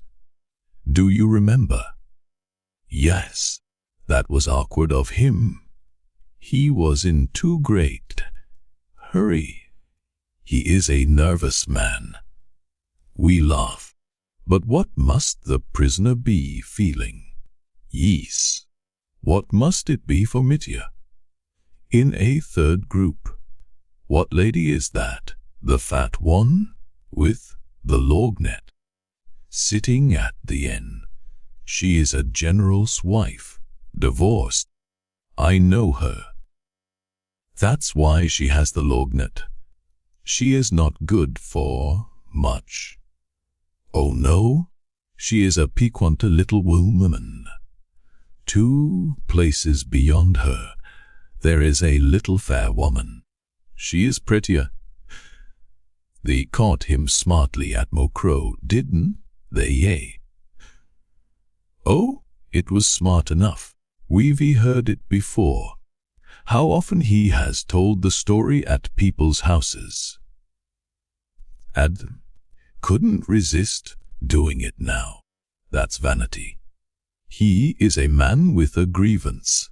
He. Yes, and quick to take offense. And there was too much rhetoric, such long sentences. Yes, he tries to alarm us. He kept trying to alarm us. Do you remember about the Troika? Something about they have Hamlets, but we have, so far, only Karamazovs. That was cleverly said. That was to propitiate the liberals. He is afraid of them. Yes, and he is afraid of the lawyer, too. Yes. What will Fetyukovich say? Whatever he says, he won't get round our peasants. Don't you think so? A fourth group. What he said about the Troika was good, that piece about the other nations. And that was true, what he said about other nations not standing. What do you mean? Why, in the English Parliament, a member got up last week and speaking about the Nihilists asked the ministry whether it was not high time to intervene, to educate this barbarous people. Ippolit was thinking of him. I know he was. He was talking about that last week. Not an easy job. Not an easy job. Why not? Why? We'd shut up Kronstadt and not let them have any corn. Where would they get it? In America. They get it from America now. Nonsense. But the bell rang. All rushed to their places. Fetyukovitch mounted the tribune. Chapter 10. The speech for the defense. An argument that cuts both ways. All was hushed as the first words of the famous orator rang out. The eyes of the audience were fastened upon him. He began very simply and directly, with an air of conviction, but not the slightest trace of conceit. He made no attempt at eloquence, at pathos, or emotional phrases. He was like a man speaking in a circle of intimate and sympathetic friends. His voice was a fine one, sonorous and sympathetic, and there was something genuine and simple in the very sound of it. But everyone realized at once that the speaker might suddenly rise to genuine pathos and pierce the heart with untold power. His language, perhaps, more irregular than Ippolit Kirillovitch. But he spoke without long phrases and indeed with more precision. One thing did not please the ladies. He kept bending forward, especially at the beginning of his speech, not exactly bowing, but as though he were about to dart at his listeners, bending his long spine in half, as though there were a spring in the middle that enabled him to bend almost at right angles. At the beginning of his speech, he spoke rather disconnectedly, without system, one may say, dealing with facts separately, though, at the end, these facts formed a whole. His speech might be divided into two parts, the first consisting of criticism in refutation of the charge, sometimes malicious and sarcastic. But in the second half, he suddenly changed his tone, and even his manner, and at once rose to pathos. The audience seemed on the look out for it, and quivered with enthusiasm. He went straight to the point, and began by saying that although he practiced in Petersburg, he had more than once visited provincial towns to defend prisoners, of whose innocence he had a conviction, or at least a preconceived idea. That is what has happened to me in the present case, he explained. From the very first accounts in the newspapers I was struck by something which strongly prepossessed me in the prisoner's favor. What interested me most was a fact which often occurs in legal practice, but rarely, I think, in such an extreme and peculiar form as in the present case. I ought to formulate that peculiarity only at the end of my speech, but I will do so the very beginning, for it is my weakness to go to work directly, not keeping my effects in reserve and economizing my material. That may be imprudent on my part, but at least it's sincere. What I have in my mind is this: there is an overwhelming chain of evidence against the prisoner, and at the same time not one fact that will stand criticism if it is examined separately. As I followed the case more closely in the papers, my idea was more and more confirmed, and I suddenly received from the prisoner's relatives request to undertake his defense. I at once hurried here, and here I became completely convinced. It was to break down this terrible chain of facts, and to show that each piece of evidence taken separately was unproved and fantastic, that I undertook the case. So Fetyukovich began. "Gentlemen of the jury," he suddenly protested, "I am new to this district. I have no preconceived ideas.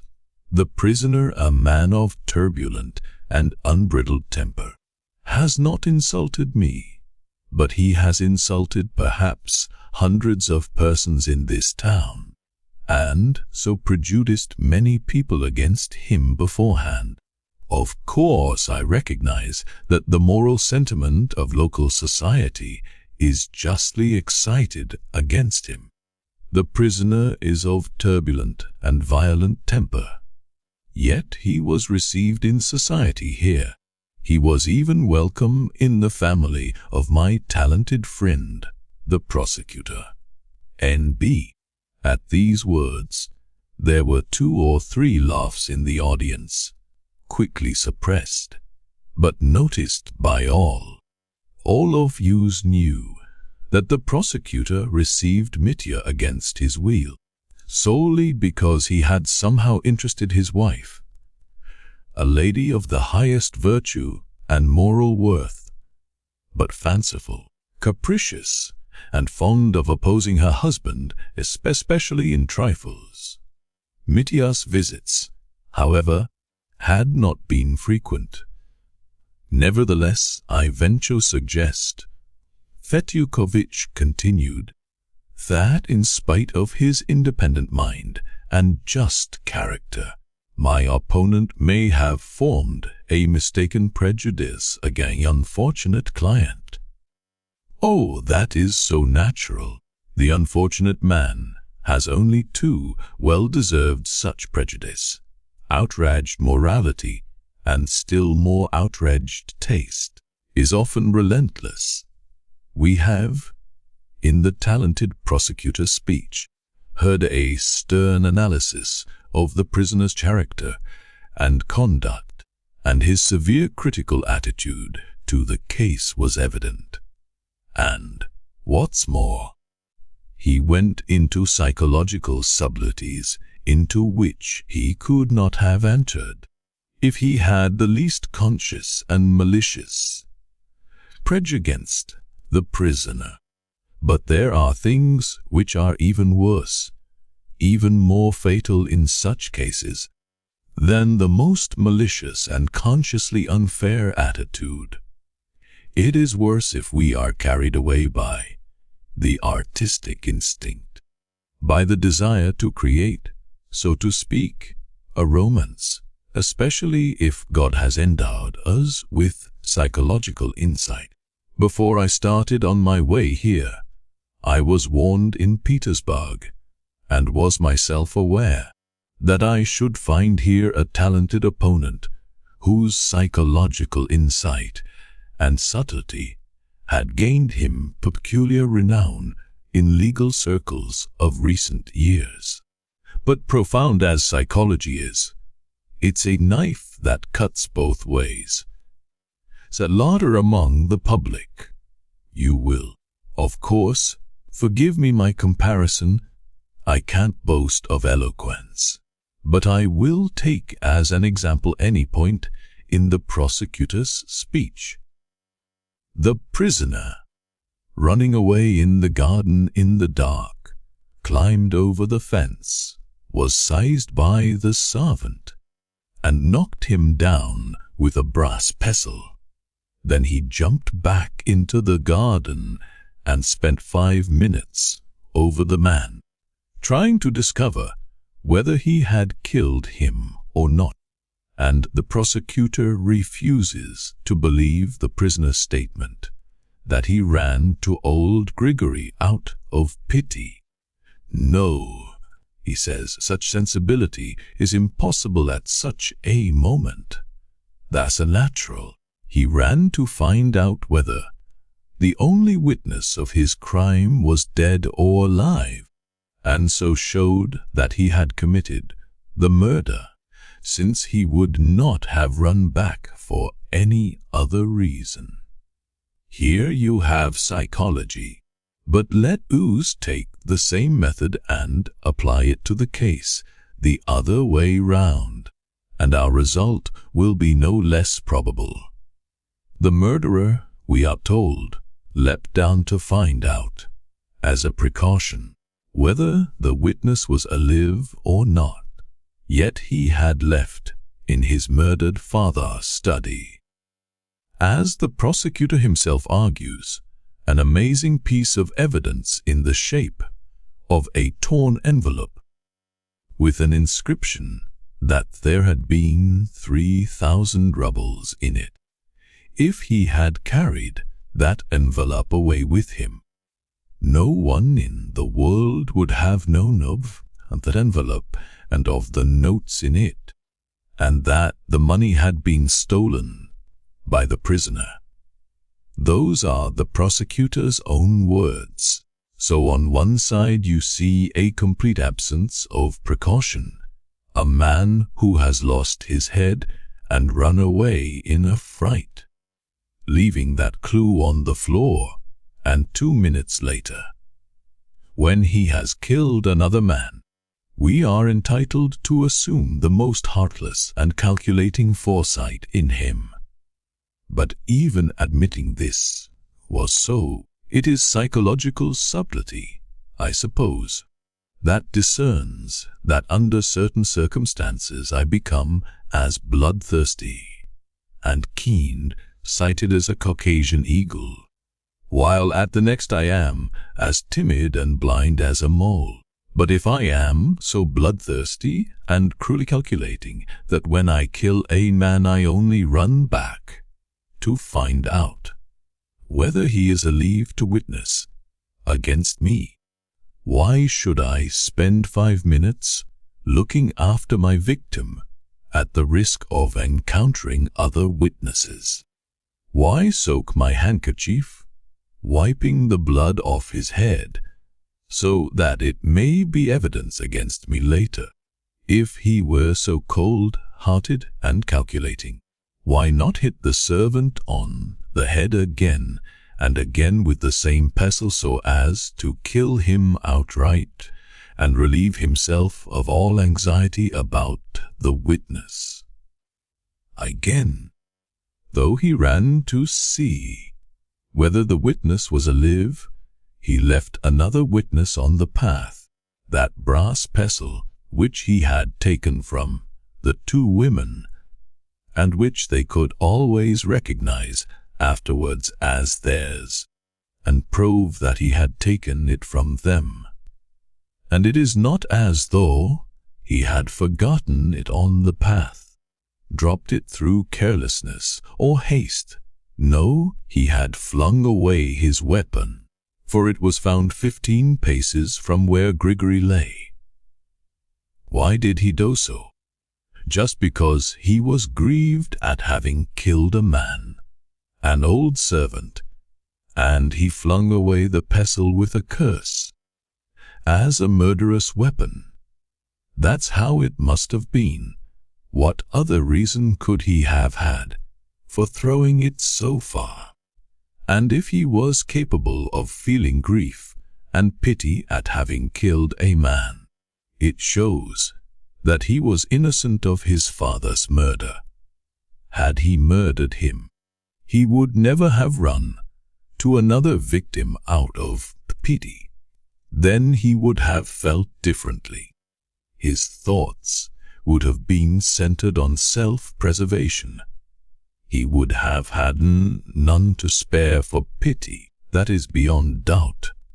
On the contrary, he would have broken his skull instead of spending 5 minutes looking after him. There was room for pity and good feeling just because his conscience had been clear till then. Here we have a different psychology. I have purposely resorted to this method, gentlemen of the jury, to show that you can prove anything by it. It all depends on who makes use of it. Psychology lures even most serious people into romancing, and quite unconsciously. I am speaking of the abuse of psychology. Gentlemen, sounds of approval and laughter at the expense of the prosecutor were again audible in the court. I will not repeat the speech in detail. I will only quote some passages from it, some leading points. Chapter 11. There was no money. There was no robbery. There was one point that struck everyone in Fedyakovich's speech. He flatly denied the existence of the fatal 3,000 rubles, and consequently, the possibility of their having been stolen. Gentlemen of the jury, he began, every new and unprejudiced observer must be struck by a characteristic peculiarity in the present case, namely, the charge of robbery, and the complete impossibility of proving that there was anything to be stolen. We are told that money was stolen, 3,000 rubles. But whether those rubles ever existed, nobody knows. Consider how have we heard of that sum, and who has seen the notes? The only person who saw them, and stated that they had been put in the envelope, was the servant Smerdyakov. He had spoken of it to the prisoner and his brother, Ivan Fyodorovich, before the catastrophe. Madame Svyetlov, too, had been told of it, but not one of these three persons had actually seen the notes. No one but Smerdyakov had seen them. Here the question arises if it's true that they did exist, and that Smerdyakov had seen them. When did he see them for the last time? What if his master had taken the notes from under his bed and put them back in his cash without telling him? Note that according to Smerdyakov's story, the notes were kept under the mattress. The prisoner must have pulled them out, and yet the bed was absolutely unrumpled. That is carefully recorded in the protocol. How could the prisoner have found the notes without disturbing the bed? How could he have helped soiling with his blood-stained hands the fine and spotless linen which the bed had been purposely made? But I shall be asked, what about the envelope on the floor? Yes, it's worth saying a word or two about that envelope. I was somewhat surprised just now to hear the highly talented prosecutor declare of himself, observe, that but for that envelope, but for its being left on the floor, no one in the world would have known of the existence of that envelope and the notes in it, and therefore of the prisoners having stolen it. And so that torn scrap of paper is, by the prosecutor's own admission, the sole proof on which the charge of robbery rests. Otherwise, no one would have known of the robbery, nor perhaps even of the money. But is the mere fact that that scrap of paper was lying on the floor a proof that there was money in it, and that that money had been stolen? Yet, it will be objected, Smerdyakov had seen the money in the envelope. But when had he seen it for the last time, I ask you that? I talked to Smerdyakov, and he told me that he had seen the notes 2 days before the catastrophe. Then why not imagine that old Fyodor Pavlovich, locked up alone in impatient and hysterical expectation of the object of his adoration, may have whiled away the time by breaking open the envelope and taking out the notes.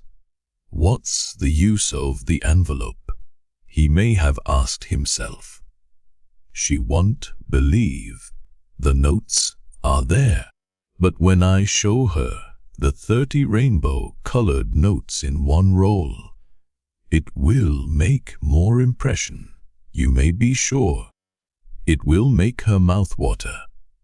And so he tears open the envelope, takes out the money, and flings the envelope on the floor, conscious of being the owner and untroubled by any fears of leaving evidence. Listen, gentlemen. Could anything be more likely than this theory and such an action? Why is it out of the question? But if anything of the sort could have taken place, the charge of robbery falls to the ground. If there was no money, there was no theft of it.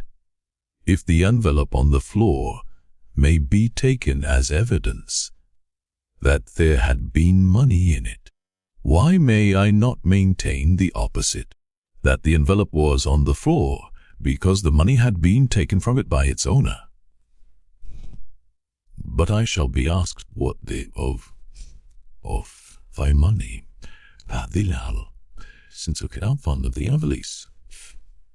Fucking a fallop, second of the money if help became. Mask.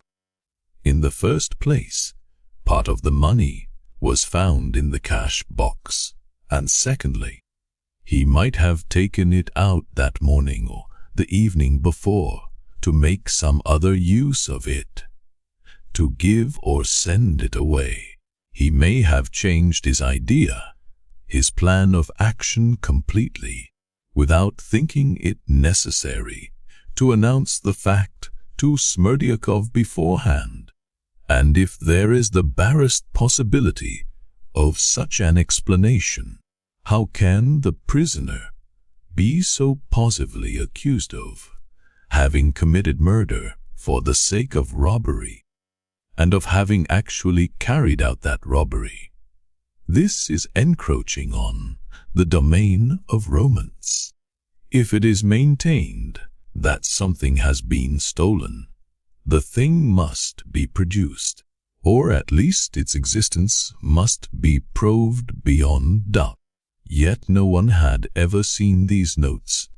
Not long ago in Petersburg, a young man of 18, hardly more than a boy, who carried on a small business as a costermonger, went in broad daylight into a money changer's shop with an axe, and with extraordinary, typical audacity killed the master of the shop and carried off 1,500 rubles. 5 hours later he was arrested, and except 15 rubles, he had already managed to spend. The whole sum was found on him. Moreover, the shopman, on his return to the shop after the murder, informed the police not only of the exact sum stolen, but even of the notes and gold coins, of which that sum was made up. And those very notes and coins were found on the criminal. This was followed by a full and genuine confession on the part of the murderer. That's what I call evidence. Gentlemen of the jury, in that case I know, I see, I touch the money, and cannot deny its existence. Is it the same in the present case? And yet it is a question of life and death. Wes, I shall be told. But he was carousing that night, squandering money. He was shown to have had 1,500 rubles. Where did he get the money? But the very fact that only 1,500 could be found, and the other half of the sum could nowhere be discovered, shows that that money was not the same and had never been in any envelope. By strict calculation of time it was proved the preliminary inquiry that the prisoner ran straight from those woman servants to Perhotens without going home, and that he had been nowhere. So he had been all the time in company, and therefore could not have divided the 3,000 in half and hidden half in the town. It's just this consideration that has led the prosecutor to assume that the money is hidden in some crevice at Mokroe. Why not in the dungeons of the castle of Udolpho, gentlemen? Isn't this supposition really too fantastic and too romantic? And observe, if that supposition breaks down, the whole charge of robbery is scattered to the winds. For in that case, what could have become of the other 1,500 rubles? By what miracle could they have disappeared, since it's proved the prisoner went nowhere else, and we are ready to ruin a man's life with such tales? I shall be told that he could not explain where he got the 1,500 that he had, and every one knew that he was without money before that night. Who knew it, pray? The prisoner has made a clear and unflinching statement of the source of that money, and if you will have it so, gentlemen of the jury, nothing can be more probable than that statement, and more consistent with the temper and spirit of the prisoner. The prosecutor is charmed with his own romance. A man of weak will, who had brought himself to take the 3,000 so insultingly offered by his betrothed, could not, we are told, have set aside half and sewn it up, but would, even if he had done so, have unpicked it every 2 days and taken out 100, and so would have spent it all in a month. All this, you will remember, was put forward in a tone that brooked no contradiction. But what if the thing happened quite differently? What if you've been waving a romance and about quite a different kind of man? That's just it. You have invented quite a different man. I shall be told, perhaps, there are witnesses that he spent on one day all that 3,000 given him by his betrothed, a month before the catastrophe, so he could not have divided the sum in half. But who are these witnesses? The value of their evidence has been shown in court already. Besides, in another man's hand a crust always seems larger, and no one of these witnesses counted that money. They all judged simply at sight, and the witness Maximov has testified that the prisoner had 20,000 in his hand. You see, gentlemen of the jury, psychology is a two-edged weapon. Let me turn the other edge now, and see what comfort month with before the catastrophe the prosecutor was entrusted by Katerina Ivanovna with to send rubles. Soundly send off by post. But the question is it true that they were entrusted to him in such an insulting and degrading way as was proclaimed just now? The first statement made by the young lady on the subject was different, perfectly different. In the second statement, we heard only cries of resentment and revenge, cries of long-concealed hatred, and the very fact that the witness, her first evidence incorrectly, gives us a right to conclude that her second piece of evidence may have been incorrect also. The prosecutor will not, dare not, his own words touch on that story, so be it. I will not touch on it either, but will only venture to observe that if a lofty and high-principled person, such as that highly respected young lady unquestionably is, if such a person, I say, allows herself suddenly in court to contradict her first statement with the obvious motive of ruining the prisoner, it is clear that this evidence has been given not impartially, not coolly. Have not we the right to assume that a revengeful woman might exaggerate it much?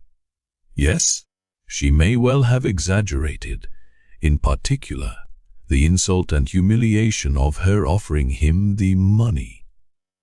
No, it was offered in such a way that it was possible to take it, especially for a man so easy going as the prisoner, a ball, as he expected to receive shortly from his father, the 3,000 rubles that he reckoned was owing to him. It was unreflecting of him, but it was just his irresponsible want of reflection that made him so confident that his father would give him the money, that he would get it, and so could always dispatch the money entrusted to him and repay the debt. But the prosecutor refuses to allow that could the same day have set aside half the money and shown it in soon. The money, little bag, that's not his character. He tells us he couldn't have had such feelings, but yet he talked himself of the broad Karamazov nature. He cried out about the two extremes which a Karamazov can contemplate at once. Karamazov is just such a two-sided nature, fluctuating between two extremes, that even when moved by the most violent craving for riotous gaiety, he can pull himself up if something strikes him on the other side. And on the other side is love, that new love which had flamed up in his heart, and for that love he needed money, oh, far more than for carousing with his mistress.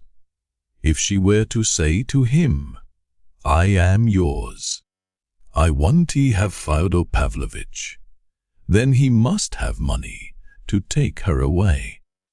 That was more important than carousing. Could a Karamazov fail to understand it? That anxiety was just what he was suffering from. What is there improbable in his laying aside that money and concealing it in case of emergency? But time passed, and Fyodor Pavlovitch did not give the prisoner the expected 3,000. On the contrary, the latter heard that he meant to use this sum to seduce the woman he, the prisoner, loved. If Fyodor Pavlovitch doesn't give the money, he thought, I shall be put in the position of a thief before Katerina Ivanovna. And then the idea presented itself to him that he would go to Katerina Ivanovna, lay before her the 1,500 rubles he still carried round his neck, and say, I am a scoundrel, but not a thief. So here we have already a twofold reason why he should guard that sum of money as the apple of his eye, why he shouldn't unpick the little bag and spend 100 at a time. Why should you deny the prisoner a sense of honor? Yes, he has a sense of honor. Granted that it's misplaced, granted it's often mistaken, yet it exists and amounts to a passion, and he has proved that. But now the affair becomes even more complex. His jealous torments reach a climax, and those same two questions torture his fevered brain more and more. If I repay Katerina Ivanovna, where can I find the means to go off with Grushenka? If he behaved wildly, drank, and made disturbances in the taverns in the course of that month, it was perhaps because he was wretched and strained beyond his powers of endurance. These two questions became so acute that they drove him at last to despair. He sent his younger brother to beg, for the last time, for the 3,000 rubles, but without waiting for a reply, burst in himself and ended by beating the old man in the presence of witnesses. After that he had no prospect of getting it from anyone. His father would not give it him after that beating. The same evening he struck himself on the breast, just on the upper part of the breast where the little bag was, and swore to his brother that he had the means of not being a scoundrel, but that still he would remain a scoundrel, for he foresaw that he would not use that means, that he wouldn't have the character, that he wouldn't have the will power to do it. Why does the prosecutor refuse to believe the evidence of Alexei Karamazov, given so genuinely and sincerely, so spontaneously and convincingly? And why, on the contrary, does he force me to believe in money hidden in a crevice in the dungeons of the castle of Adolfo? The same evening, after his talk with his brother, the prisoner wrote that fatal letter, and that letter is the chief, the most stupendous proof, the prisoner having committed robbery. I shall beg from every one, and if I don't get it, I shall murder my father and shall take the envelope with the pink ribbon on it from under his mattress as soon as Ivan has gone. A full program of the murder, we are told, so it must have been he. It has all been done as he wrote, cries the prosecutor. But, in the first place, it's the letter of a drunken man, and written in great irritation. Secondly, he writes of the envelope from what he has heard from Smerdyakov again, for he has not seen the envelope himself. And thirdly, he wrote it indeed, but how can you prove that he did it?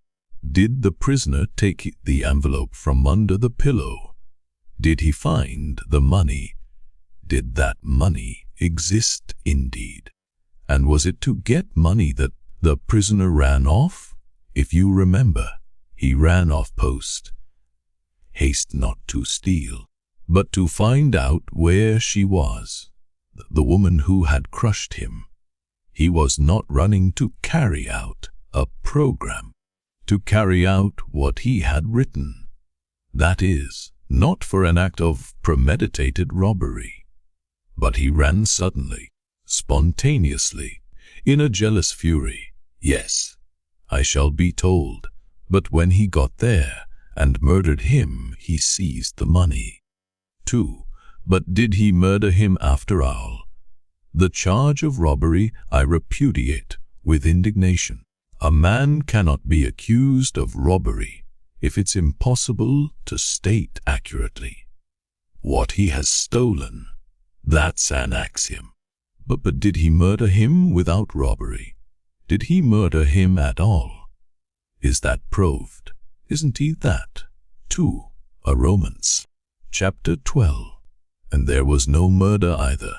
Allow me, gentlemen, of the jury, to remind you that a man's life is at stake, and that you must be careful We have heard the prosecutor himself admit that until today he hesitated to accuse the prisoner of a full and conscious premeditation of the crime. He hesitated till he saw that fatal drunken letter which was produced in court today. All was done as written. But, I repeat again, he was running to her, to seek her, solely to find out where she was. That's a fact that can't be disputed.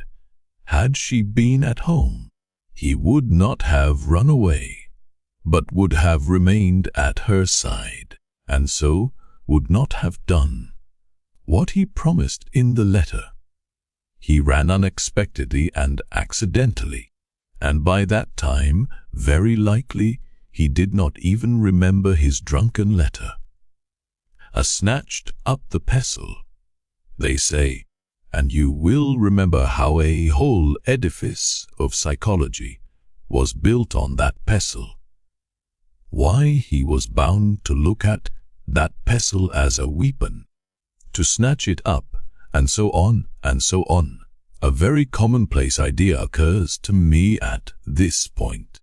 What if pestle had not been in sight, had not been lying on the shelf from which it was snatched by the prisoner, but had been put away in a cupboard? It would not have caught the prisoner's eye, and he would have run away without a weapon, with empty hands, and then he would certainly not have killed anyone. How then can I look upon the pestle as a proof of premeditation? Yes, but he talked in the taverns of murdering his father, and 2 days before, on the evening when he wrote his drunken letter, he was quiet and only quarrelled with a shopman in the tavern, because a Karamazov could not help quarrelling, forsooth. But my answer to that is that if he was planning such a murder in accordance with his letter, he certainly would not have quarrelled even with a shopman, and probably would not have gone into the tavern at all, because a person plotting such a crime seeks quiet and retirement, seeks to efface himself, to avoid being seen and heard, and that not from calculation, but from instinct. Gentlemen of the jury, the psychological method is a two-edged weapon, and we too can use it. As for all this shouting in taverns throughout the month, don't we often hear children or drunkards coming out of taverns shout, "I'll kill you"? But they don't murder anyone. And that fatal letter, isn't that simply drunken irritability too? Isn't that simply the shout of the brawler outside the tavern, "I'll kill you. I'll kill the lot of you"? Why not? Why could it not be that? What reason have we to call that letter fatal rather than absurd? Because his father has been found murdered, because a witness saw the prisoner running out of the garden with a weapon in his hand, and was knocked down by him. Therefore, we are told everything was done as he had planned in writing, and the letter was not absurd, but fatal. Now, thank God, we've come to the real point. Since he was in the garden, he must have murdered him. In those few words, since he was, then he must, lies the whole case for the prosecution. He was there, so he must have. And what if there is no some must about it, even if he was there? Oh, I admit that the chain of evidence, the coincidences, are really suggestive, but examine all these facts separately, regardless of their connection, Why, for instance, does the prosecution refuse to admit the truth of the prisoner's statement that he ran away from his father's window? Remember the sarcasms in which the prosecutor indulged the expense of the respectful and impious sentiments which suddenly came over the murderer. But what if there were something of the sort, a feeling of religious awe, if not of filial respect? My mother must have been praying for me at that moment, were the prisoner's words, the preliminary inquiry. And so he ran away as soon as he convinced himself that Madame Svyatov was not in his father's house. But he could not convince himself by looking through the window. The prosecutor objects. But why couldn't he? Why? The window opened at the signals given by the prisoner.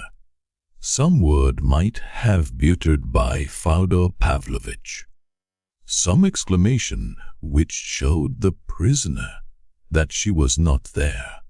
Why should we assume everything as we imagine it, as we make up our minds to imagine it? 1,000 things may happen in reality which elude the subtlest imagination. Yes. But Grigory saw the door open, and so the prisoner certainly was in the house. Therefore he killed him. Now about that door, gentlemen of the jury, observe that we have only the statement of one witness as to that door, and he was at the time in such a condition. That, but supposing the door was open, supposing the prisoner has laid in denying it, from an instinct of self-defense, natural in his position, supposing he did go into the house. Well, what then? How does it follow that because he was there he committed the murder? He might have dashed in, run through the rooms, might have pushed his father away, might have struck him. But as soon as he had made sure Madame Svyatov was not there, he may have run away rejoicing that she was not there, and that he had not killed his father. And it was perhaps just because he had escaped from the temptation to kill his father, because he had a clear conscience, and was rejoicing at not having killed him, that he was capable of a pure feeling, the feeling of pity and compassion, and leapt off the fence a minute later to the assistance of Grigory after he had, in his excitement, knocked him down. With terrible eloquence, the prosecutor has described to us the dreadful state of the prisoner's mind at Mokroe, when love again lay before him, calling him to new life, while love was impossible for him because he had his father's blood-stained corpse behind him, and beyond that corpse, retribution. And yet the prosecutor allowed him love, which he explained according to his method, talking about his drunken condition, about a criminal being taken to execution, about it being still far off, and so on and so on. But again I ask, Mr. Prosecutor, have you not invented a new personality? Is the prisoner so coarse and heartless as to be able to think that moment of love and of dodges to escape punishment, if his hands were really stained with his father's blood? No, lo. As soon as it was made plain to him that she loved him and called him to her side, promising him new happiness, then I protest he must have felt the impulse to suicide doubled, trebled, and must have killed himself.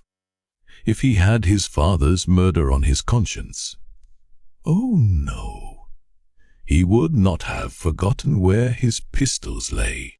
I know the prisoner, the savage, stony heartlessness ascribed to him by the prosecutor is inconsistent with his character. He would have killed himself, that's certain. He did not kill himself just because his mother's prayers had saved him, and he was innocent of his father's blood. He was troubled. He was grieving that night at Mokroe only about old Grigory, and praying to God that the old man would recover, that his blow had not been fatal, and that he would not have to suffer for it. Why not accept such an interpretation of the facts? What trustworthy proof have we that the prisoner is lying? But we shall be told at once again. There is his father's corpse. If he ran away without murdering him, who did murder him? Here, I repeat, you have the whole logic of the prosecution. Who murdered him? If not he, there's no one to put in his place. Gentlemen of the jury, is that really so? Is it positively, actually true that there is no one else at all? We've heard the prosecutor count on his fingers all the person who were in that house that night. They were 5 in number. 3 of them, I agree, could not have been responsible. The murdered man himself, old Grigory, and his wife. There are left the prisoner and Smerdyakov, and the prosecutor dramatically exclaims that the prisoner pointed to Smerdyakov because he had no one else to fix on. Had there been a 6th person, even a phantom of a 6th person, he would have abandoned the charge against Smerdyakov at once in shame and have accused that other. But, gentlemen of the jury, why may I not draw the very opposite conclusion? There are 2 persons, the prisoner and Smerdyakov. Why can I not say that you accuse my client? Simply because you have no one else to accuse. And you have no one else only because you have determined to exclude Smerdyakov from all suspicion. It's true. Indeed, Smerdyakov is accused only by the prisoner, his 2 brothers, and Madame Syatlov. But there are others who accuse him. There are vague rumors of a question, of a suspicion, an obscure report, a feeling of expectation. Finally, we have the evidence of a combination of facts very suggestive, though I admit, inconclusive, in the first place. We have precisely on the day of the catastrophe that fit, for the genuineness of which the prosecutor, for some reason, has felt obliged to make a careful defense. Then Smerdyakov's sudden suicide on the eve of the trial. Then the equally startling evidence given in court, too, by the elder of the prisoner's brothers, who had believed in his guilt, but has today produced a bundle of notes and proclaimed Smerdyakov as the murderer. Oh, I fully share the court's and the prosecutor's conviction that Ivan Karamazov is suffering from brain fever, that his statement may really be a desperate effort planned in delirium to save his brother by throwing the guilt on the dead man. But again Smerdyakov's name is pronounced. Again there is a suggestion of mystery. There is something unexplained, incomplete, and perhaps it may one day be explained. But we won't go into that now. Of that later. The court has resolved to go on with the trial. But, meantime, I might make a few remarks about the character sketch of Smerdyakov drawn with subtlety and talent by the prosecutor. But while I admire his talent, I cannot agree with him. I have visited Smerdyakov. I have seen him and talked to him, and he made a very different impression on me.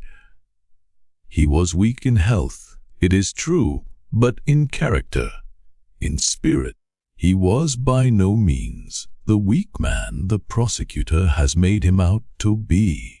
I found in him no trace of the timidity on which the prosecutor so insisted. There was no simplicity about him. I found in him, on the contrary, an extreme mistrustfulness concealed under a mask of naivety, and an intelligence of considerable range. The prosecutor was too simple in taking him for weak-minded. He made a very definite impression on me. I left him with the conviction that he was a distinctly spiteful creature, excessively ambitious, vindictive, and intensely envious. I made some inquiries. He resented his parentage, was ashamed of it, and would clench his teeth when he remembered that he was the son of stinking Lizaveta. He was disrespectful to the servant Grigory and his wife, who had cared for him in his childhood. He cursed and jeered at Russia. He dreamed of going to France and becoming a Frenchman.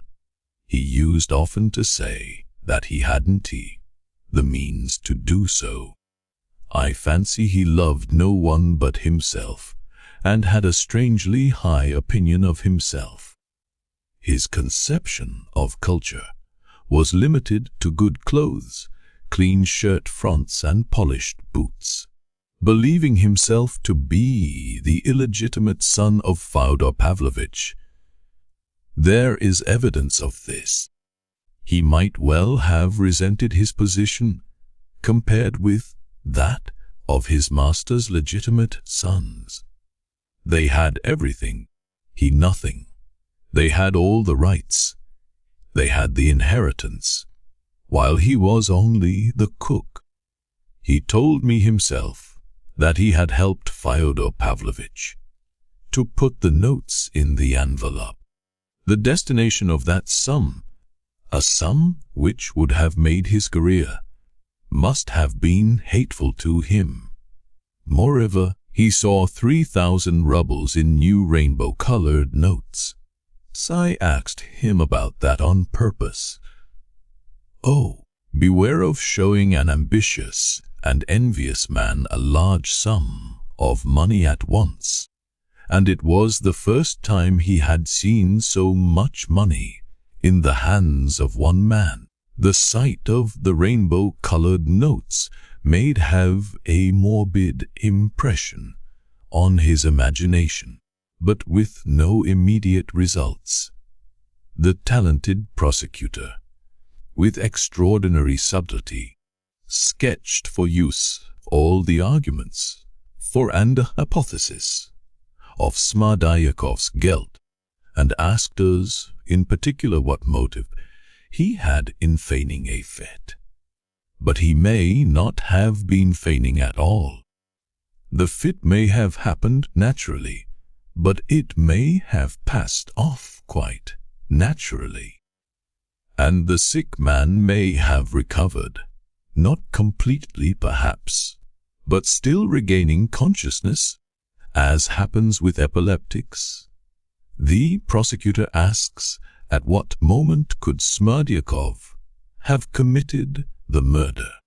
But it is very easy to point out that moment. He might have waked from deep sleep, for he was only asleep. An epileptic fit is always followed by that moment when the old Grigory shouted up of his voice, "I have made lusky sleep, mean the darkened stillness. That's the parasite at that moment when the top baby, sleepy, totally beside. He might naturally have waked up an hour before. Getting out of bed, he goes almost unconsciously and with no definite motive towards the sound to see what's the matter. His head is still clouded with his attack. His faculties are half asleep, but once in the garden, he walks to the lighted windows and he hears terrible news from his master, who would be, of course, glad to see him. His mind sets to work at once. He hears all the details from his frightened master, and gradually in his disordered brain there shapes itself an idea. Terrible, but seductive and irresistibly logical. To kill the old man, take the 3,000, and throw all the blame on to his young master. A terrible lust of money, of booty, might seize upon him as he realized his security from detection. Oh, these sudden and irresistible impulses come so often when there is a favorable opportunity, and especially with murderers who have had no idea of committing a murder beforehand, and Smerdyakov may have gone in and carried out his plan. With what weapon? Why? With any stone picked in the garden. But what for? With what object? Why? The 3,000, which means a career for him. Oh, I am not contradicting myself. The money may have existed, and perhaps Smerdyakov alone knew where to find it, where his master kept it, and the covering of the money, the torn envelope on the floor.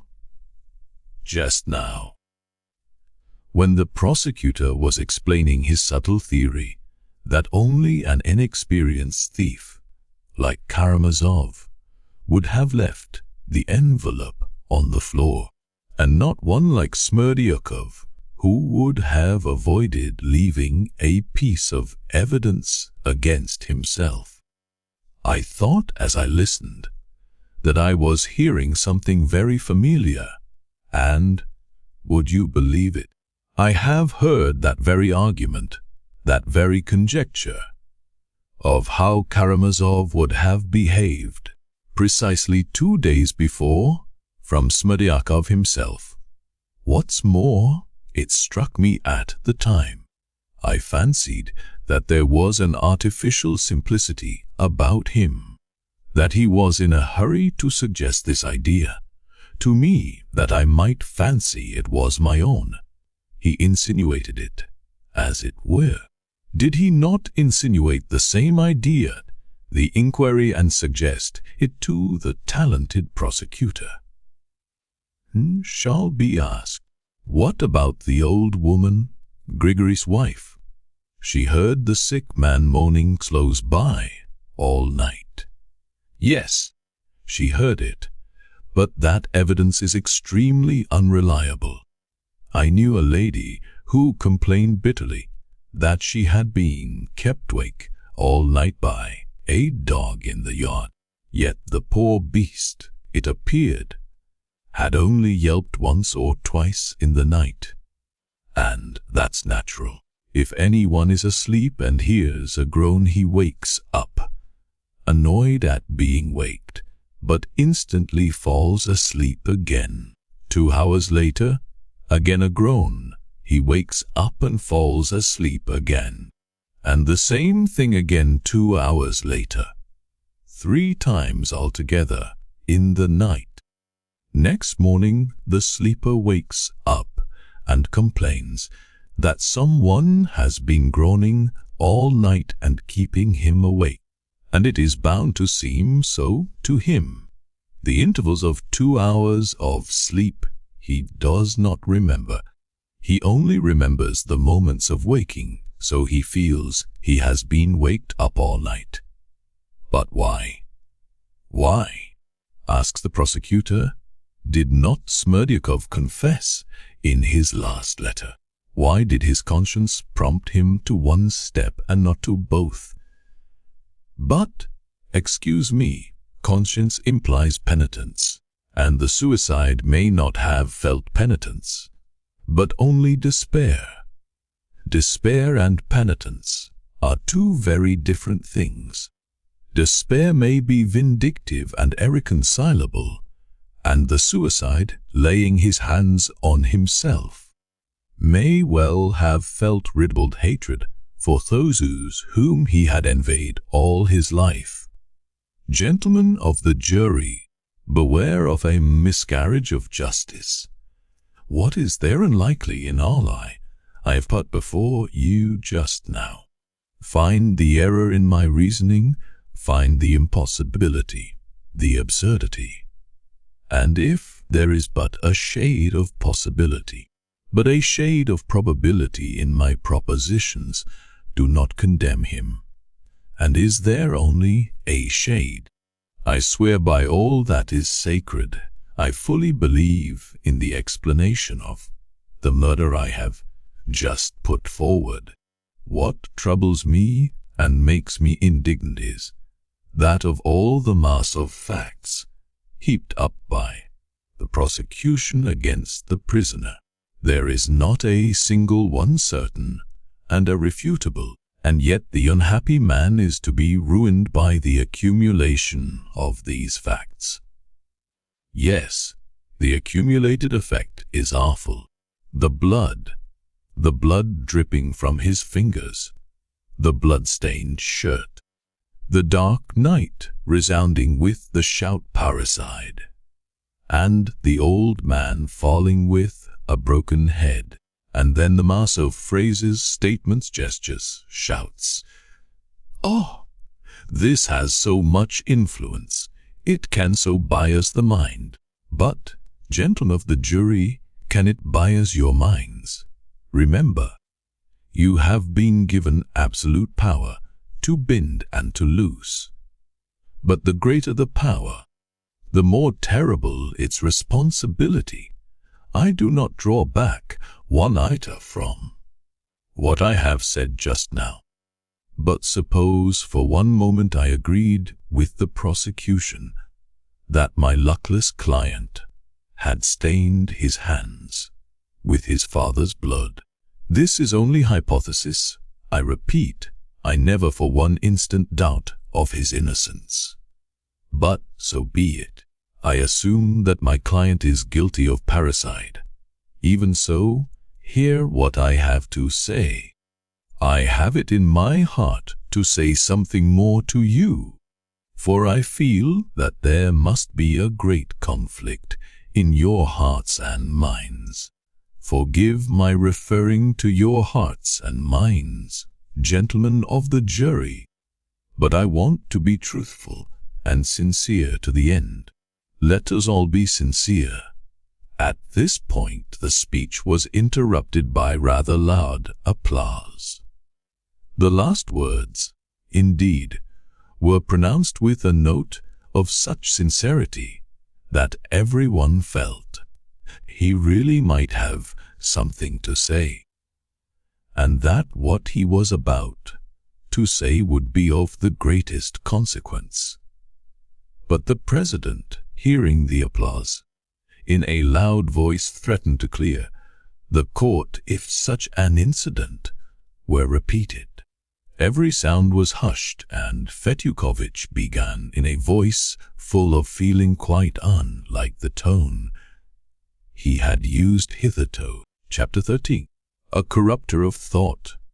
It's not only the accumulation of facts that threatens my client with ruin.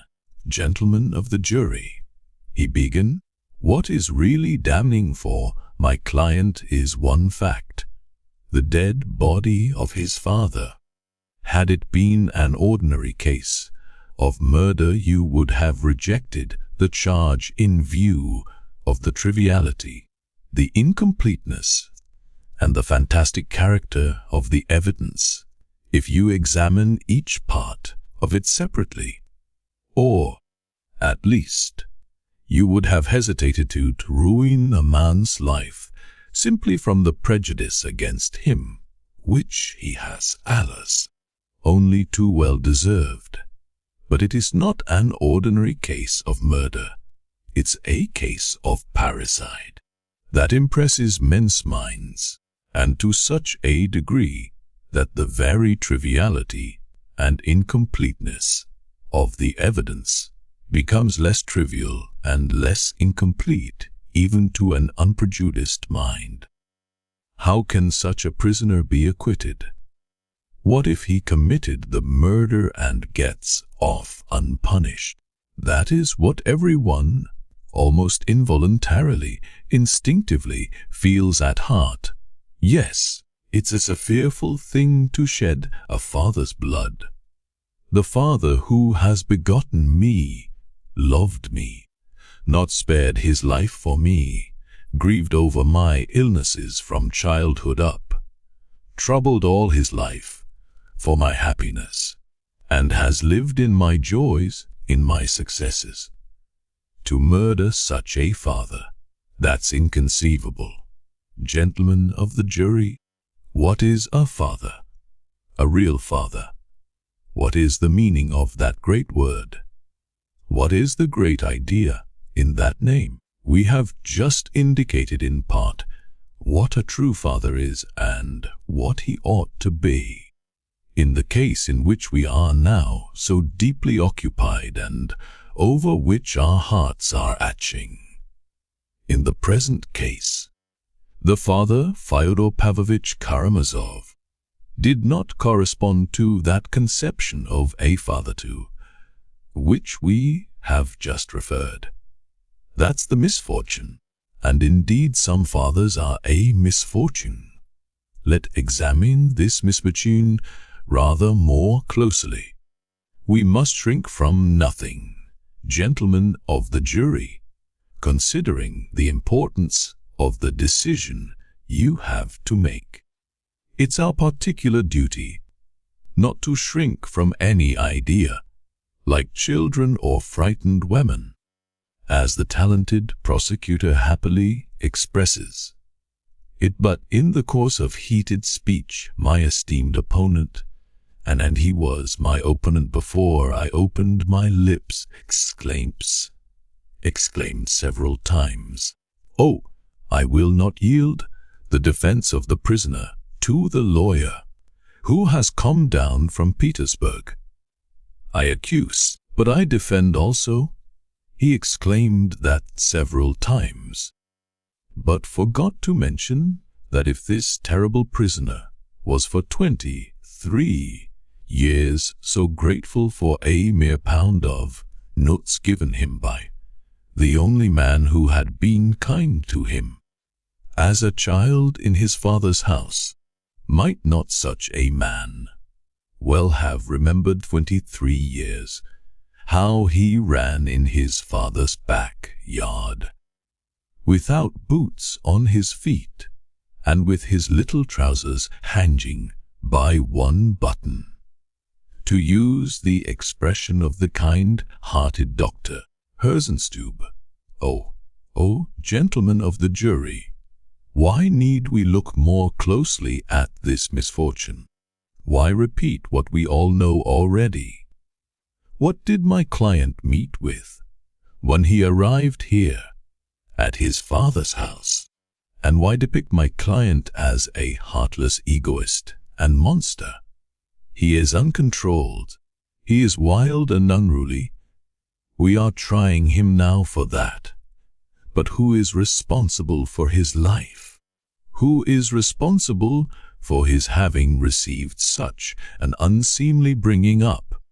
In spite of his excellent disposition and his grateful and sensitive heart, did anyone train him to be reasonable? Was he enlightened by study? Did anyone love him ever so little in his childhood? My client was left to the care of Providence like a beast of the field. He thirsted perhaps to see his father after long years of separation. 1,000 times perhaps he may, recalling his childhood, have driven away the loathsome phantoms that haunted his childish dreams, and with all his heart he may have longed to embrace and to forgive his father. And what awaited him?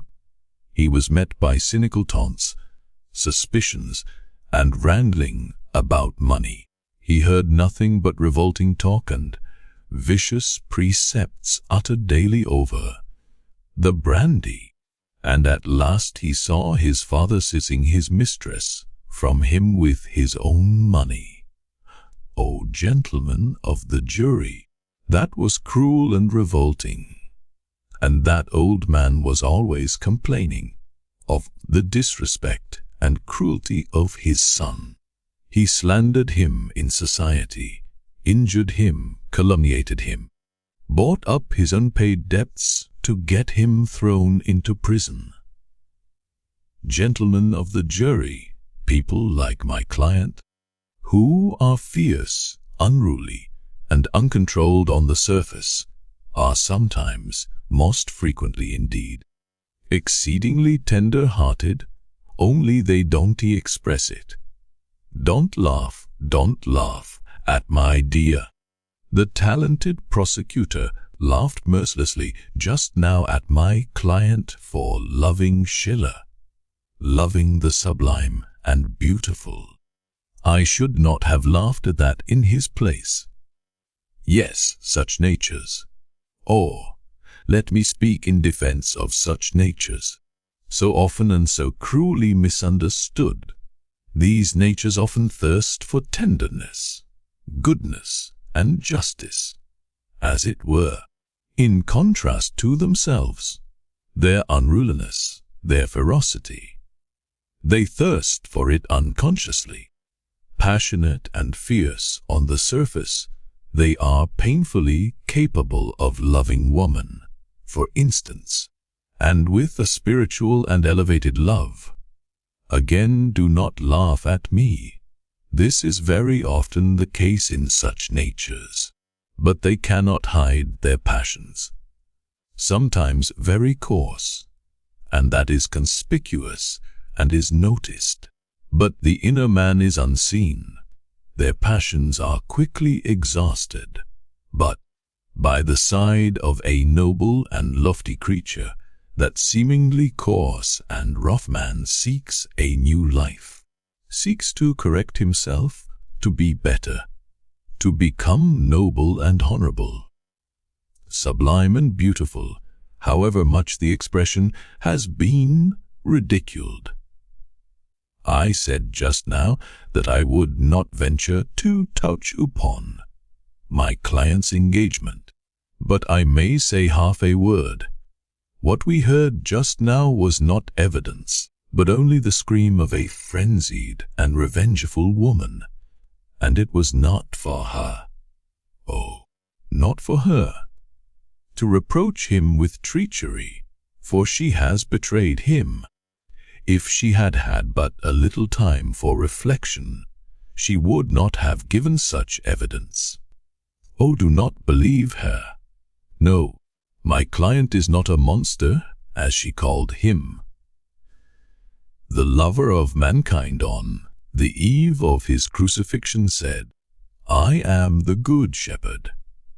The good shepherd lays down his life for his sheep, so that not one of them might be lost. Let a man's soul be lost through us. I asked just now, what does Father mean? And exclaimed that it was a great word, a precious name. But one must use words honestly, gentlemen, and I venture to call things by their right names. Such a father as old Karamazov can a fathered, and does not deserve to be. Filial love for an unworthy father is an absurdity, an impossibility. Love cannot be created from nothing. Only God can create something from nothing. Fathers, provoke not your children to wrath. The apostle writes, from a heart glowing with love. It's not for the sake of my client that I quote these sacred words. I mention them for all fathers. Who has authorized me to preach to fathers? No one, but as a man and a citizen I make m'appeal. Vivas voco, we are not long on earth. We do many evil deeds and say many evil words. So let us all catch a favorable moment, when we are all together, to say a good word to each other. That's what I am doing. While I am in this place, I take advantage of my opportunity. Not for nothing is this tribune given us by the highest authority. All Russia has us. I am not speaking only for the fathers here present. I cry aloud to all fathers. Fathers, provoke not your children to wrath. Yes, let us first fulfill Christ's injunction ourselves, and only then venture to expect it of our children. Otherwise we are not fathers, but enemies of our children, and they are not our children, but our enemies, and we have made them our enemies ourselves. What measure ye mete, it shall be measured unto you again. It's not, I will say that. It's the gospel precept. Measure to others according as they measure to you. How can we blame children if they measure us according to our measure? Not long ago, a servant girl in Finland was suspected of having secretly given birth to a child. She was watched, and a box, of which no one knew anything, was found in the corner of the loft, behind some bricks. It was opened, and inside was found the body of a newborn child which she had killed. In the same box were found the skeletons of 2 other babies, which, according to her own confession, she had killed at the moment of their birth. Gentlemen of the jury, was she a mother to her children? She gave birth to them, indeed, but was she a mother to them? Would anyone venture to give her the sacred name of mother? Let us be bold, gentlemen. Let us be audacious even. It's our duty to be so at this moment, and not to be afraid of certain words and ideas like the Moscow women in Ostrovsky's play, who are scared at the sound of certain words. No, let us prove that the progress of the last few years has touched even us, and let us say plainly, the father is not merely he who begets the child, but he who begets it and does his duty by it. Oh, of course, there is the other meaning. There is the other interpretation of the word father, which insists that any father, even though he be a monster, even though he be the enemy of his children, still remains my father simply because he begot me.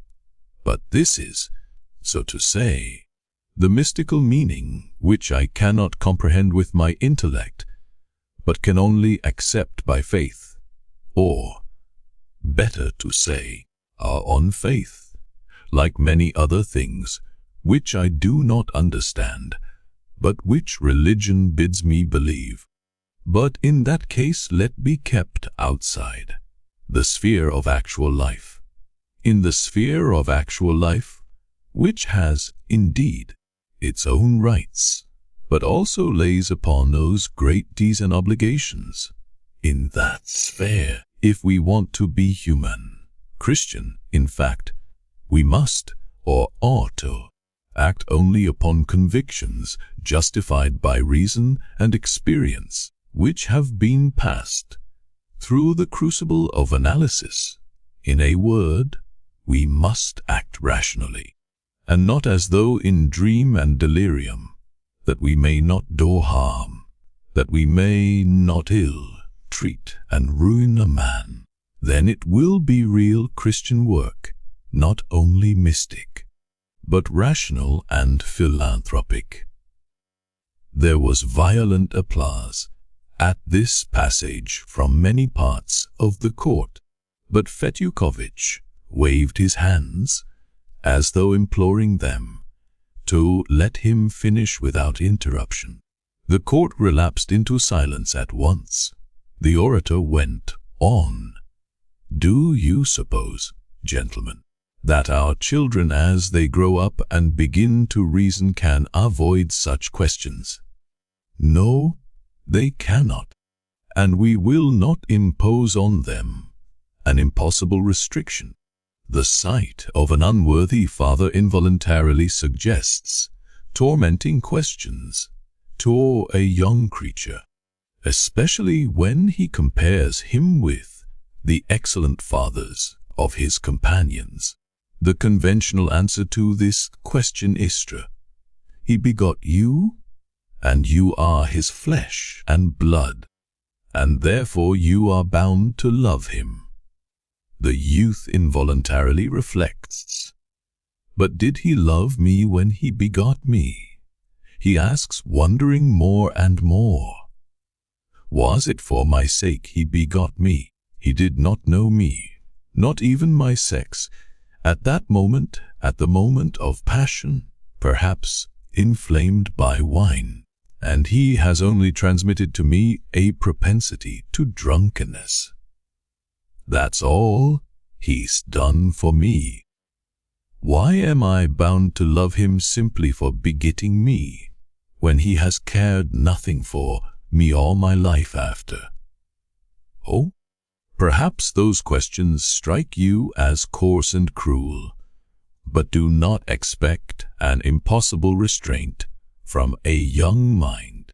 Drive nature out of the door, and it will fly in at the window. And, above all, let us not be afraid of words, but decide the question according to the dictates of reason and humanity, and not of mystic ideas. How shall it be decided? Why, like this. Let the son stand before his father and ask him, Father, tell me, why must I love you? Father, show me that I must love you. And if that father is able to answer him, and show him good reason, we have a real, normal parental relation, not resting on mystical prejudice, but on a rational, responsible, and strictly humanitarian basis. But if he does not, there's an end to the family tie. He is not a father to him, and the son has right to look upon him as a stranger and even an enemy. Our tribune, gentlemen of the jury, ought to be a school of true and sound ideas. Here, the orator was interrupted by irrepressible and almost frantic applause. Of course, it was not the whole audience, but a good half of it applauded. The fathers and mothers present applauded. Shrieks and exclamations were heard from the gallery, where the ladies were sitting. Handkerchiefs were waved. The president began ringing his bell with all his might. He was obviously irritated by the behavior of the audience, but did not venture to clear the court, as he had threatened. Even persons of high position, old men with stars on their breasts, sitting on specially reserved seats behind the judges, applauded the orator and waved the handkerchiefs, so that when the noise died down, the president confined himself to repeating his stern threat to clear the court, and Fetyukovitch, excited and triumphant, continued his speech. Gentlemen of the jury, You remember that awful night of which so much has been said. Today, when the son got over the fence and stood face to face with the enemy and persecutor who had begotten him, I insist most emphatically it not for money he ran to his father's house. The charge of robbery is an absurdity, as I proved before. And it was not to murder him he broke into the house. Oh, no. If he had that design he would, at least, have taken the precaution of arming himself beforehand. The brass pestle he caught up instinctively, without knowing why he did it. Granted that he deceived his father by tapping at the window. Granted that he made his way in. I've said already that I do not for a moment believe that legend. But let it be so. Let us suppose it for a moment. Gentlemen, I swear to you by all that's holy, if it had not been his father, but an ordinary enemy, he would, after running through the rooms and satisfying himself that the woman was not there, have made off, post-haste, without doing any harm to his rival. He would have struck him, pushed him away perhaps, nothing more, for he had no thought and no time to spare for that. What he wanted to know was where she was. But his father, the mere sight of the father, who had hated him from his childhood, had been his enemy, his persecutor, and now his unnatural rival, was enough. A feeling of hatred came over him involuntarily, irresistibly, clouding his reason. It all surged up in one moment. It was an impulse of madness and insanity, but also an impulse of nature. Irresistibly and unconsciously, like everything in nature, avenging the violation of its eternal laws. But the prisoner even then did not murder him. I maintain that. I cry that aloud. No, he only brandished the pestle in a burst of indignant disgust, not meaning to kill him, not knowing that he would kill him. Had he not had this fatal pestle in his hand, he would have only knocked his father down perhaps, but would not have killed him. As he ran away, he did not know whether he had killed the old man. Such a murder is not a murder. Such a murder is not a parricide.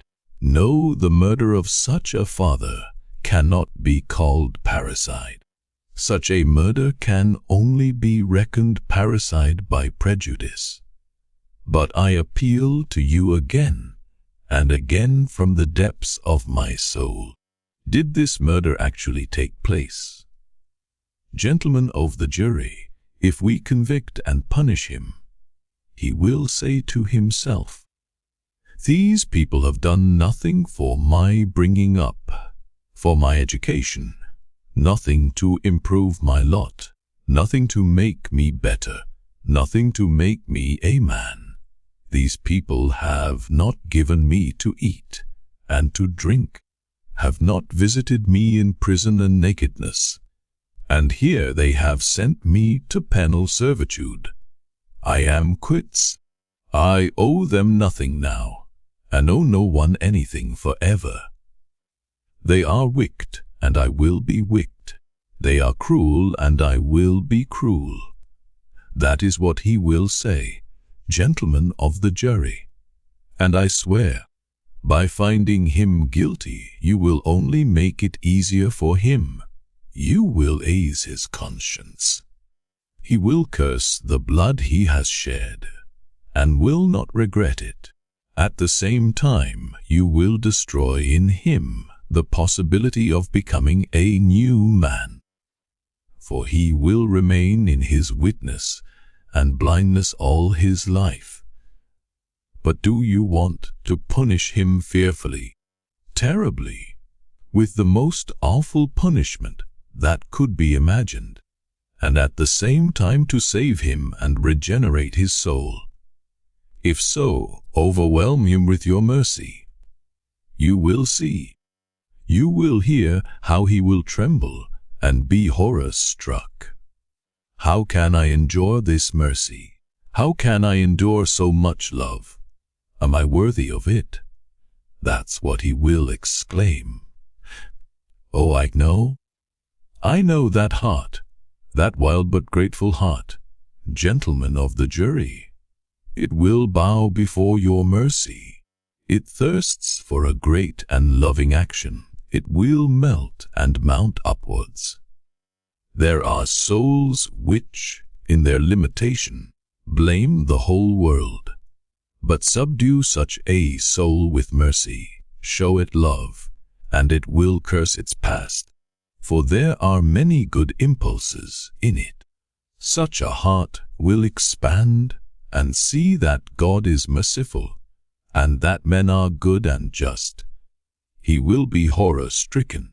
He will be crushed by remorse, the vast obligation laid upon him henceforth. And he will not say then, I am quits, but will say, I am guilty in the sight of all men, am more unworthy than all. With tears of penitence and poignant, tender anguish he will exclaim, others are better than I. They wanted to save me, not to ruin men. Oh, this act of mercy is so easy for you. For in the absence of anything like real evidence, it will be too awful for you to pronounce, yes, he is guilty. Better acquit 10 guilty men than punish one innocent man. Do you hear? Do you hear that majestic voice from the past century of our glorious history? It is not for an insignificant person like me to remind you that the Russian court does not exist for the punishment only, but also for the salvation of the criminal. Let other nations think of retribution and the letter of the law. We will cling to the spirit and the meaning, the salvation and the reformation of the lost. If this is true, if Russia and her justice are such, she may go forward with good cheer.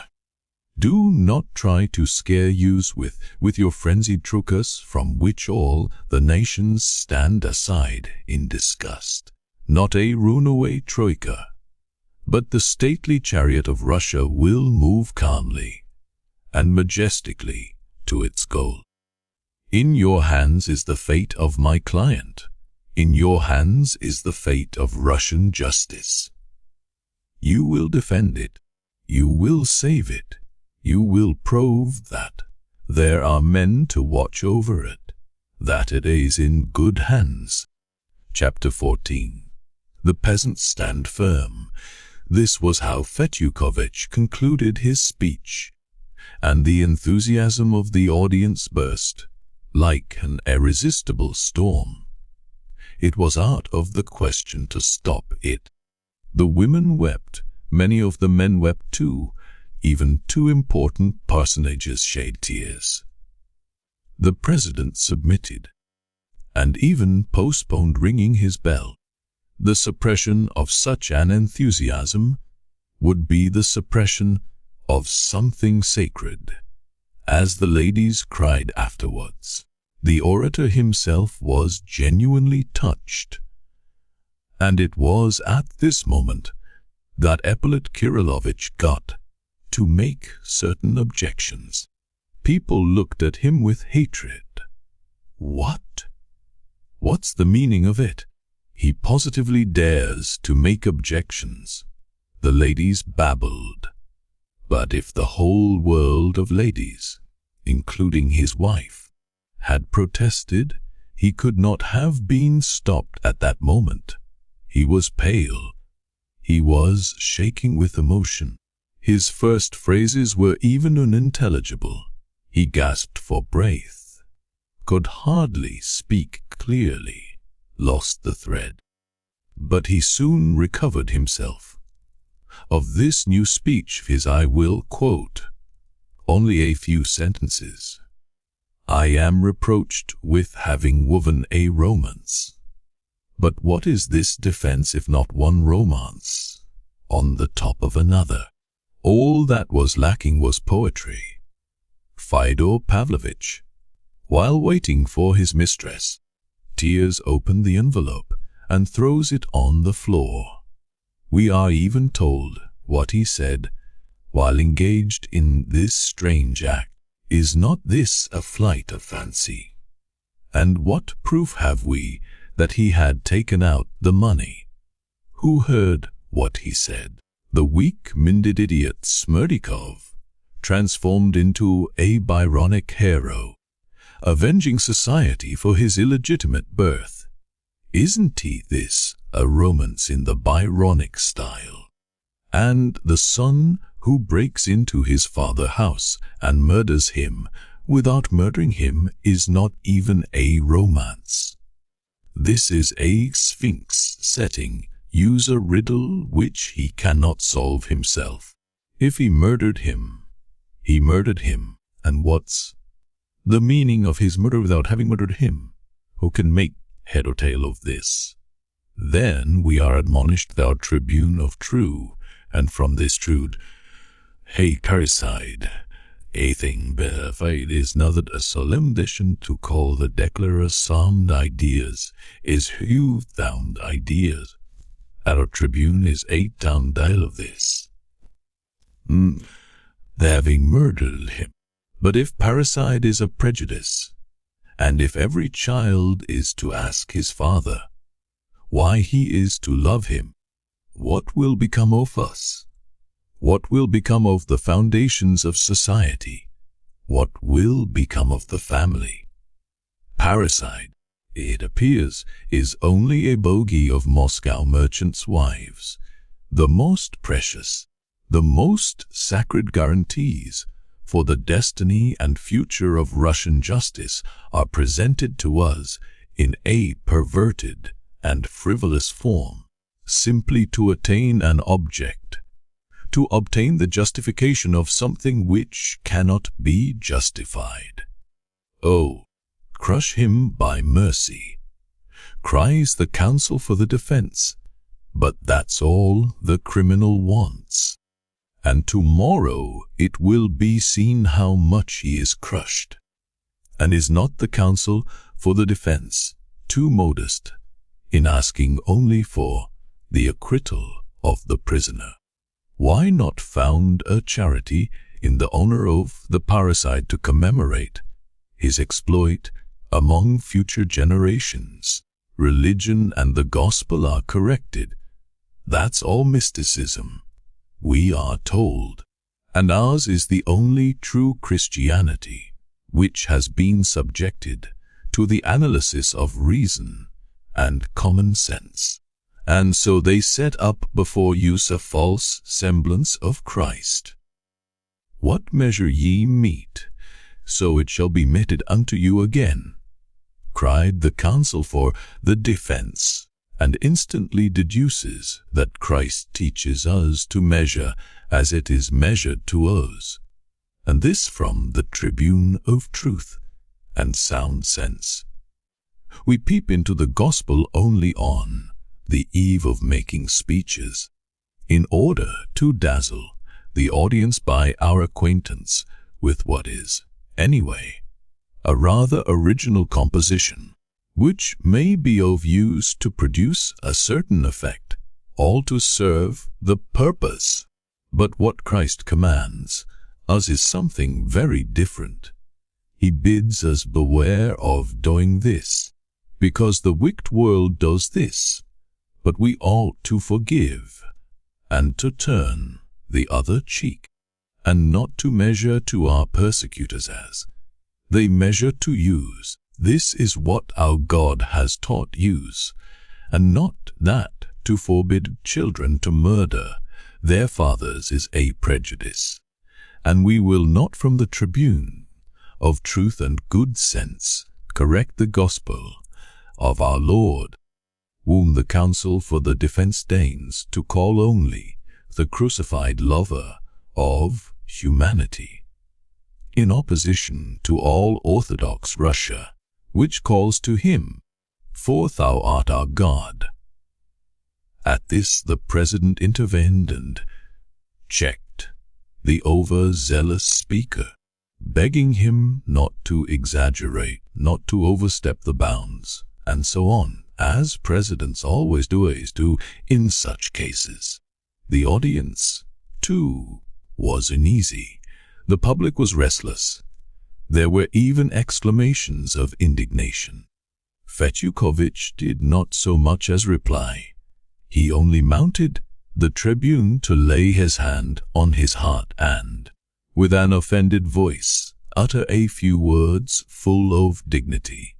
He only touched again, lightly and ironically, on romancing and psychology, and in an appropriate place quoted, "Jupiter, you are angry, therefore you are wrong," which provoked a burst of approving laughter in the audience, for Ippolit Kirillovich was by no means like Jupiter. Then the culpropos of the accusation that he was teaching the young generation to murder their fathers. Fetyukovich observed with great dignity that he would not even answer. As for the prosecutor's charge of uttering unorthodox opinions, Fetyukovich hinted that it was a personal insinuation and that he had expected in this court to be secure from accusations damaging to my reputation as citizen and loyal subject. But at these praise words the president pulled him too, and Fetyukovich concluded his speech with a bow amid a hum of approbation in the court, and Ippolit Kirillovich was, in the opinion of our ladies, rushed for good. Then the prisoner was allowed to speak. Mitya stood up, but said very little. He was fearfully exhausted, physically and mentally. The look of strength and independence with which he had entered in the morning had almost disappeared. He seemed as though he had passed through an experience that day, which had taught him for the rest of his life something very important he had not understood till then. His voice was weak. He did not shout as before. In his words there was a new note of humility, defeat and submission. What am I to say, gentlemen of the jury? The hour of judgment has come for me. I feel the hand of God upon me. The end has come to an erring man. But before God I repeat to you, I am innocent of my father's blood. For the last time I repeat, it wasn't I killed him. I was erring, but I loved what is good. Every instant I strove to reform, but I lived like a wild beast. I thanked the prosecutor. He told me many things about myself that I did not know, but it's not true that I killed my father. The prosecutor is mistaken. I thank my counsel too. I cried listening to him. But it's not true that I killed my father, and he needn't have supposed it. And don't he believe the doctors? I am perfectly sane, only my heart is heavy. If you spare me, if you let me go, I will pray for you. I will be a better man. I give you my word before God I will. And if you will condemn me, I'll break my sword over my head myself and kiss the pieces. But spare me, do not rob me of my God. I know myself, I shall rebel. My heart is heavy, Gentlemen, spare men. He almost fell back in his place. His voice broke.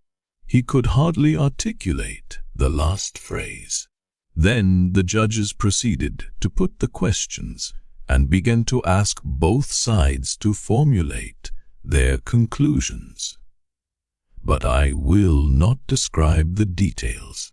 At last the jury rose to retire for consultation. The president was very tired, and so his last charge to the jury was rather feeble. Be impartial. Don't be influenced by the eloquence of the defense, but yet weigh the arguments. Remember that there is a great responsibility laid upon you, and so on and so on. The jury withdrew and the court adjourned. People could get up, move about, exchange their accumulated impressions, refresh themselves at the buffet.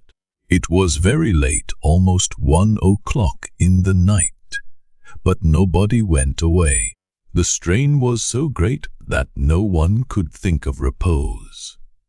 All waited with sinking hearts, though that is, perhaps, too much to say, for the ladies were only in a state of hysterical impatience, and their hearts were untroubled. An acquittal, they thought, was inevitable. They all prepared themselves for a dramatic moment of general enthusiasm. I must own there were many among the men, too, who were convinced that an acquittal was inevitable. Some were pleased, others frowned, while some were simply dejected, not wanting him to be acquitted. Fetyukovitch himself was confident of his success. He was surrounded by people congratulating him and fawning upon him. "There are," he said to one group, as I was told afterwards, "there are invisible threads binding the counsel for the defense with the jury. One feels during one's speech if they are being formed. I was aware of them. They exist. Our cause is won. Set your mind at rest. What will our peasants say now?" said one stout, cross-looking, pock-marked gentleman, a lander of the neighborhood, approaching a group of gentlemen engaged in conversation. "But they are not all peasants. There are 4 government clerks among them." "Wes, there are clerks," said a member of the district council joining the group. "And do you know that Nazarev, the merchant with the medal, a German? What of him? He is a man with brains, but he never speaks. He is no great talker, but so much the better. There's no need for the Petersburg man to teach him. He could teach all Petersburg himself. He's the father of 12 children. Think of that. Upon my word, you don't suppose they won't acquit him?" One of our young officials exclaimed in another group. "They'll acquit him, for certain," said a resolute voice. "Would be shameful. It would be shameful, disgraceful, not to acquit him," cried the official. "Suppose he did murder him? There are fathers and fathers, and, besides, he was in such a frenzy. He really may have done nothing but swing the pestle in the air, and so knock the old man down. But it was a pity they dragged the valet in. That was simply an absurd theory. If I'd been in Fetyukovitch's place, I should simply have said straight out, 'Murdered him, but he is not guilty. Hang it all.' That's what he did, only without saying, 'Hang it all.' No, Mihail Semyonovich, he almost said that, too, but in a third voice. Why, gentlemen, in Lent an actress was acquitted in our town who had cut the throat of her lover's lawful wife. Oh, but she did not finish cutting it. That makes no difference. She began cutting it. What did you think of what he said about children? Splendid, splendid. And about mysticism, too. Oh, drop mysticism. Do, cried someone else. Think of Epilogue and his fate from this day forth. His wife will scratch his eyes out tomorrow for Mitya's sake. What? Is she here? What an idea! If she did been here, she'd have scratched them out in court. She is at home with toothache. He.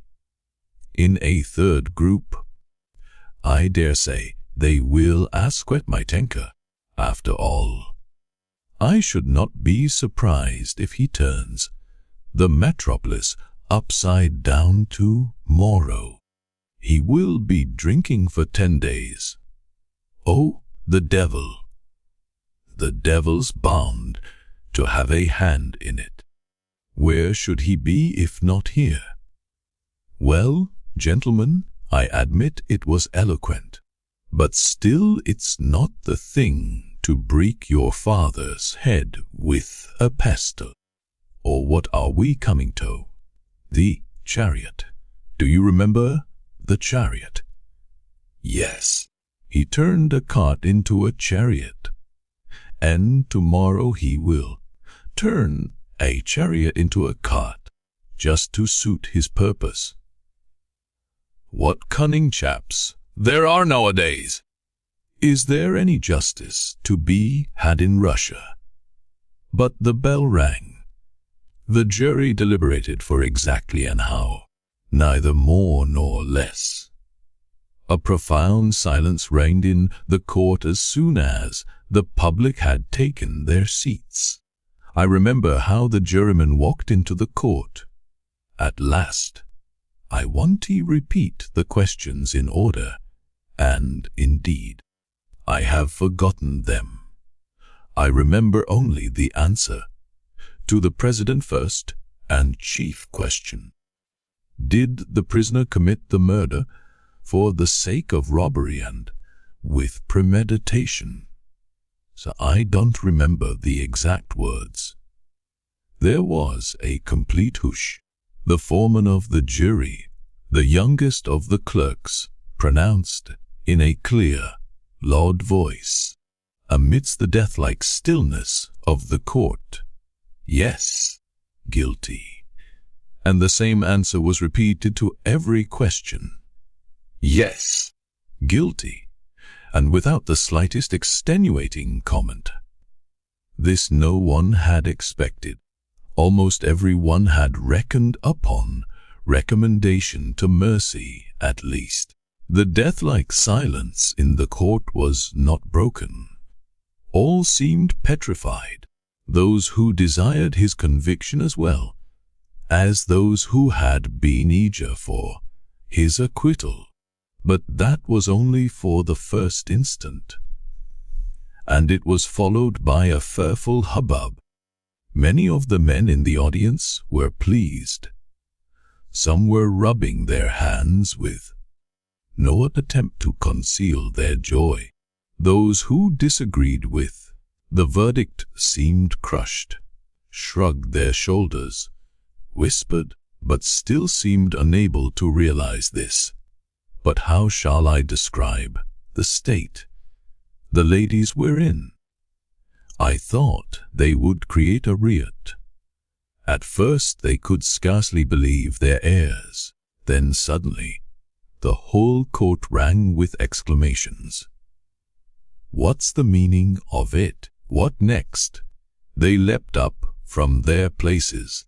They seemed to fancy that it might be at once reconsidered and reversed. At that instant Mitya suddenly stood up and cried in a heartrending voice, stretching his hands out before him, "I swear by God and the dreadful day of judgment, I am not guilty of my father's blood. Katya, I forgive you. Brothers, friends, have pity on the other woman." He could not go on and broke into a tubbing wail that was heard all over the court in a strange, unnatural voice unlike his own. From the farthest corner at the back of gallery came a piercing shriek. It was Grushenka. She had succeeded in begging admittance to the court again before the beginning of the lawyer's speeches. Mitya was taken away. The passing of the sentence was deferred till next day.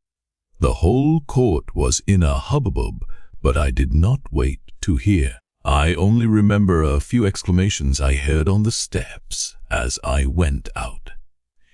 He'll have a 20 years trip to the mines, not less. Well, our peasants have stood firm and have done for our Mitya. Epilogue. Chapter 1. Plans for Mitya escape. Very early, at 9 o'clock in the morning, 5 days after the trial, Alyosha went to Katerina Ivanovna's to talk over a matter of great importance to both of them and to give her a message. She sat and talked to him in the very room in which she had once received Grushenka. In the next room, Ivan Fyodorovich lay unconscious in a high fever. Katerina Ivanovna had, immediately after the scene at the trial, ordered the sick and unconscious man to be carried to her house. Disregarding the inevitable gossip and general disapproval of the public, one of the two relations who lived with her had departed to Moscow immediately after the scene in court.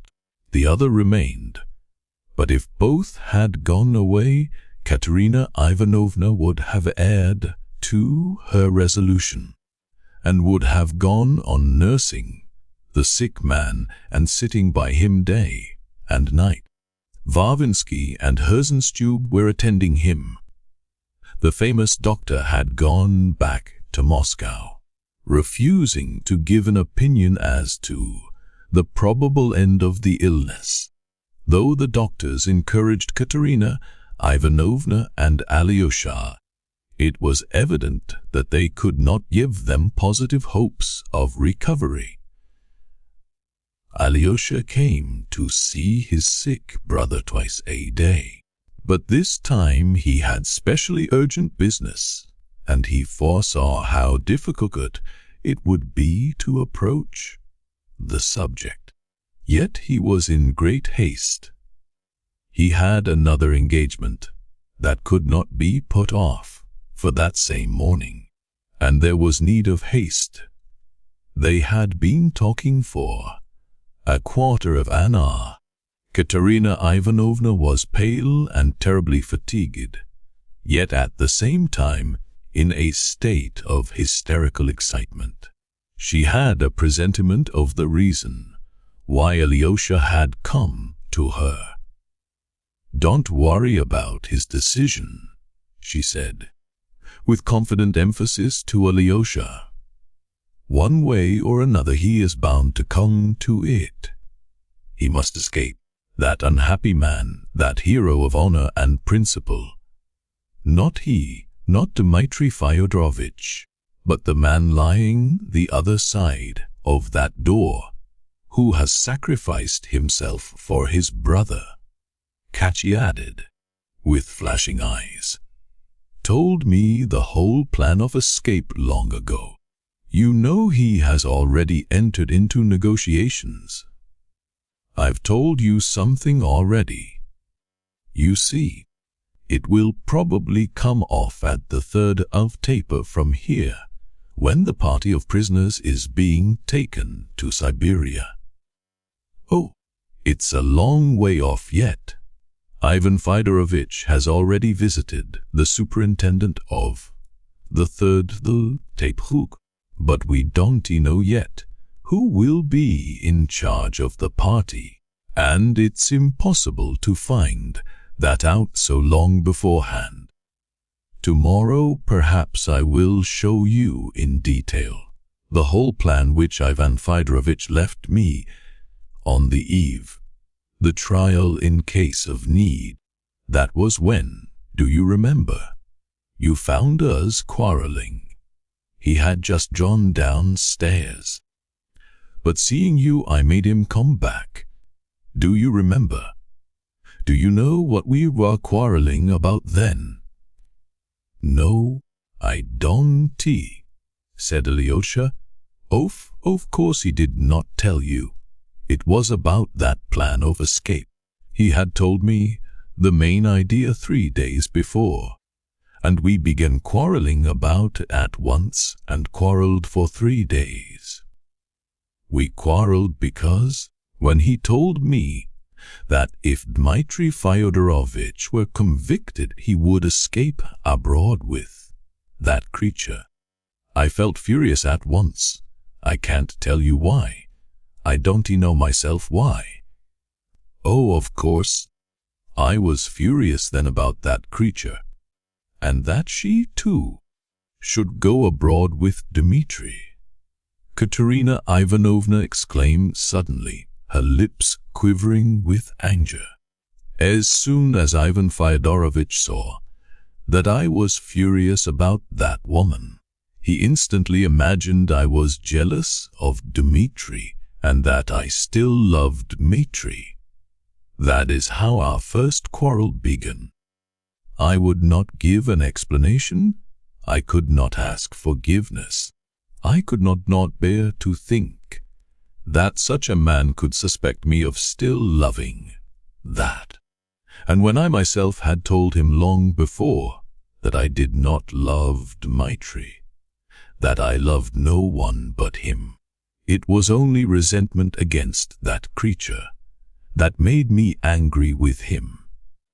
3 days later, on the evening you came, he brought me a sealed envelope, which I was to open at once, if anything happened to him.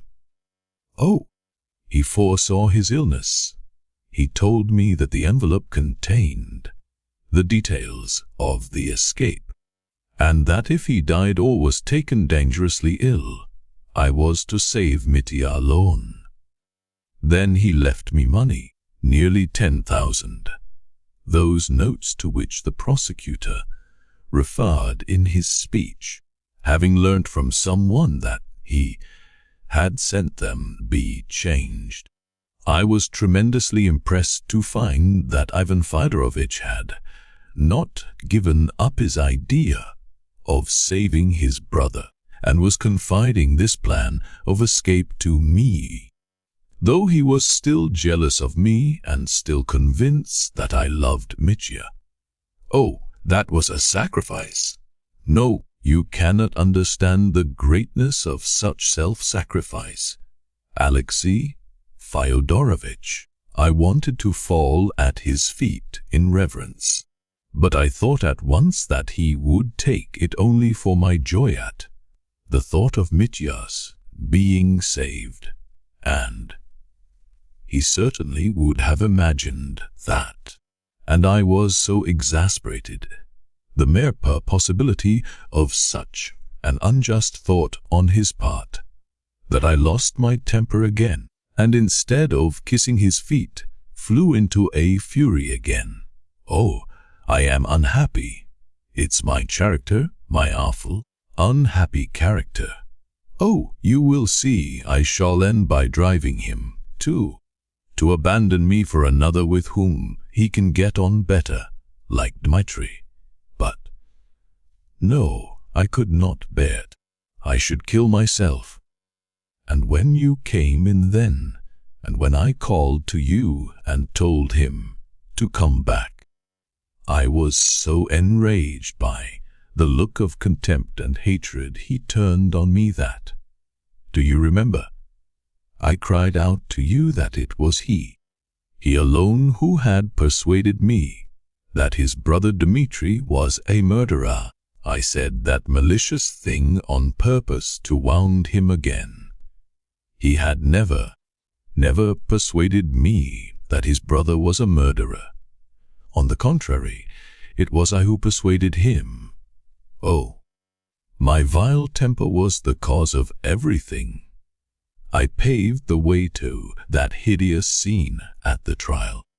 He wanted to show me that he was an honorable man, and that, even if I loved his brother, he would not ruin him for revenge or jealousy. So he came to the court. I am the cause of it all. I alone am to blame. Katya never had made such confessions to Alyosha before, and he felt that she was now at that stage of unbearable suffering when even the proudest heart painfully crushes its pride and falls vanquished by grief. Oh, Alyosha knew another terrible reason of her present misery, though she had carefully concealed it from him during those days since the trial. But it would have been for some reason too painful to him. If she had been brought so low as to speak to him now about that, she was suffering for her treachery at the trial, and Alyosha felt that her conscience was impelling her to confess it to him, Alyosha, with tears and cries and hysterical writhings on the floor. But he dreaded that moment and longed to spare her. It made the commission on which he had come even more difficult. He spoke of Mitya again. It's all right. It's all right. Don't be anxious about him. She began again, sharply and stubbornly. All that is only momentary. I know him. I know his heart only too well. You may be sure he will consent to escape. It's not as though it would be immediately. He will have time to make up his mind to it. Ivan Fyodorovitch will be well. By that time will manage it all himself, so that I shall have nothing to do with it. Don't be anxious. He will consent to run away. He has agreed already. Do you suppose he would give up that creature? And they won't let her go to him, so he is bound to escape. It's you he's most afraid of. He is afraid you want to approve of his escape on moral grounds. But you must generously allow it, if your sanction is so necessary. Katya added viciously. She paused and smiled. He talks about some hymn. She went on again. Some cross he has to bear, some duty. I remember Ivan Fyodorovitch told me a great deal about, and if you knew how he talked. Katya cried suddenly, with feeling she could not repress. If you knew how he loved that wretched man at the moment he told me, and how he hated him, perhaps at the same moment, and I heard his story and his tears with sneering disdain. Brute. Yes, I am a brute. I am responsible for his favor, but that man in prison is incapable of suffering. Katya concluded irritably. Such a man suffer. Men like him never suffer.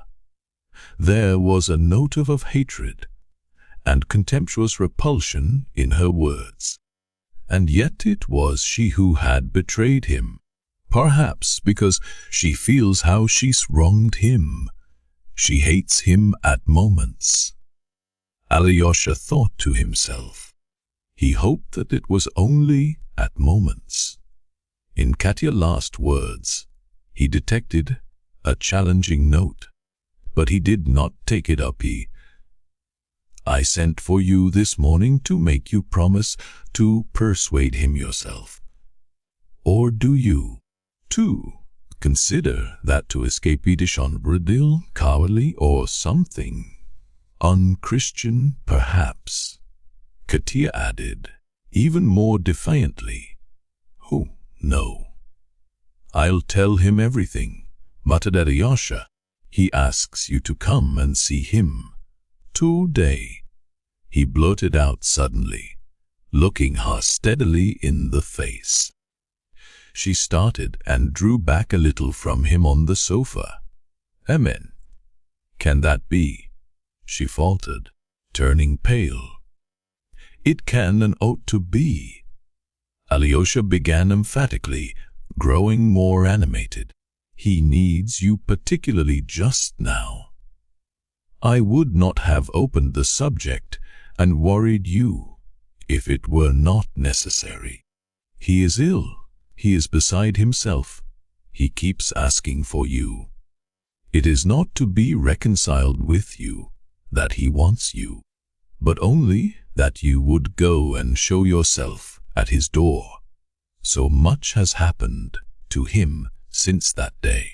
He realizes that he has injured you beyond all reckoning. He does not ask your forgiveness. It's impossible to forgive me, he says himself, but only that you would show yourself in his doorway. It's so sudden, faltered Katya. Katya, I've had a presentiment all these days that you would come with that message. I knew he would ask me to come. Let it be impossible, but do it. Only think, he realizes for the first time how he has wounded you. The first time in his life.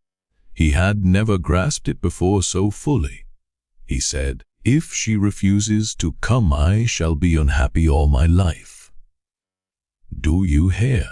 Though he is condemned to penal servitude for 20 years, he is still planning to be happy. Is not that piteous? Think, you must visit him.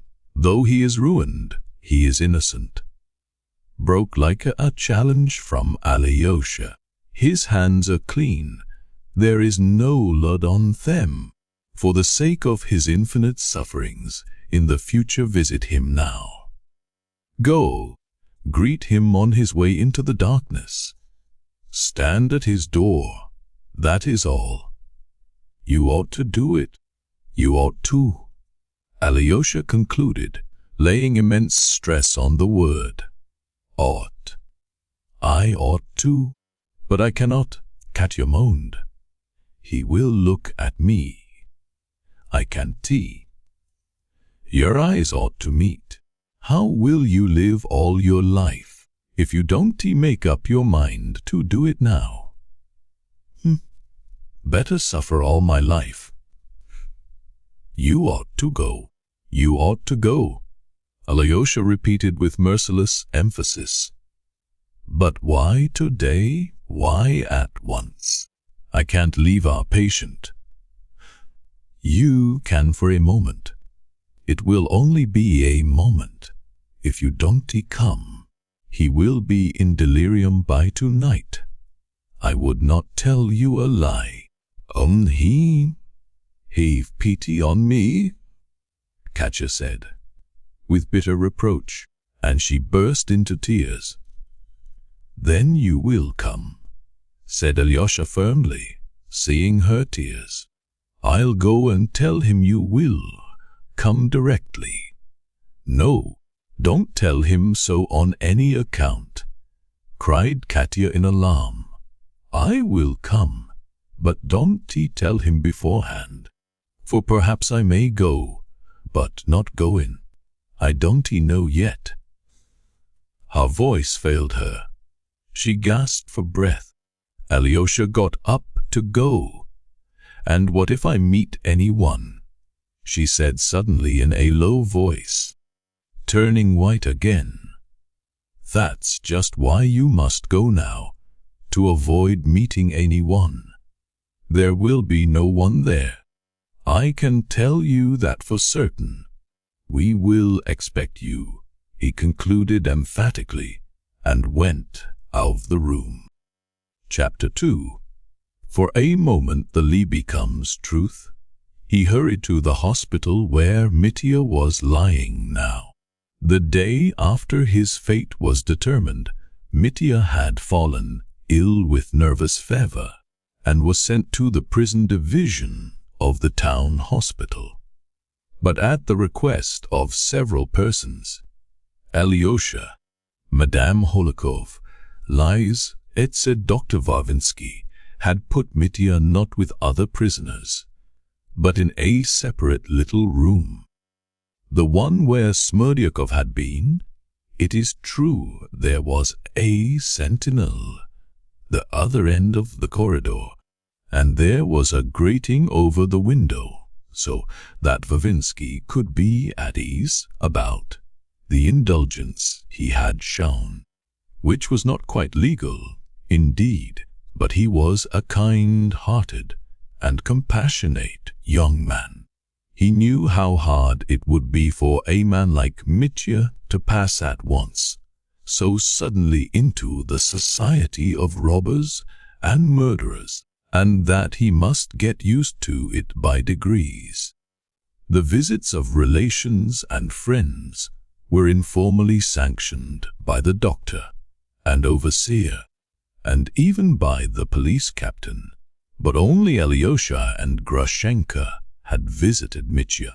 Rakitin had tried to force his way in twice, but Mitya persistently begged Varvinsky not to admit him.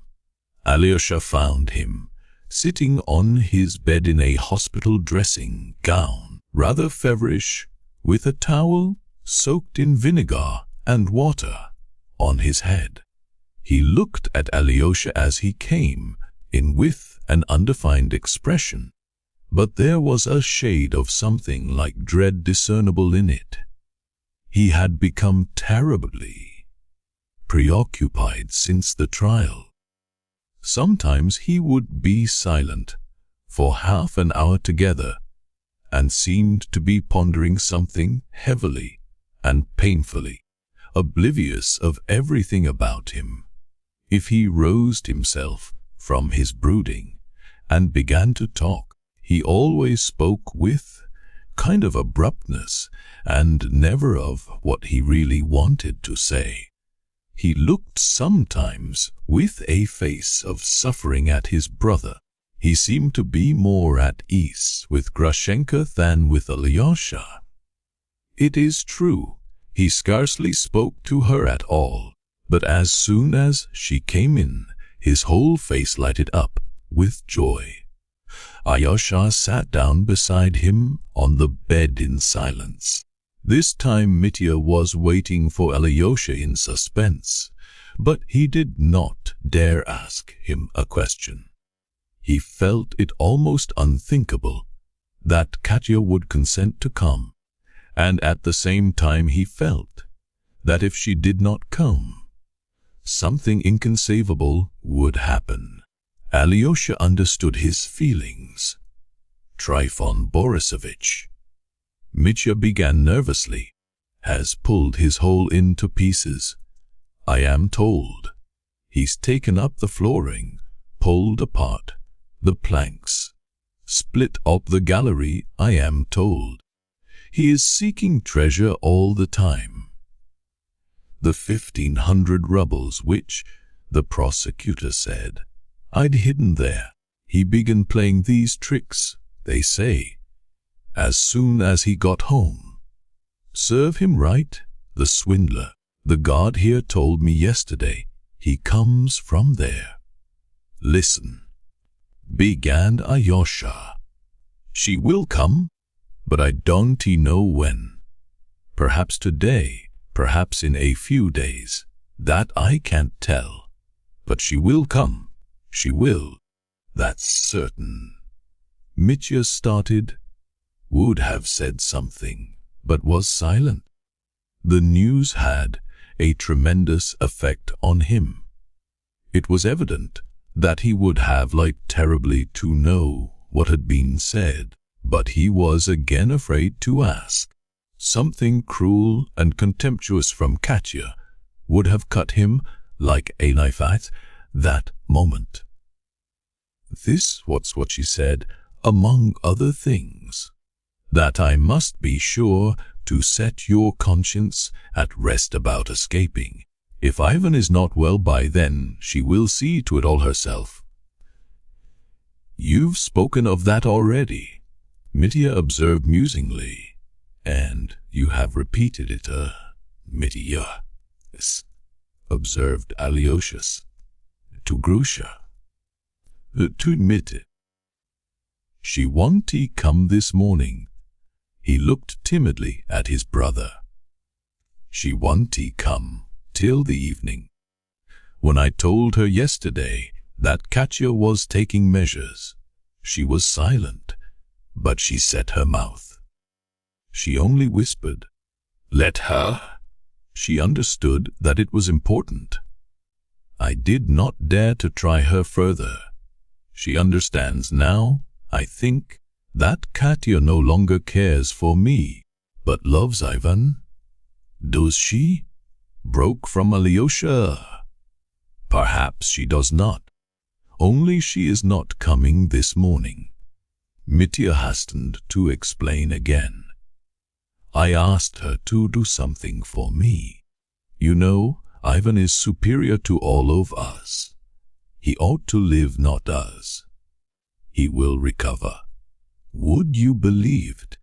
Though Katya is alarmed about him, she scarcely doubts of his recovery, said Alyosha. That means that she is convinced he will die. It's because she is frightened she's so sure he will get well. Ivan has a strong constitution, and I, too, believe there's every hope that he will get well. Alyosha observed anxiously. Yes, he will get well, but she is convinced that he will die. She has a great deal of sorrow to bear. A silence followed. A grave anxiety was fretting Mitya. Alyosha, I love Grusha terribly, he said suddenly in a shaking voice, full of tears. They won't let her go out there to you. Alyosha put in at once tea. And there is something else I wanted to tell you, Mitya went on, with a sudden ring in his voice. If they beat me on the way or out there, I won't submit to it. I shall kill someone and shall be shot for it. And this will be going on for 20 years. They speak to me rudely as it is. I've been lying here all night, passing judgment on myself. I am not ready. I am not able to resign myself. I wanted to sing hymn, but if a god speaks rudely to me, I have not the strength to bear it. For Grusha I would bear anything except blows, but she won't be allowed to come there. Alyosha smiled gently. Listen, brother, once for all, he said. This is what I think about it, and you know that I would not tell you a lie. Listen, you are not ready, and such a cross is not for you. What's more, you don't need such a martyr's cross when you are not ready for it. If you had murdered our father, it would grieve me that you should reject your punishment. But you are innocent, and such a cross is too much for you. You wanted to make yourself another man by suffering. I say, only remember that other man always, all your life, and wherever you go, and that will be enough for you. Your refusal of that great cross will only serve to make you feel all your life an even greater duty, and that constant feeling will do more to make you a new man, perhaps, than if you went there. For there you would not endure it and would repine, and perhaps at last would say, "I am quits." The lawyer was right about that. Such heavy burdens are not for all men. For some they are impossible. These are my thoughts about it. If you want them so much, if other men would have to answer for your escape, officers or soldiers, then I would not have a load. You? Smiled Alyosha. But they declare. The superintendent of that two taper told Ivan himself that if it's well managed, there will be no great inquiry, and that they can get off easily. Of course, bribing is dishonest even in such a case, but I can't undertake to judge about it, because if Ivan and Kat commissioned me to act for you, I know I should go and give bribes. I must tell you the truth, and so I can't judge of your own action. But let me assure you that I shall never condemn you, and it would be a strange thing if I could judge you in this. Now I think I've gone into everything, but I do condemn myself, cried Mitya. I shall escape. That was settled apart from you. Could Dmitri Karamazov do anything but run away? But I shall condemn myself, and I will pray for my sin forever. That's how the Jesuits talk, isn't it? Just as we are doing. Yes. Alyosha smiled gently. I loved you for always telling the whole truth and never hiding anything, cried Mitya with a joyful laugh. So I've caught my Alyosha being Jesuitical. I must kiss you for that. Now listen to the rest. I'll open the other side of my heart to you. This is what I planned and decided. If I run away, even with money and a passport, and even to America, I should be cheered up by the thought that I am not running away for pleasure, not for happiness, but to another exile as bad, perhaps, as Siberia. It is as bad, Alyosha, it is. I hate that America, damn it. Already, even though Grusha will be with me, just look at her. Is she an American? She is Russian, Russian to the marrow of her bones. She will be homesick for the mother country, and I shall see every hour that she is suffering for my sake, that she has taken up that cross for me. And what harm has she done? And how shall I, too, put up with the rabble out there, though they may be better than I? Every one of them. I hate that America already. And though they may be wonderful at machinery, every one of them, damn them, they are not of my soul. I love Russia, Alyosha. I love the Russian God, though I am a scoundrel myself. I shall choke there, he exclaimed, his eyes suddenly flashing. His voice was trembling with tears. So this is what I've decided. Alyosha, listen. He began again, mastering his emotion.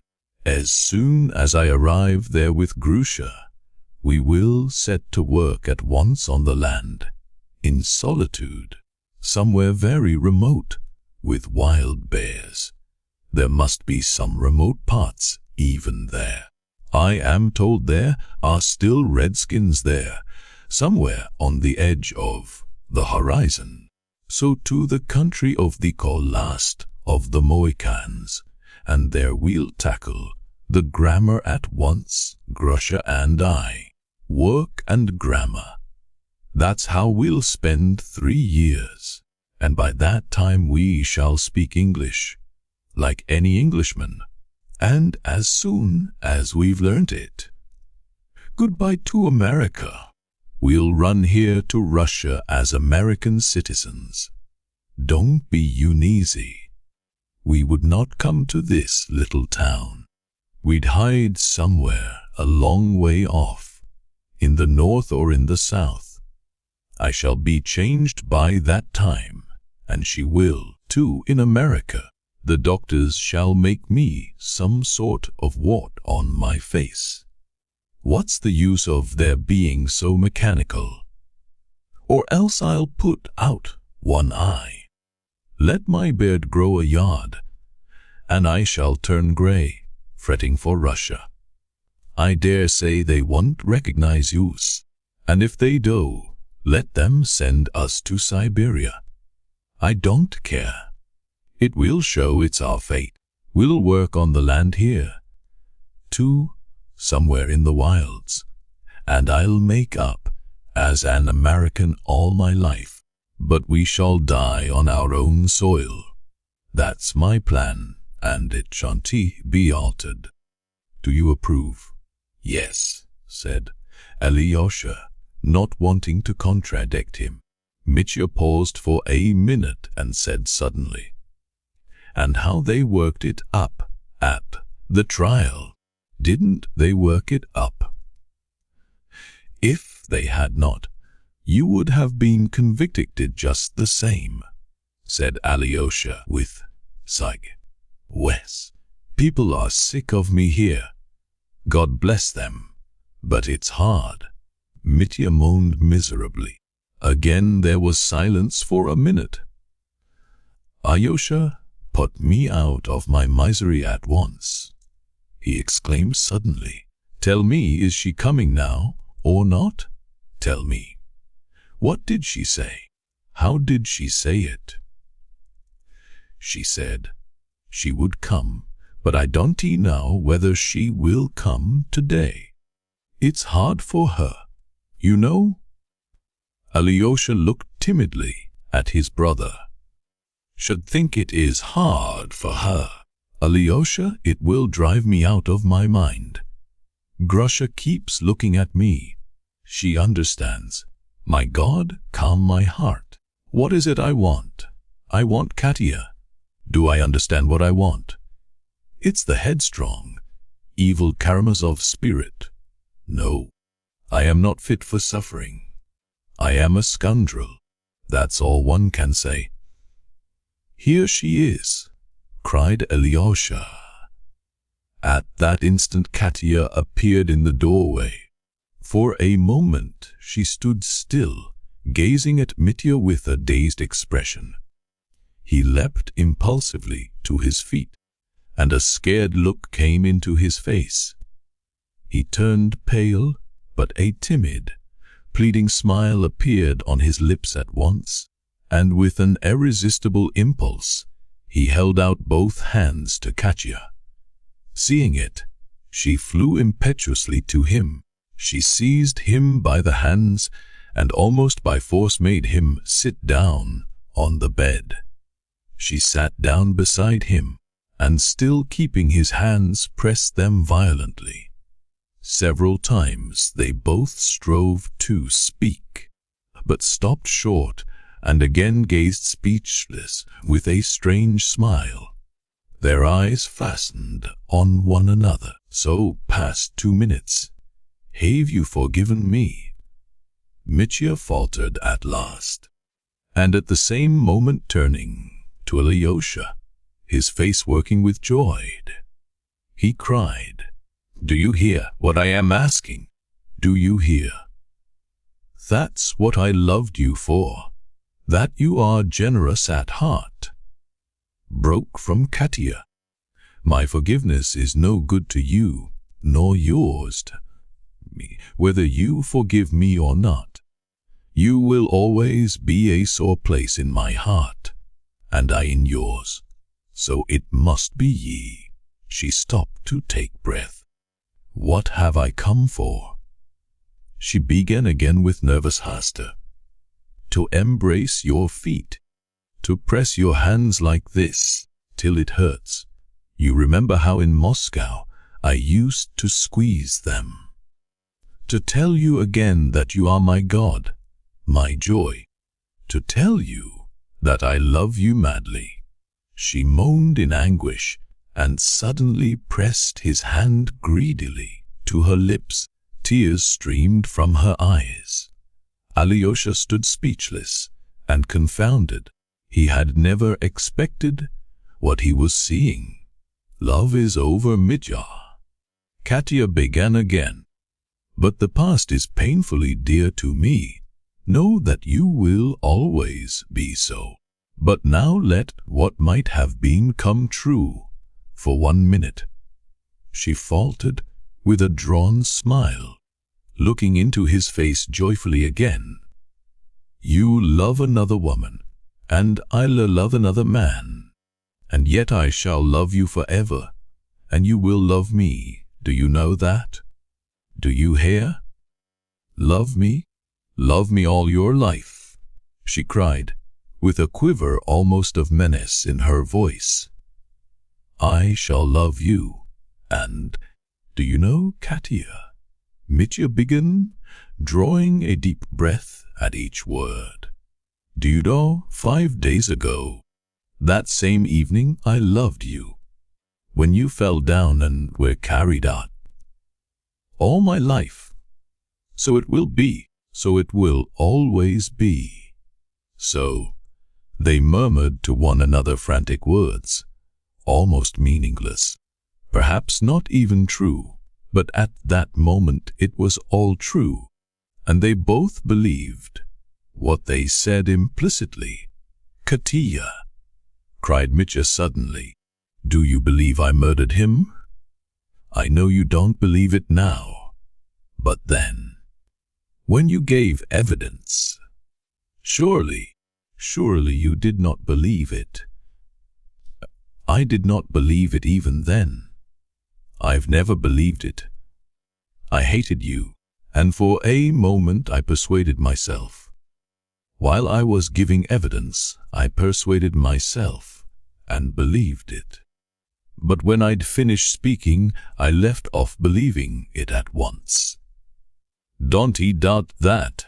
I have forgotten that I came here to punish myself, she said, with a new expression in her voice, quite unlike the loving tones of a moment before. Woman, yours is a heavy burden, broke, as it were, involuntarily from Mitya. Let me go, she whispered. I'll all come again. It's more than I can bear now. She was getting up from her place, but suddenly uttered a loud scream and staggered back. Grushenka walked suddenly and noiselessly into the room. No one had expected her. Katya moved swiftly to the door, but when she reached Grushenka, she stopped suddenly, turned as white as chalk and moaned softly, almost in a whisper. Forgive men. Grushenka stared at her hand, pausing for an instant, in a vindictive, venomous voice answered. We are full of hatred, my girl, you and I. We are both full of hatred, as though we could forgive one another. Save him, and I'll worship you all my life. You won't forgive her, cried Mitya, with frantic reproach. Don't be anxious, I'll save him for you. Katya whispered rapidly, and she ran out of the room. And you could refuse to forgive her when she begged your forgiveness herself, Mitya exclaimed bitterly again. Mitya, don't dare to blame her. You have no right to. Alyosha cried hotly. Her proud lips spoke, not her heart, Grushenka brought out in a tone of disgust. If she saves you, I'll forgive her everything. She stopped speaking, as though suppressing something. She could not yet recover herself. She had come in, as appeared afterwards, accidentally, with no suspicion of what she would meet. Alyosha ran after her. Mitya cried to his brother, "Tell her, I don't know. Don't let her go away like this." "I'll come to you again at nightfall," said Alyosha, and he ran after Katya. He overtook her outside the hospital grounds. She was walking fast, but as soon as Alyosha caught her up, she said quickly, "No, before that woman I can't punish myself." I asked her forgiveness because I wanted to punish myself to the bitter end. She would not forgive me. I like her for that, she added in an unnatural voice, and her eyes flashed with fierce resentment. My brother did not expect this in the least, muttered Alyosha. He was sure she would not come. "No doubt. Let us leave that," she snapped. "Listen, I can't go with you to the funeral now. I've sent them flowers. I think they still have money. If necessary, tell them never abandon them. Now leave me, leave please. You are late as it is. The bells are ringing for the service. Leave me please." Chapter 3. Ilusha's funeral. The speech at the stone. He really was late. They had waited for him and had already decided to bear the pretty flower-decked little coffin to the church without him. It was the coffin of poor little Ilusha.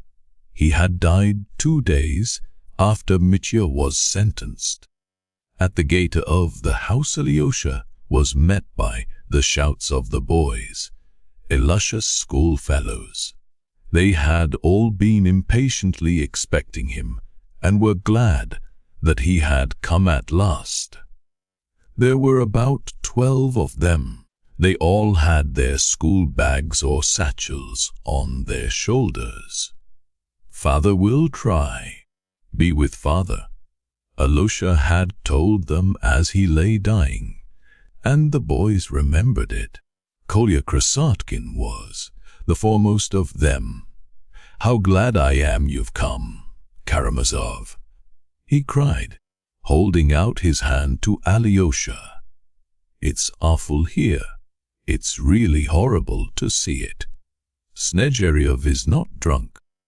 We know for a fact he's had nothing drink today, but he seems as if he were drunk. I am always manly, but this is awful.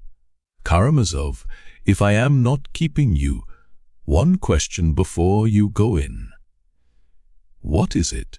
"Kolya," said Alyosha, "is your brother innocent or guilty? Was it he killed your father or was it the valet? As you say, so it will be. I haven't slept for the last 4 nights for thinking of it. The valet killed him." "My brother is innocent," answered Alyosha. "That's what I said," cried Smerdyakov. "So he will perish an innocent victim," exclaimed Kolya. "Though he is ruined, he is happy? I could envy him." "What do you mean? How can you?" "Why," cried Alyosha, surprised. "Oh, if I, too, could sacrifice myself some day for truth," said Kolya with enthusiasm. "But not in such a cause. Not with such disgrace and such horror," said Alyosha. "Of course. I should like to die for all humanity, and as for disgrace, I don't care about that. Our names may perish.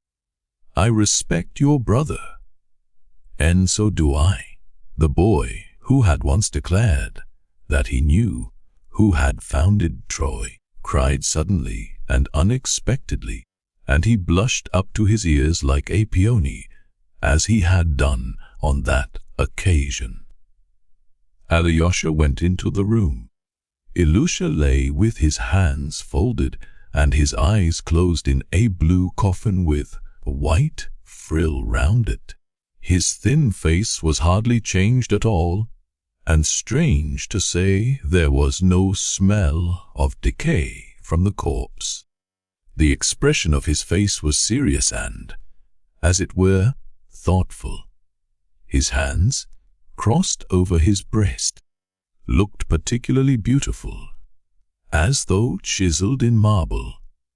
There were flowers in his hands, and the coffin, inside and out, was decked with flowers, which had been sent early in the morning by Holakov. But there were flowers too from Katerina Ivanovna, and when Alyosha opened the door, the captain had a bunch in his trembling hands and was stringing them again over his dear boy. He scarcely glanced at Alyosha when he came in, and he would not look at anyone, even at his crazy weeping wife, Mama, who kept trying to stand on her crippled legs to get nearer, look at her dead boy. Nina had been pushed in her chair by the boys close up to the coffin. She sat with her head pressed to it, and she too was no doubt quietly weeping. Smerdyakov face looked eager, yet bewildered and exasperated. There was something crazy about his gestures and the words that broke from him. "Old man, dear old man," he exclaimed every minute, gazing at Ilusha. It was his habit to call Ilusha old man, as a term of affection when he was alive. "Father, give me a flower too.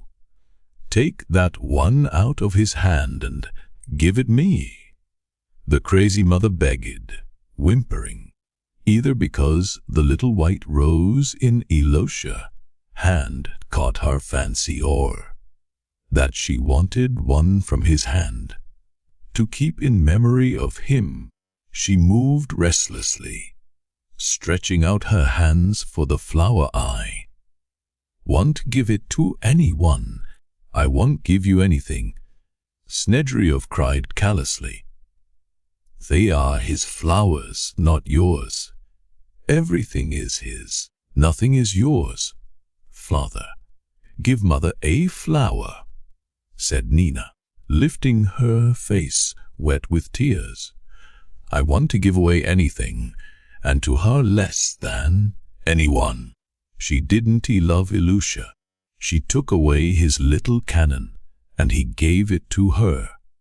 The captain broke into loud sobs at the thought of how Ilusha had given up his cannon to his mother. The poor, crazy creature was bathed in noiseless tears, hiding her face in her hands. The boys, seeing that the father would not leave the coffin, and that it was time to carry it out, stood round it in a close circle and began to lift it up. "I don't want him to be buried in the churchyard," Smerdyakov wailed suddenly.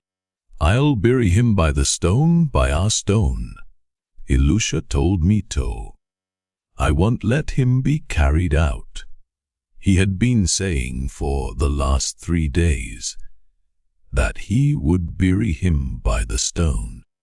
But Alyosha Krasokhin, the landlady, her sister and all the boys interfered. What an idea! Bury him by an unholy stone, as though he had hanged himself. The old landlady said sternly, "Here in the churchyard, the ground has been crossed." He'll be prayed for there. One can hear the singing in church reads so plainly and verbally that it will reach him every time, just as though it were read over his grave tin of despair, as though gesture.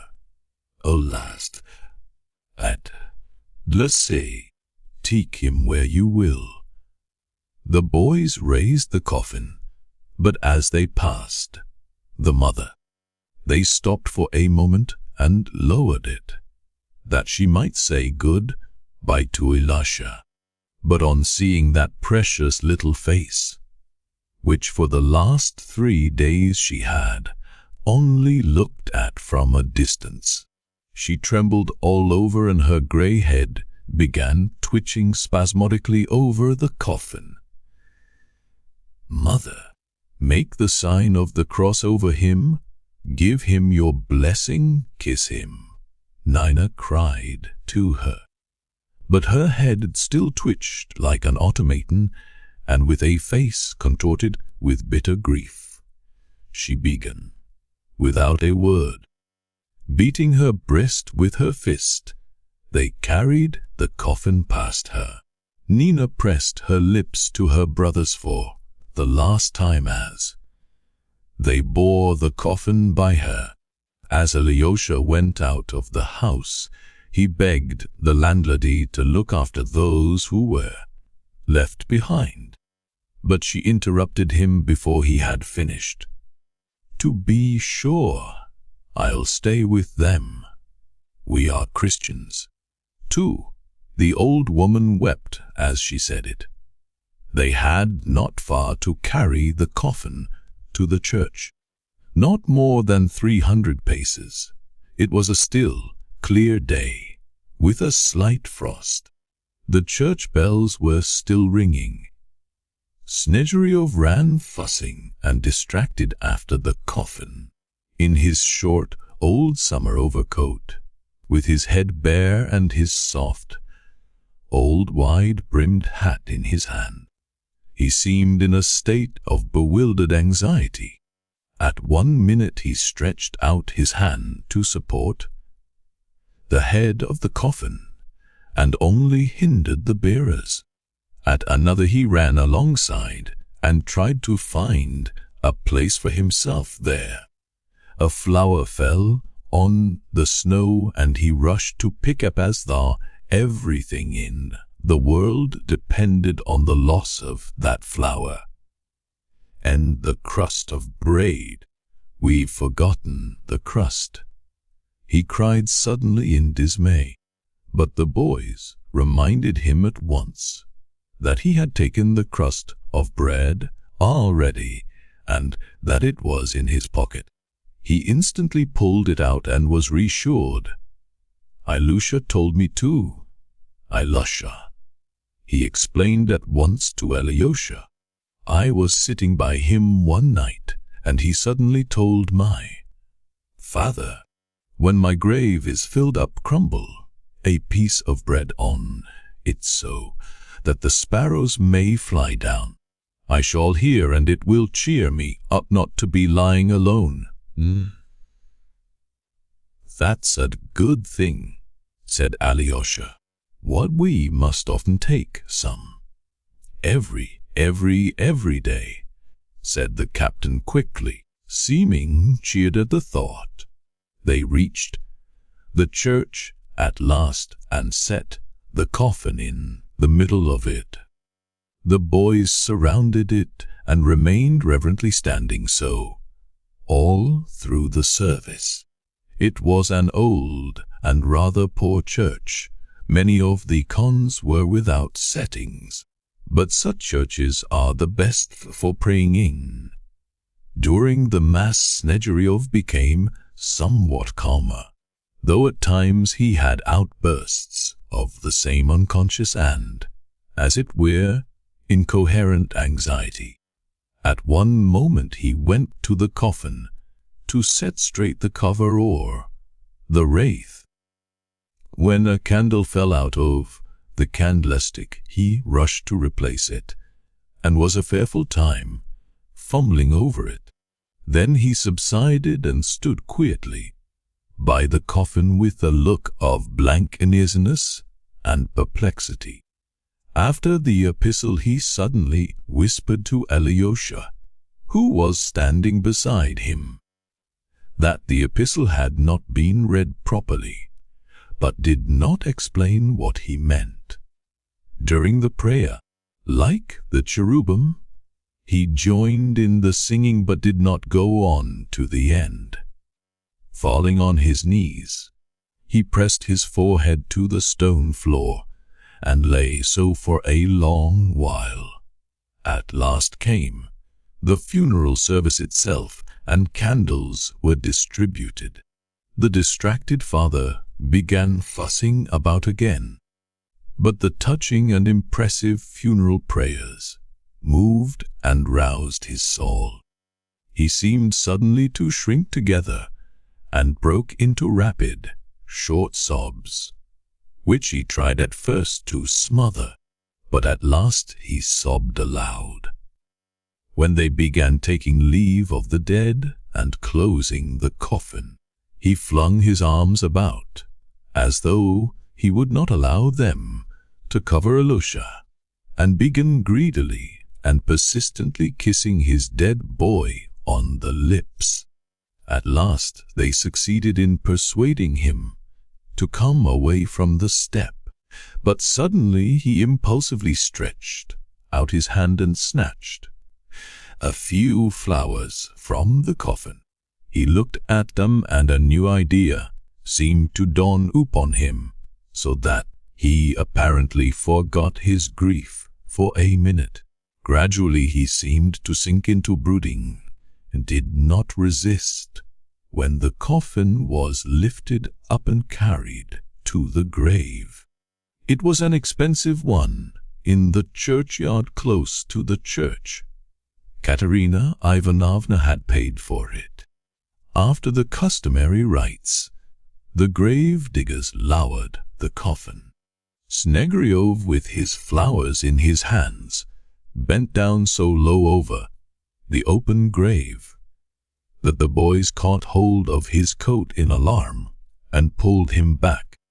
He did not seem to understand fully what was happening. When they began filling up the grave, he suddenly pointed anxiously at the falling earth and began trying to say something, but no one could make out what he meant, and he stopped suddenly. Then he was reminded that he must crumble the bread, and he was awfully excited, snatched up the bread and began pulling it to pieces and flinging the morsels on the grave. "Come, fly down, birds fly down, sparrows," he muttered anxiously. One of the boys observed that it was awkward for him to crumble the bread with the flowers in his hands and suggested he should to someone to hold for a time. Just if he should give a time. But he would not do this and seemed indeed suddenly alarmed for his flowers, as though they wanted to take them from him altogether. And after looking at the grave, and as it were, satisfying himself that everything had been done and the bread had been crumbled, he suddenly, to the surprise of every one, turned quite composedly even and made his way homewards. But his steps became more and more hurried. He almost ran. The boys and Alyosha kept up with him. "The flowers are for Mama. The flowers are for Mama. I was unkind to Mama," he began exclaiming suddenly. Someone called to him to put on his hat as it was cold, but he flung the hat in the snow as though he were angry and kept repeating, "I want to have the hat. I want to have the hat." Smurov picked it up and carried it after him. All the boys were crying, and Kolya and the boy who discovered about Troy most of all though Smerdyakov, with the captain's hat in his hand, was crying bitterly too, he managed, as he ran, to snatch up a piece of red brick that lay on the snow of the path, to fling it at the flock of sparrows that was flying by. He missed them, of course, and went on crying as he ran. Halfway, Smerdyakov suddenly stopped, stood still for half a minute, as though struck by something, and suddenly turning back to the church, ran towards the deserted grave. But the boys instantly overtook him and caught hold of him on all sides. Then he fell helpless on the snow as though he had been knocked down, and struggling, sobbing and wailing, he began crying out, "Ilusha, old man, dear old man." Alyosha and Kolya tried to make him get up, soothing and persuading him. "Captain, give over. A brave man must show fortitude," muttered Kolya. "You'll spoil the flowers," said Alyosha, "and Mama is expecting them. She is sitting crying because you would not give her any before. Ilusha's little bed is still fair." Yes, Mama," Smerdyakov suddenly recollected.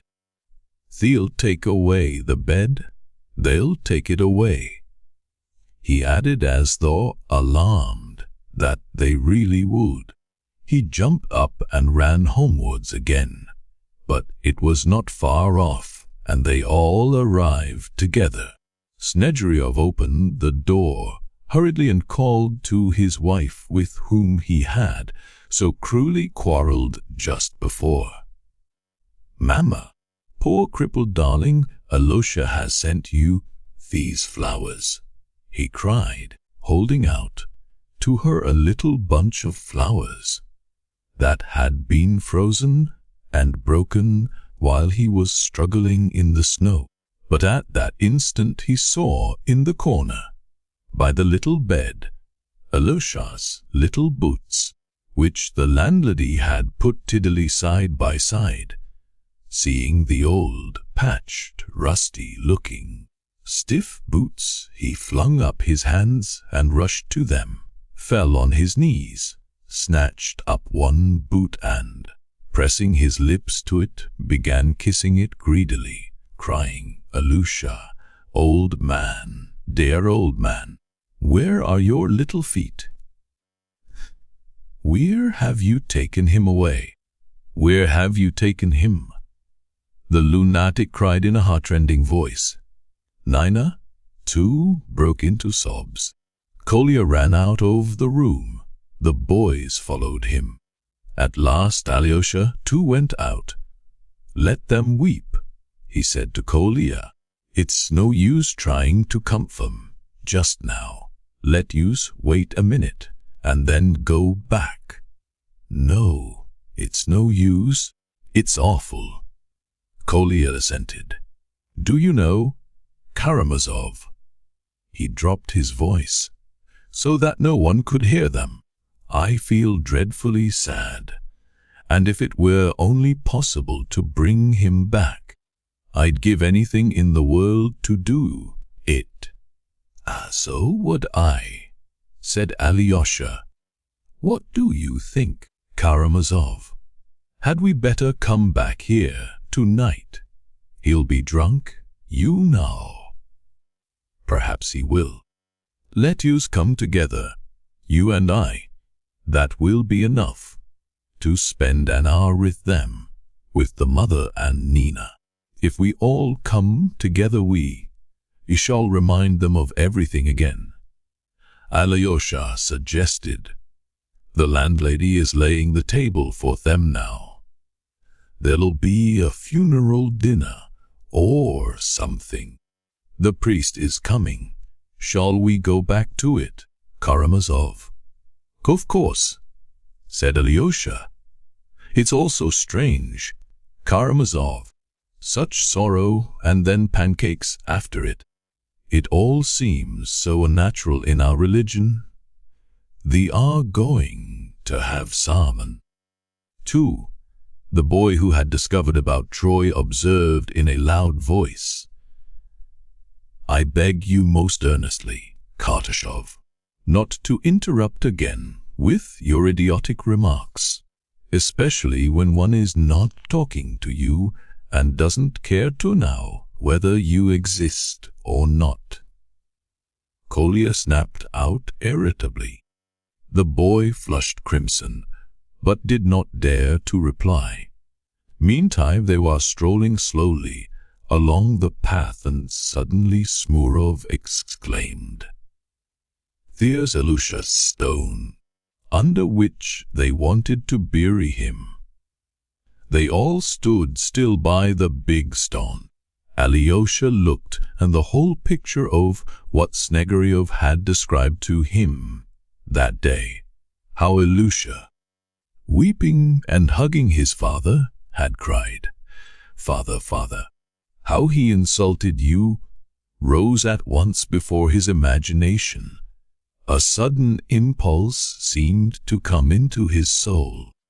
With a serious and earnest expression, he looked from one to another of the bright, pleasant faces of Ilusha's schoolfellows, and suddenly said to them, "Boys, I should like to say one word to you here at this place." The boys stood round him and at once bent attentive and expectant eyes upon him. "Boys, we shall soon part. I shall be for some time with my 2 brothers, of whom one is going to Siberia, and the other is lying at death's door. But soon I shall leave this town, perhaps for a long time, so we shall part. Let us make a compact here, at Ilusha's stone, that we will never forget Ilusha and one another. And whatever happens to us later in life, if we don't meet for 20 years afterwards, let us always remember how we buried the poor boy at whom we once threw stones, do you remember, by the bridge, and afterwards we all grew so fond of him. He was a fine boy, a kind-hearted, brave boy. He felt for his father's honor, and resented the cruel insult to him and stood up for him. And so, in the first place, we will remember him, boys, all our lives. And even if we are occupied with most important things, if we attain to honor or fall into great misfortune, still let us remember how good it was once here, when we were all together, united by a good and kind feeling which made ours. For the time we were loving that poor boy better perhaps than we are. My little doves, let me call you so, for you are very like them, those pretty blue birds. At this minute, as I look at your good dear faces, my dear children, perhaps you won't understand what I am saying to you, because I often speak very unintelligibly. But you'll remember it all the same and will agree with my words some time. You must know that there is nothing higher and stronger and more wholesome and good for life in the future than some good memory, especially a memory of childhood, of home. People talk to you a great deal about your education, but some good, sacred memory preserved from childhood is perhaps the best education. If a man carries many such memories with him into life, he is safe to the end of his days. And if one has only one good memory left in one's heart, even that may sometime be the means of saving use. Perhaps we may even grow wicked later on, may be unable to refrain from a bad action, may laugh at men's tears and at those people who say, as Kolya did just now, I want to suffer for all men, and may even jeer spitefully at such people. But however bad we may become, which God forbid, yet, when we recall how we buried Ilusha, how we loved him in his last days, and how we have been talking like friends all together at this stone, the cruelest and most mocking of foes, if we do become so, will not dare to laugh inwardly at having been kind and good at this moment. What's more, perhaps, that one memory may keep him from great evil, and he will reflect and say, yes, I was good and brave and honest then. Let him laugh to himself. That's no matter. A man often laughs at what's good and kind. That's only from thoughtlessness. But I assure you, boys, that as he laughs he at once in his heart, no, I do wrong to laugh, for that's not a thing to laugh at. That will be so. I understand you, Karamazov, cried Kolya with flashing eyes. The boys were excited and they, too, wanted to say something, but they restrained themselves, looking with intentness and emotion at the speaker.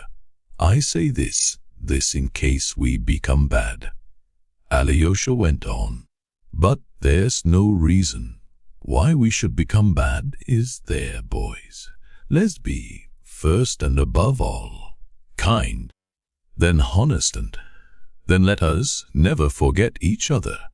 I say that again. I give you my word, for my part, that I'll never forget one of you. Every face looking at me now, I shall remember even for 30 years. Just now Kolya said to Catastrophe that we did not care to know whether he exists or not. But I cannot forget that Catastrophe exists, and that he is not blushing now, as he did when he discovered the founders of Troy, but is looking at me with his jolly, kind, dear little eyes. Boys, my dear boys, let us all be generous and brave like Ilusha, clever, brave and generous like Kolya, though he will be ever so much cleverer when he is grown up. And let us all be as modest, as clever and sweet as Catastrophe.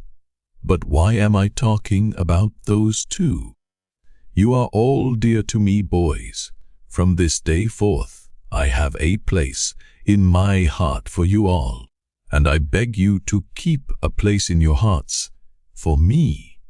Well, and who has united us in this kind good feeling which we shall remember and intend to remember all our lives? Who, if not Ilusha, the good boy, the dear boy, precious to us forever? Let us never forget him.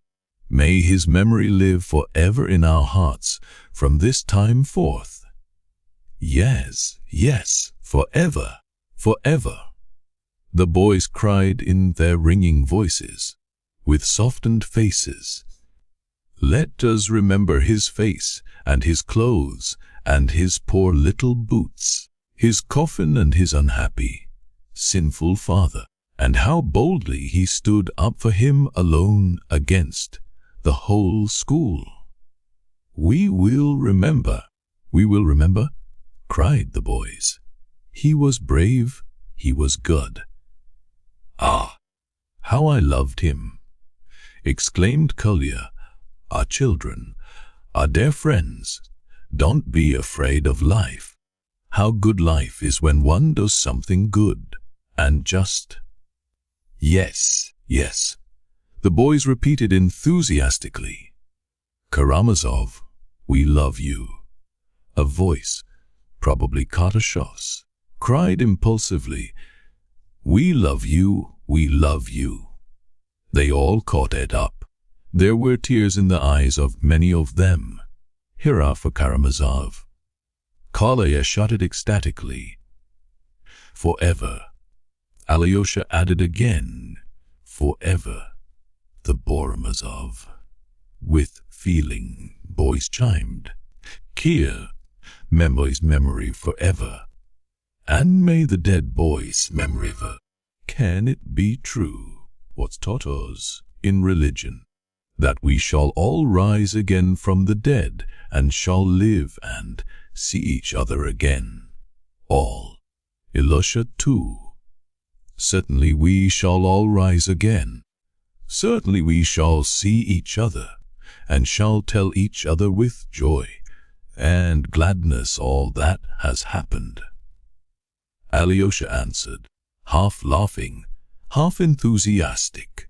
Ah, how splendid it will be! Broke from Kolya.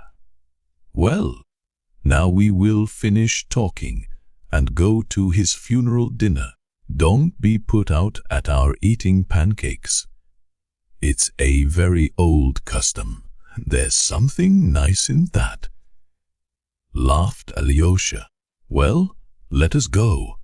And now we go hand in hand. And always so, all our lives hand in hand. Hurrah for Karamazov! Kolya cried once more rapturously, and once more the boys took up his exclamation. Hurrah for Karamazov! The end.